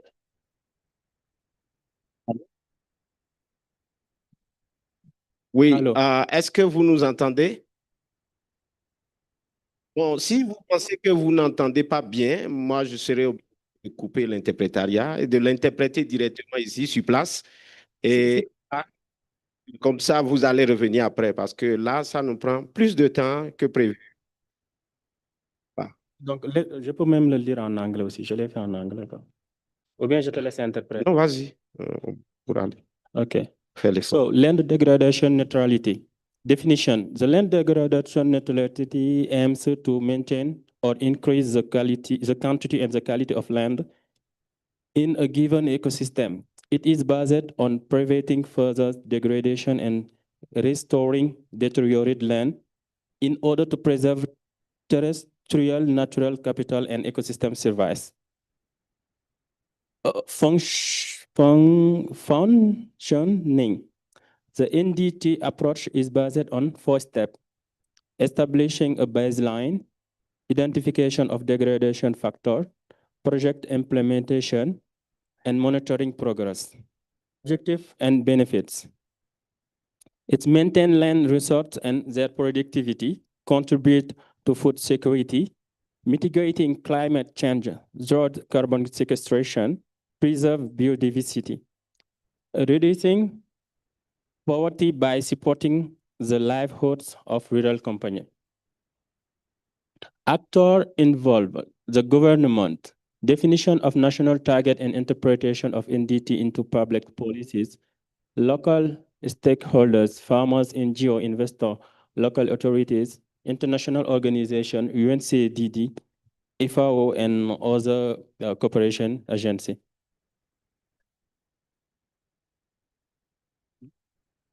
Je finis rapidement. The national progress in Senegal, multi-sector consultation. Senegal is one of the 5 pilot countries selected by the UNCD, CCD, and FAO to conduct a national consultation on the sustainable land management and land governance, Nexus. Under the supervision of the Ministry of Agriculture, Food Sovereignty and Livestock, Masai, and with the sponsorship of the Ministry of the Environment, the process was led by the National Platform on Land Governance in collaboration with IPAR, ELC, and FAO.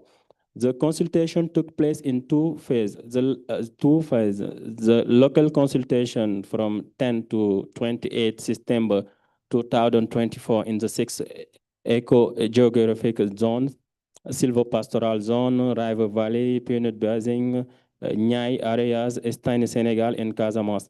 National workshop from 28 to 29 October 2024 at Dakar, Hotel Cherobi, consolidating the result on preparing the Senegal contribution to the COP. The final result will be presented by the Senegal delegation at the COP 16. So the Senegal commitment to the COP16. Senegal presented a contribution focused on biodiversity, agroecology, and youth involvement. Its commitments are as follows: agroecology, promotion of agroforestry, composting, and sustainable agriculture practice. Land degradation neutrality, commitment to achieve neutrality by 2030 with indicator on soil productivity, vegetation cover, and carbon stock. Ecosystem restoration, reforestation or forest restoration of mangrove, fight against bushfires, and reduction of coal use, youth and local community.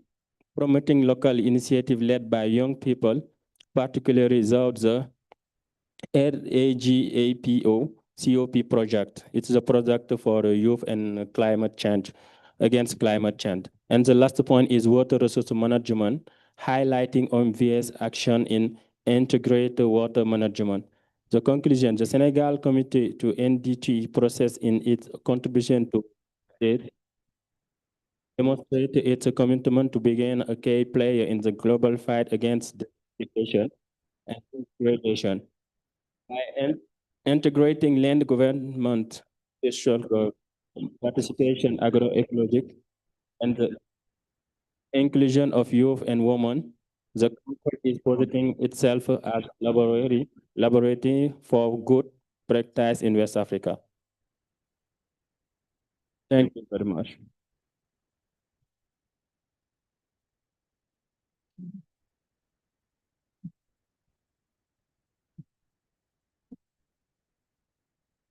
Thank you so much. So now let's move to the question.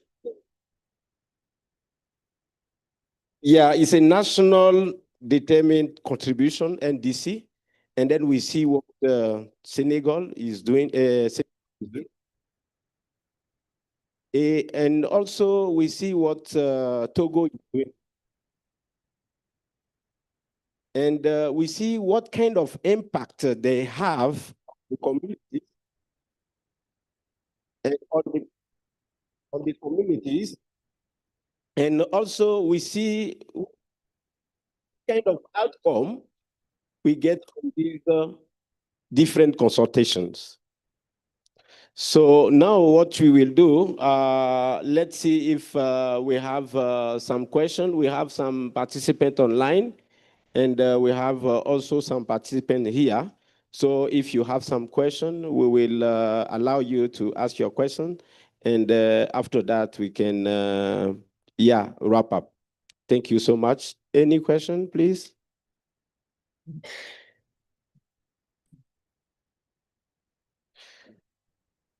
For clarity, thank you. Thank you so much to the two presenters. Well, I'm not very good in French, but merci beaucoup, if that is correct. I know just to say je parle anglais et un peu français. I think that's little English that I know. My question is to the two presenters. You've referred to that you're working closely with the government. In this case, I wanted to know, in your countries, are you working with the national government or local government?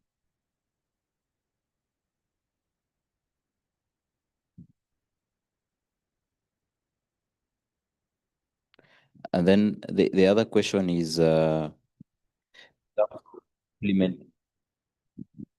terms of implementation of the two strategies or their policies, how can you measure the actual impact currently? You've mentioned very good strategies, including improving soil productivity, restoration of mangroves, initiative, water resource management.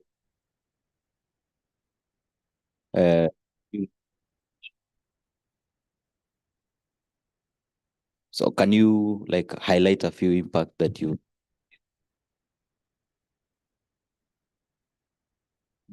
Thank you so much. Any question?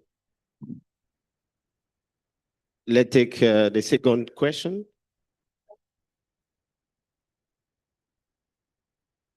My question is from Abdou. I will try to present my question in French so he can understand.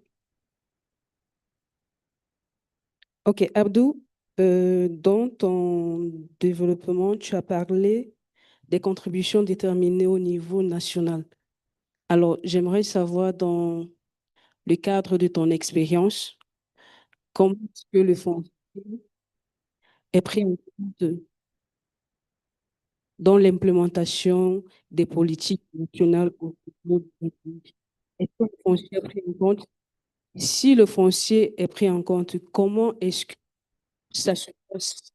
Comment est-ce que l'implémentation a intégré le foncier au niveau local?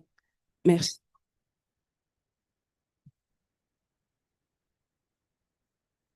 Thank you so much. Thank you to our interpreters. So we are now really happy to get clearly everything. Thank you so much. And yeah, any other question? Okay. Ok, merci. Je m'adresse à la suite de ma collègue à Abdou une fois de plus. Ok, je voulais savoir, est-ce que pour le cas du Togo, exact, si je ne me trompe pas, est-ce que les politiques publiques, comment font-elles pour intégrer dans les questions foncières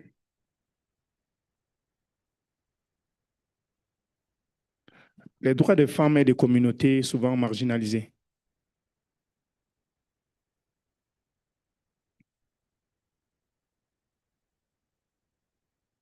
C'est tout pour l'instant, merci. Thank you so much. Yes. Thank you. I think I have a follow-up question from what he mentioned, and that I think is to Mamadou specifically.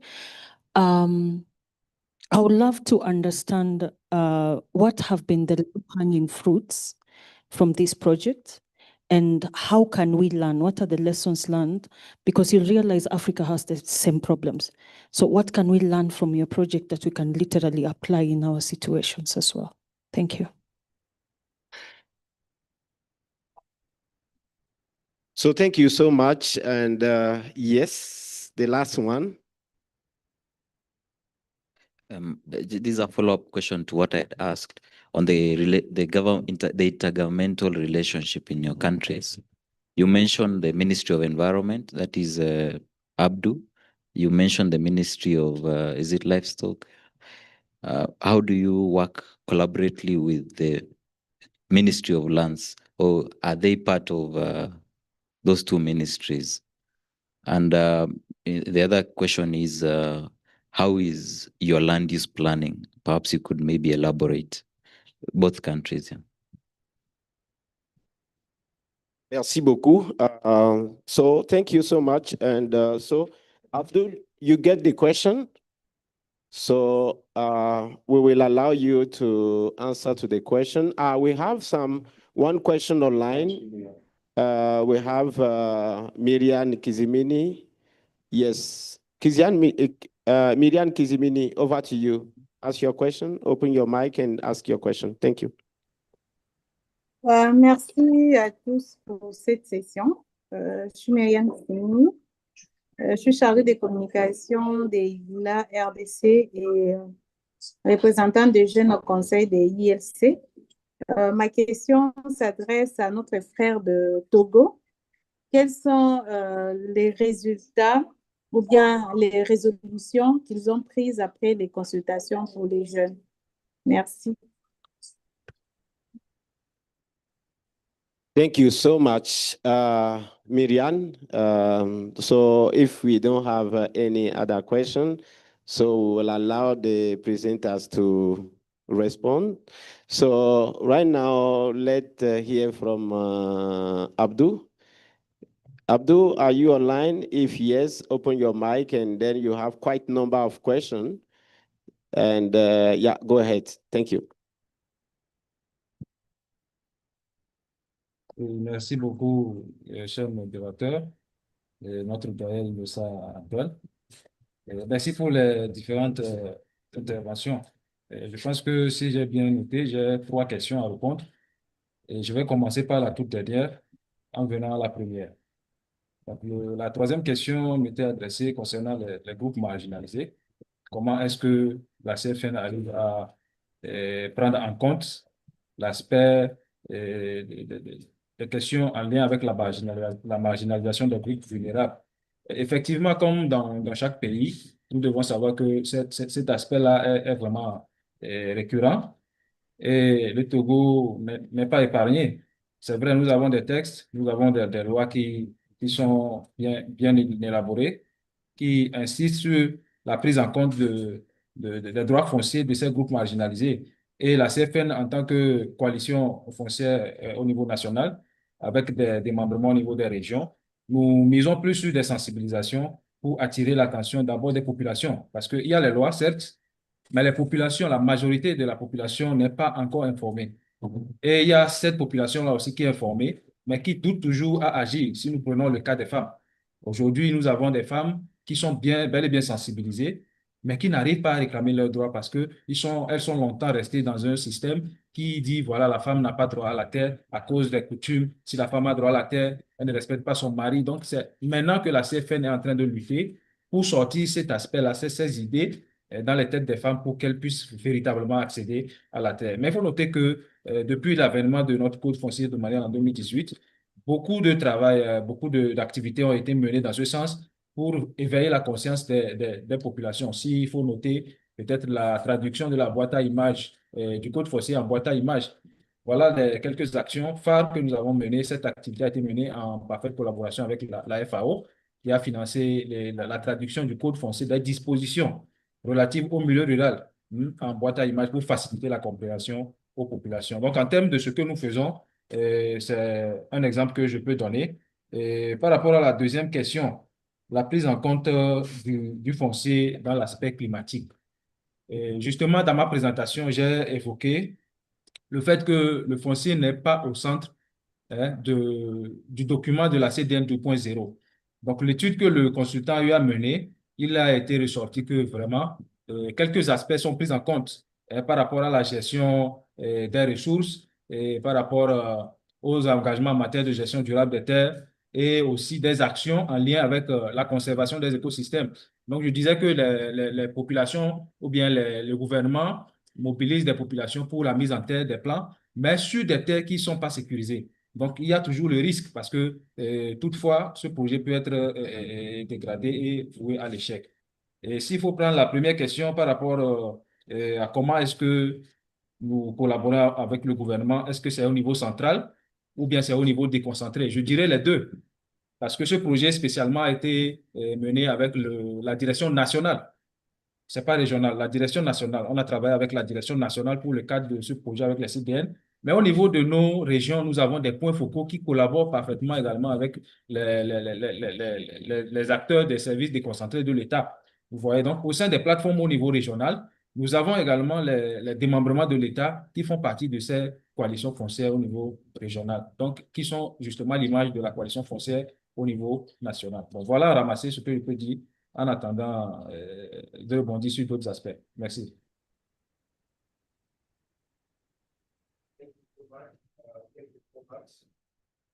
Thank you so much, Abdou. So now let's see if Mamadou Diop have something to add. And yeah, over to you, Mamadou. 5 secondes. Hein? J'ai dit en 5 secondes, je finis. Quoi. OK.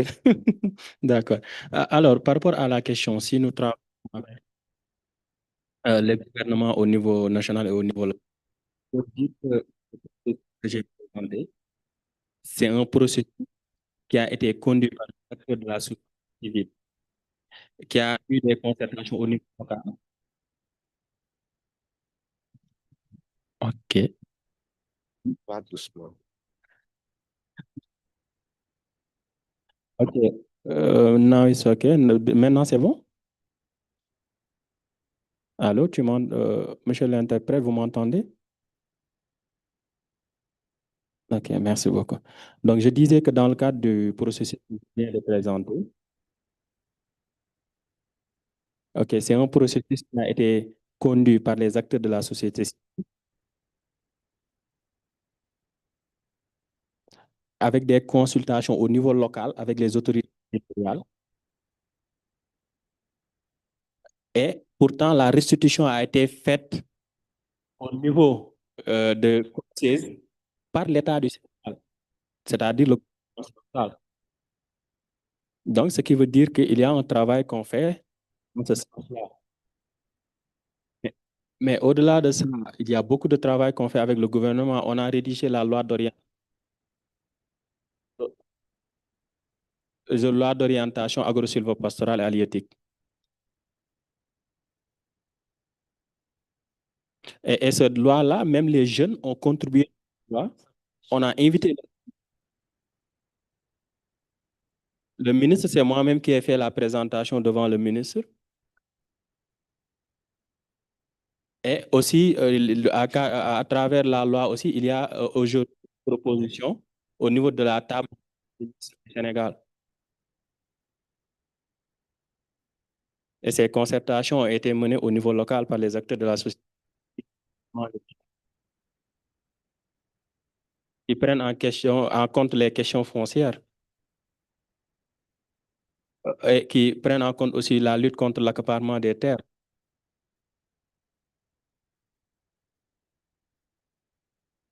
Et la gestion communautaire des ressources naturelles en nous appuyant sur les jeunes.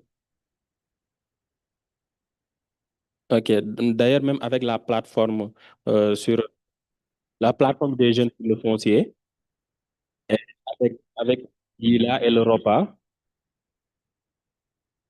et Yila, on est en train de réfléchir à organiser un camp agroécologique au Sénégal, un camp international. Et ça sera fait aussi avec les autres locales et nationales. D'accord. Et maintenant, comment on mesure les impacts ou bien quels sont les résultats qu'on a obtenus? On a pu récupérer des terres à travers plusieurs de nos projets. À travers les reboisements des mangroves, à travers l'utilisation du compostage. Et même dans ces zones-là, on a pu installer des jeunes à travers l'apiculture, l'élevage d'abeilles.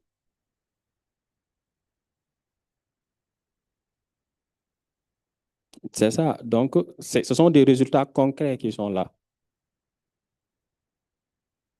C'est ça. Maintenant, quelles sont les leçons apprises? Peut-être qu'on peut partager. Depuis ce matin, j'écoute l'expérience du Kenya et je trouve un point très pertinent. Il pourrait se transplanter au niveau de notre pays, mais aussi des expériences de notre pays qui pourraient se transférer ici n'existe pas, bien sûr. Ouais, si ça n'existe pas, bien sûr. C'est ça. Je donne un exemple. Nous, au Sénégal, on a une stratégie nationale des jeunes en agriculture.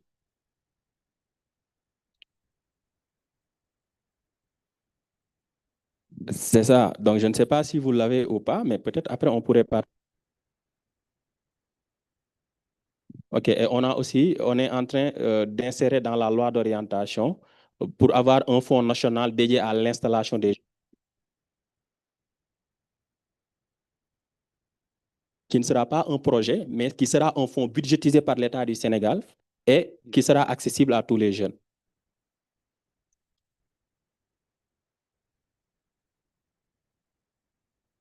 Okay. Et qui ne sera pas un projet, mais qui sera budgétisé, qui sera dans le budget de l'État.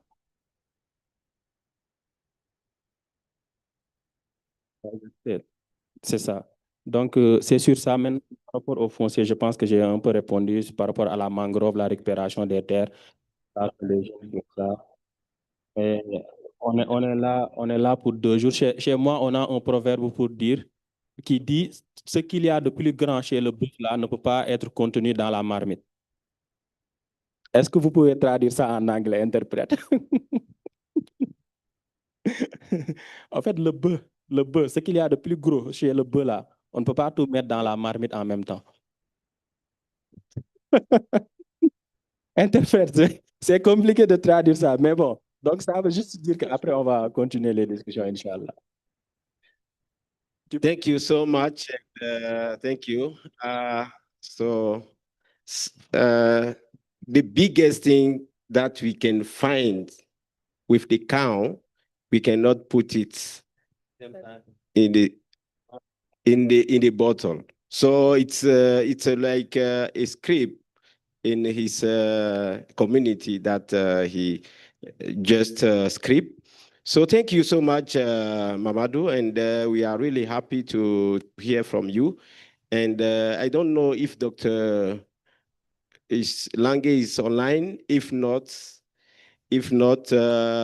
let's see if we can have the last round of questions. If not, we will allow other session to join us, and we will do our plenary session. And when Dr. Alange will be ready, so we can receive him later. Thank you so much, everyone. I think, please clap for our presenters, please.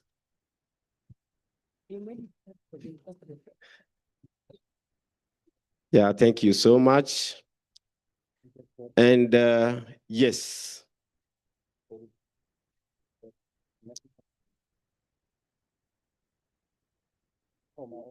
Thank you. We thank all the participants offline, the participant who is online.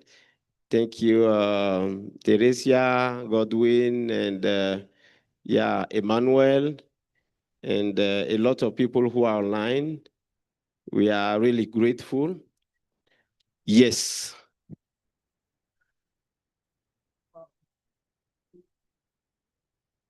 Thank you very much.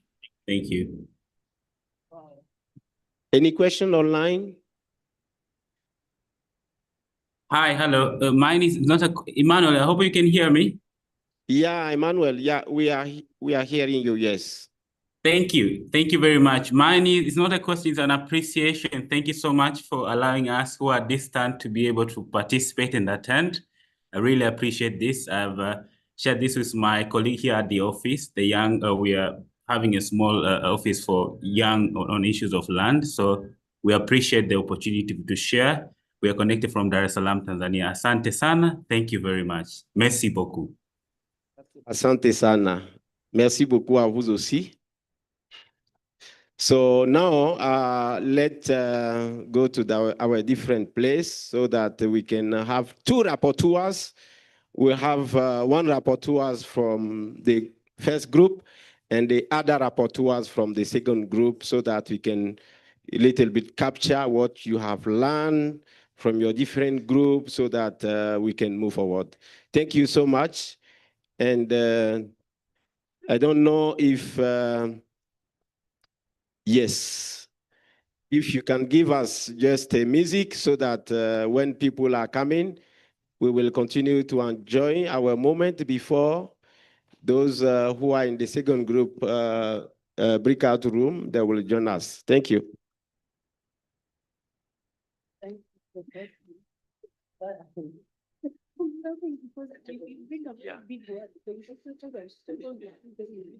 you're saying who is coming in? The rapporteurs. A huge clap for Innocent who who saved the day after some difficulties in trying to get everyone aboard.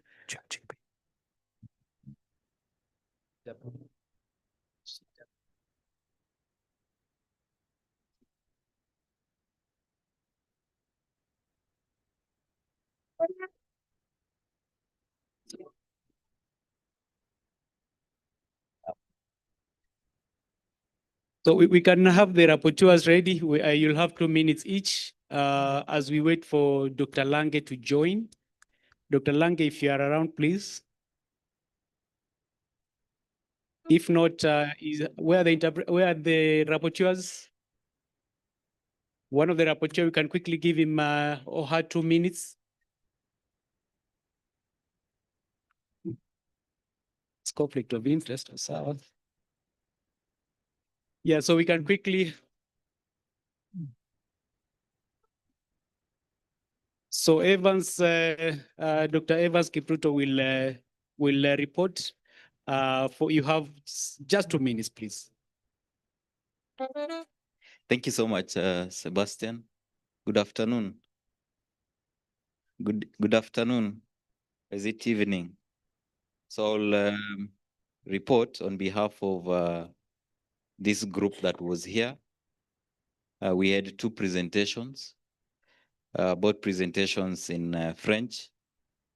Personally, I am not good in French, so you'll allow us that we have this feedback both in English and in French, so that if I missed anything, our colleagues who add French can actually report. So from the 2 presentations, perhaps I could just highlight from the consultations, both in Senegal and in Togo, there are new insights of what they are doing. Both of them are working closely with the governments, that is the relevant ministries. In Togo, they are working directly with the Ministry of Environment. And then in Senegal, they're also working with the Ministry of Environment. They've also had consultations to the local level. For example, in Togo, they mentioned the level of engaging chiefs to hear their side of the story in all this. Some of the key strategies that maybe they identified through these studies include issues of promoting sustainability of forest management, going against deforestation, reducing land degradation. They need to engage the government more. There's the issue of in Senegal, they've actually prepared a good proposal, which they are seeking for funding, and they look for support to ensure that some of the activities identified in their report can be supported and also support youth activities in the country. Some of the key areas include improving soil productivity, restoration of mangroves, and they highlighted some successes in that sector through also promoting local initiatives in their country. We also have water resource management. The colleague from Senegal also mentioned that they're organizing an agroecological, I think, an initiative in the country, which they are looking forward to invite the team here. Hopefully, I'm reporting correctly, Diof and my team. And then also they intend to further these activities he also highlighted that they are working with the civil society organizations in the country to strengthen some of these initiatives.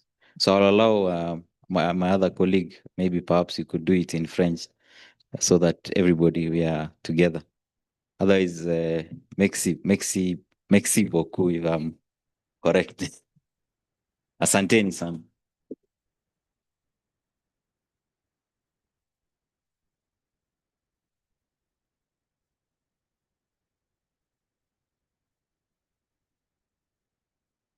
So who is your colleague who will do it in French?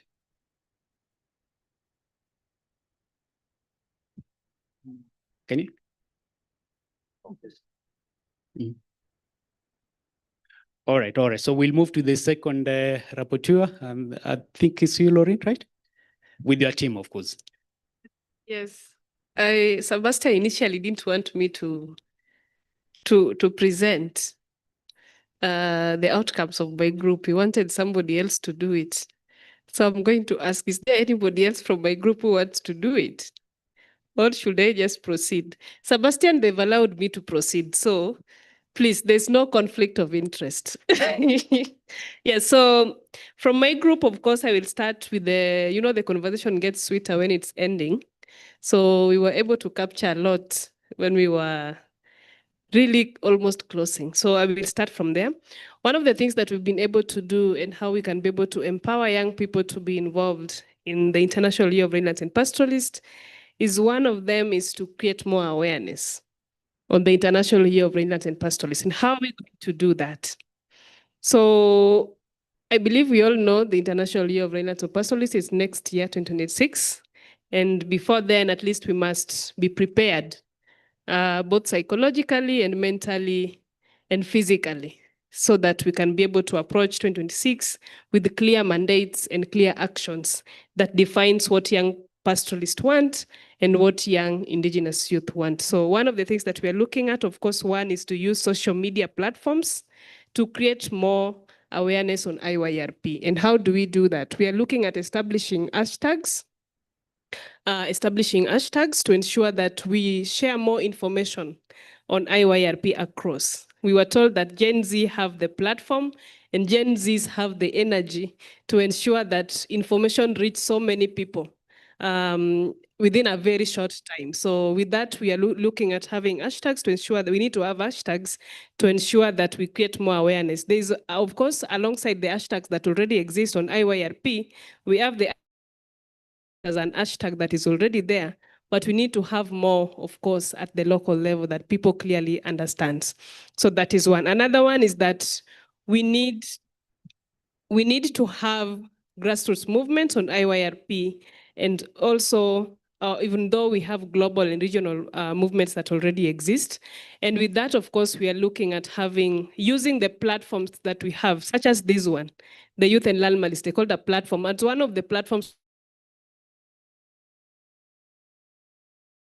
International Year of Rainlands and Pastoralists. So we are looking at using anything related to rainlands, anything related to pastoralists to be shared in a platform like this so that more people are engaged and involved in the process.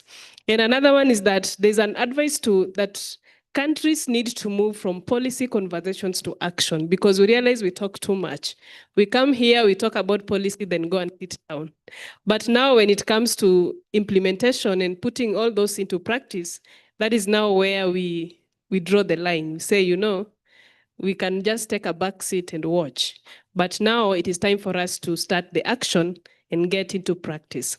We realize that there's a lot of challenges that exist that really hinders young people from participating and engaging in IYRP processes. One of them is, of course, the issue of lack of finance that limits youth participation in some of these IYRP initiatives and events. As you might know, there are a number of processes that are ongoing and gatherings that really have been organized to create more awareness, to bring young people together. But some of young people do not have opportunity to access those spaces. Why? Because of lack of finance. So that is really a gap that we really need to see how we are finding a solution for us to be able to all come together and address the IYRP rangelands and pastoralist issue, especially things to do with agroecology and land rights. And of course, another issue that was mentioned was lobbying the government into negotiations.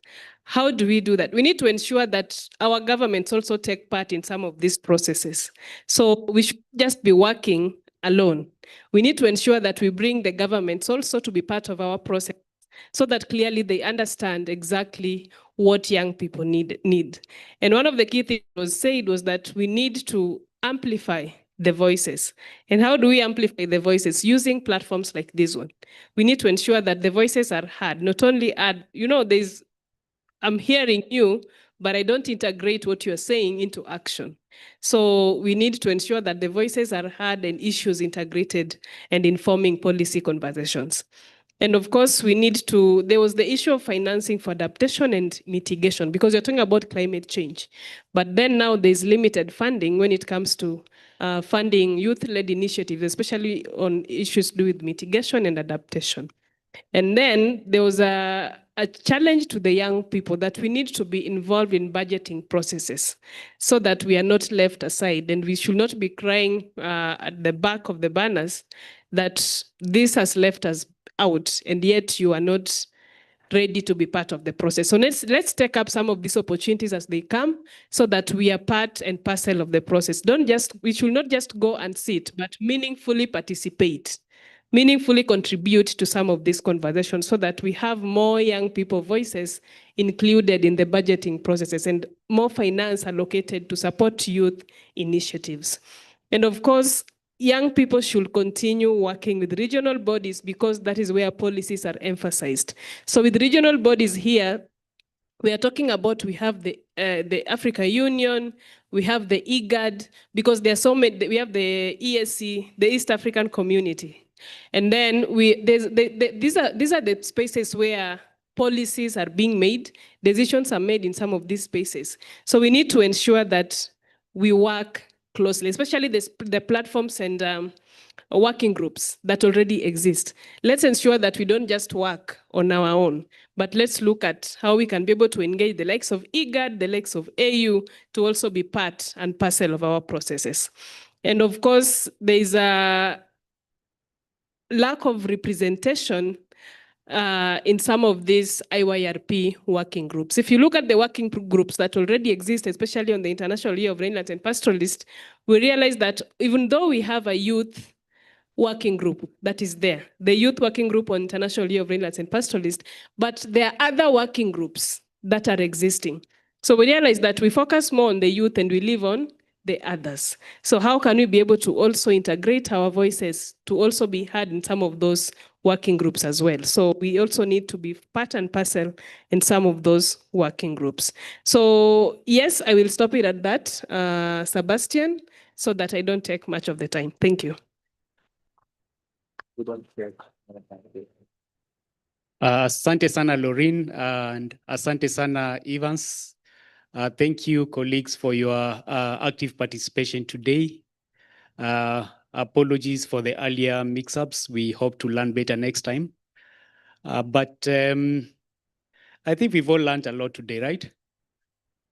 Anyone who feels there's something burning that he or she has to mention from the sessions we had today?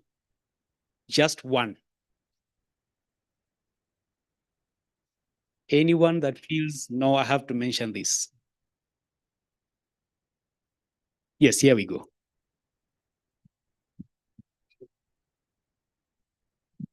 Thank you again for the opportunity to address the gathering and the session. We really appreciate. Mine is just as simple. Let's be updated from time to time so that, we are not just meeting in such groups and then randomly we don't know where we are heading. For example, the third session we just concluded. So when we are informed on time, at least we are ahead with information. Thank you. All right, thank you. As you said, we are learning from these sessions and every feedback is a positive step. Thank you. Good afternoon. It has been an interactive session, and my word today is that we are here to learn. So one thing I would want us to consider, even as we are learning matters agroecology and land tenure, can we also incorporate matters carbon credit so that we may get to understand better how they affect agroecology and agriculture? Thank you. Thank you, all of you. Thank you for the feedback. Agroecology, carbon credit. Oh, okay. You are closing this. Thank you. Thank you, Sebastian. I think what I would love to say is, to whom much is given, much is expected. We are talking about youth land rights. We're talking about women land rights. In as much as we are advocating for those rights, I pray that we shall also take the responsibility of ensuring that we are ready when it comes, that opportunity will be able to meet preparedness. Thank you.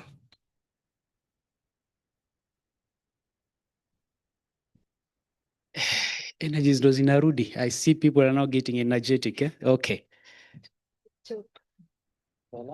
Thank you. My name is Odidi Joel from Tembea Futures Institute. I want to say that the session has been okay, but I have a question. Are we going to be assured that the outcomes from this particular engagement are going to be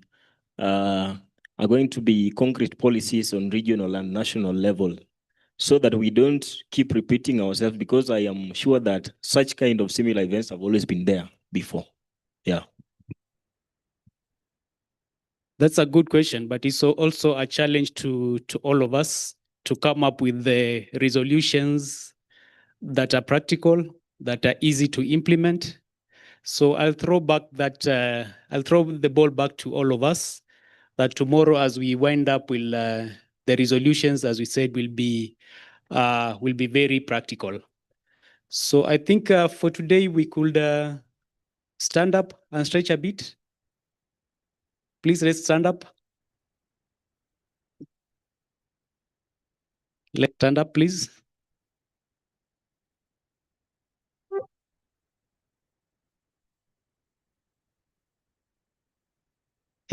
Standing up takes. Let's please stand up. Let's please stand up. Yeah, thank you. And with that, I'll hand over the microphone back to Laureen, who will tell us what to do next, except sitting. Yeah, okay. Thank you. Thank you so much, Sebastian. That was a very good session to just have in the afternoon. I'll ask us to just close our eyes and take a just breathe in. Relax yourself. Just let yourself go. Breathe in, close your eyes, and breathe in. Breathe in and imagine the Africa we want. What is the Africa that you want? We all know the Agenda 2063. So what is that Africa you want to see? We are getting 2026. What do you really want to see?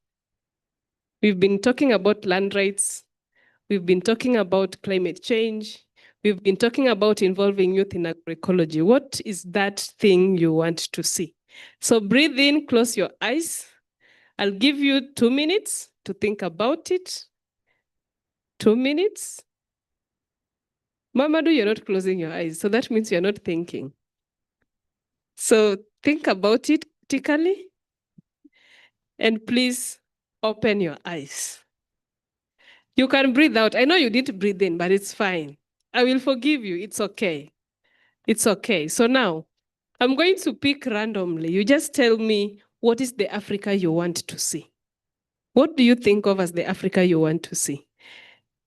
And of course, my favorite person, I will start with Deborah. Deborah, what is that Africa you want to see?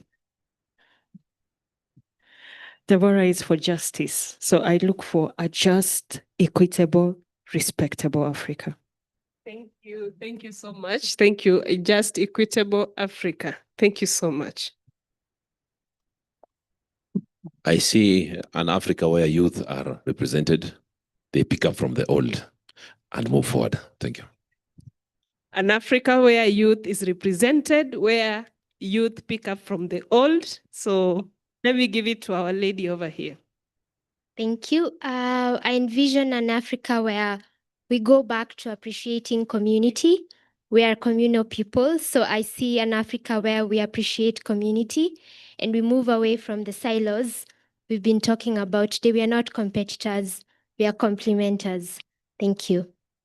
Thank you. Thank you so much. An Africa where we don't work in silos. I envision an Africa that is free from hunger. A hunger-free Africa where everyone is full, everyone has eaten. Thank you so much. I envision an Africa that has green jobs. An Africa that has green jobs. That is a very good one. The youth. An Africa that has green jobs for the youth. What is the Africa you want? With sustainable food systems. An Africa with sustainable food system. So if yes, Cameroon, I will ask you to tell me the Africa you want. Asante, I vision an Africa led by youth. An Africa led by youth. Okay, an Africa that is led by youth. You want to tell us one? Okay. So I'm coming to you. I envision an Africa where young people don't have to leave native homes to urban places to search for employment, but they can get resources where they aren't developed. An Africa where young people don't migrate to urban, but are able to access resources. An Africa that we all want, an Africa prosperous on shared resources. A prosperous Africa with shared resources. Thank you so much. Yes. I envision an Africa where youth are on the table, not on the side of the table. And again, the next one is whereby we have all access to land. An Africa where youths are on the table and not on the side of the table. Yes, just facts. For me, I like an Africa, whether you are coming from South Africa, the Somalia, Egypt, or even Mauritius, or even the Central Africa. An Africa is security, where people are not fighting, rather they are engaging on productive activities, where everyone has peace. Merci. My name is Sebastian. I dream of Africa that writes its own success story. Thank you. Everyone has a story. Everyone has a story, and we all know the Africa we want. Mamadou, Okay, I will talk in French, and the big boss Innocent will translate it in English. Okay? Innocent, moi, je veux une Afrique où on a quand même une langue qu'on peut tous parler pour échanger. Au-delà de nos langues locales. Tu peux traduire déjà. I want the Africa which have a unique language where everybody can speak and understand themselves. En plus des langues locales, quoi. Yeah. Additionally, the local language. Une Afrique où on peut avoir la même monnaie. Okay. And I want Africa that we will have the same money, the same currency. Je veux une Afrique où on n'a pas de présidents qui ont plus de 70 ans. I don't want the Africa where the presidents have more than 70-year-olds. Clap for that. Please, clap for that. That's a very good one. Now, the final one. What is the Africa you want to see? Thank you. Now, I want to see Africa that looks inwards towards its getting solutions. Can we get solutions to our problems? Can we raise our own finances? We don't depend on the West in terms of everything. in terms of donor funding? Can we look inwards in terms of getting our solutions? An Africa that is independent and can be able to stand on its own in terms of solutions. Innocent. I want to ask this. Please. I envision Africa full of peace, justice, equality, and inclusion of youth and women. Innocent. The last one, please. Africa, where the African young people can feed the words. Yeah, thank you. Okay. Our first photographer. Everybody has a story. So. Mine is not a story, but rather I'm taking photos of you people saying the Africa you want. And there's this light that sparkles at the back of your eye. So for me, I'd envision an Africa where hope never dies. An Africa where hope never dies. Thank you so much, guys. And what we really appreciate for today, it's been an amazing session. And I think we've all learned different perspectives. We've all got to, we are not going back the same way we came.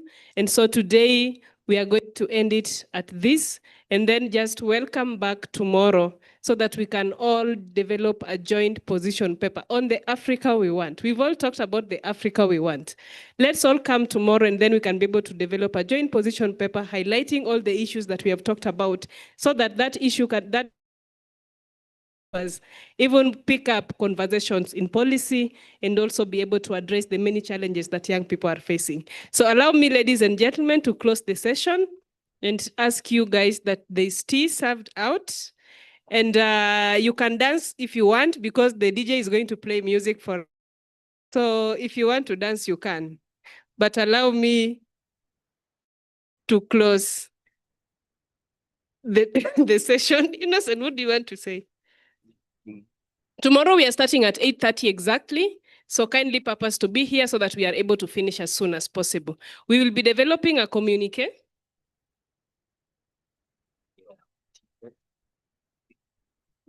Oh, I'm being reminded that tomorrow come wearing our t-shirts. We develop t-shirts for everyone. So kindly, before you leave, pass by that table over there.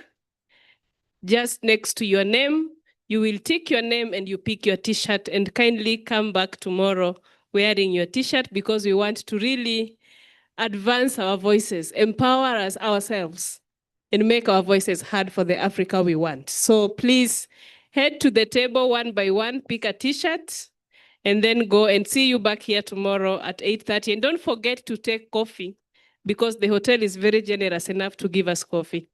Deborah, I see you already packed. Don't go without checking coffee. Pick your t-shirt.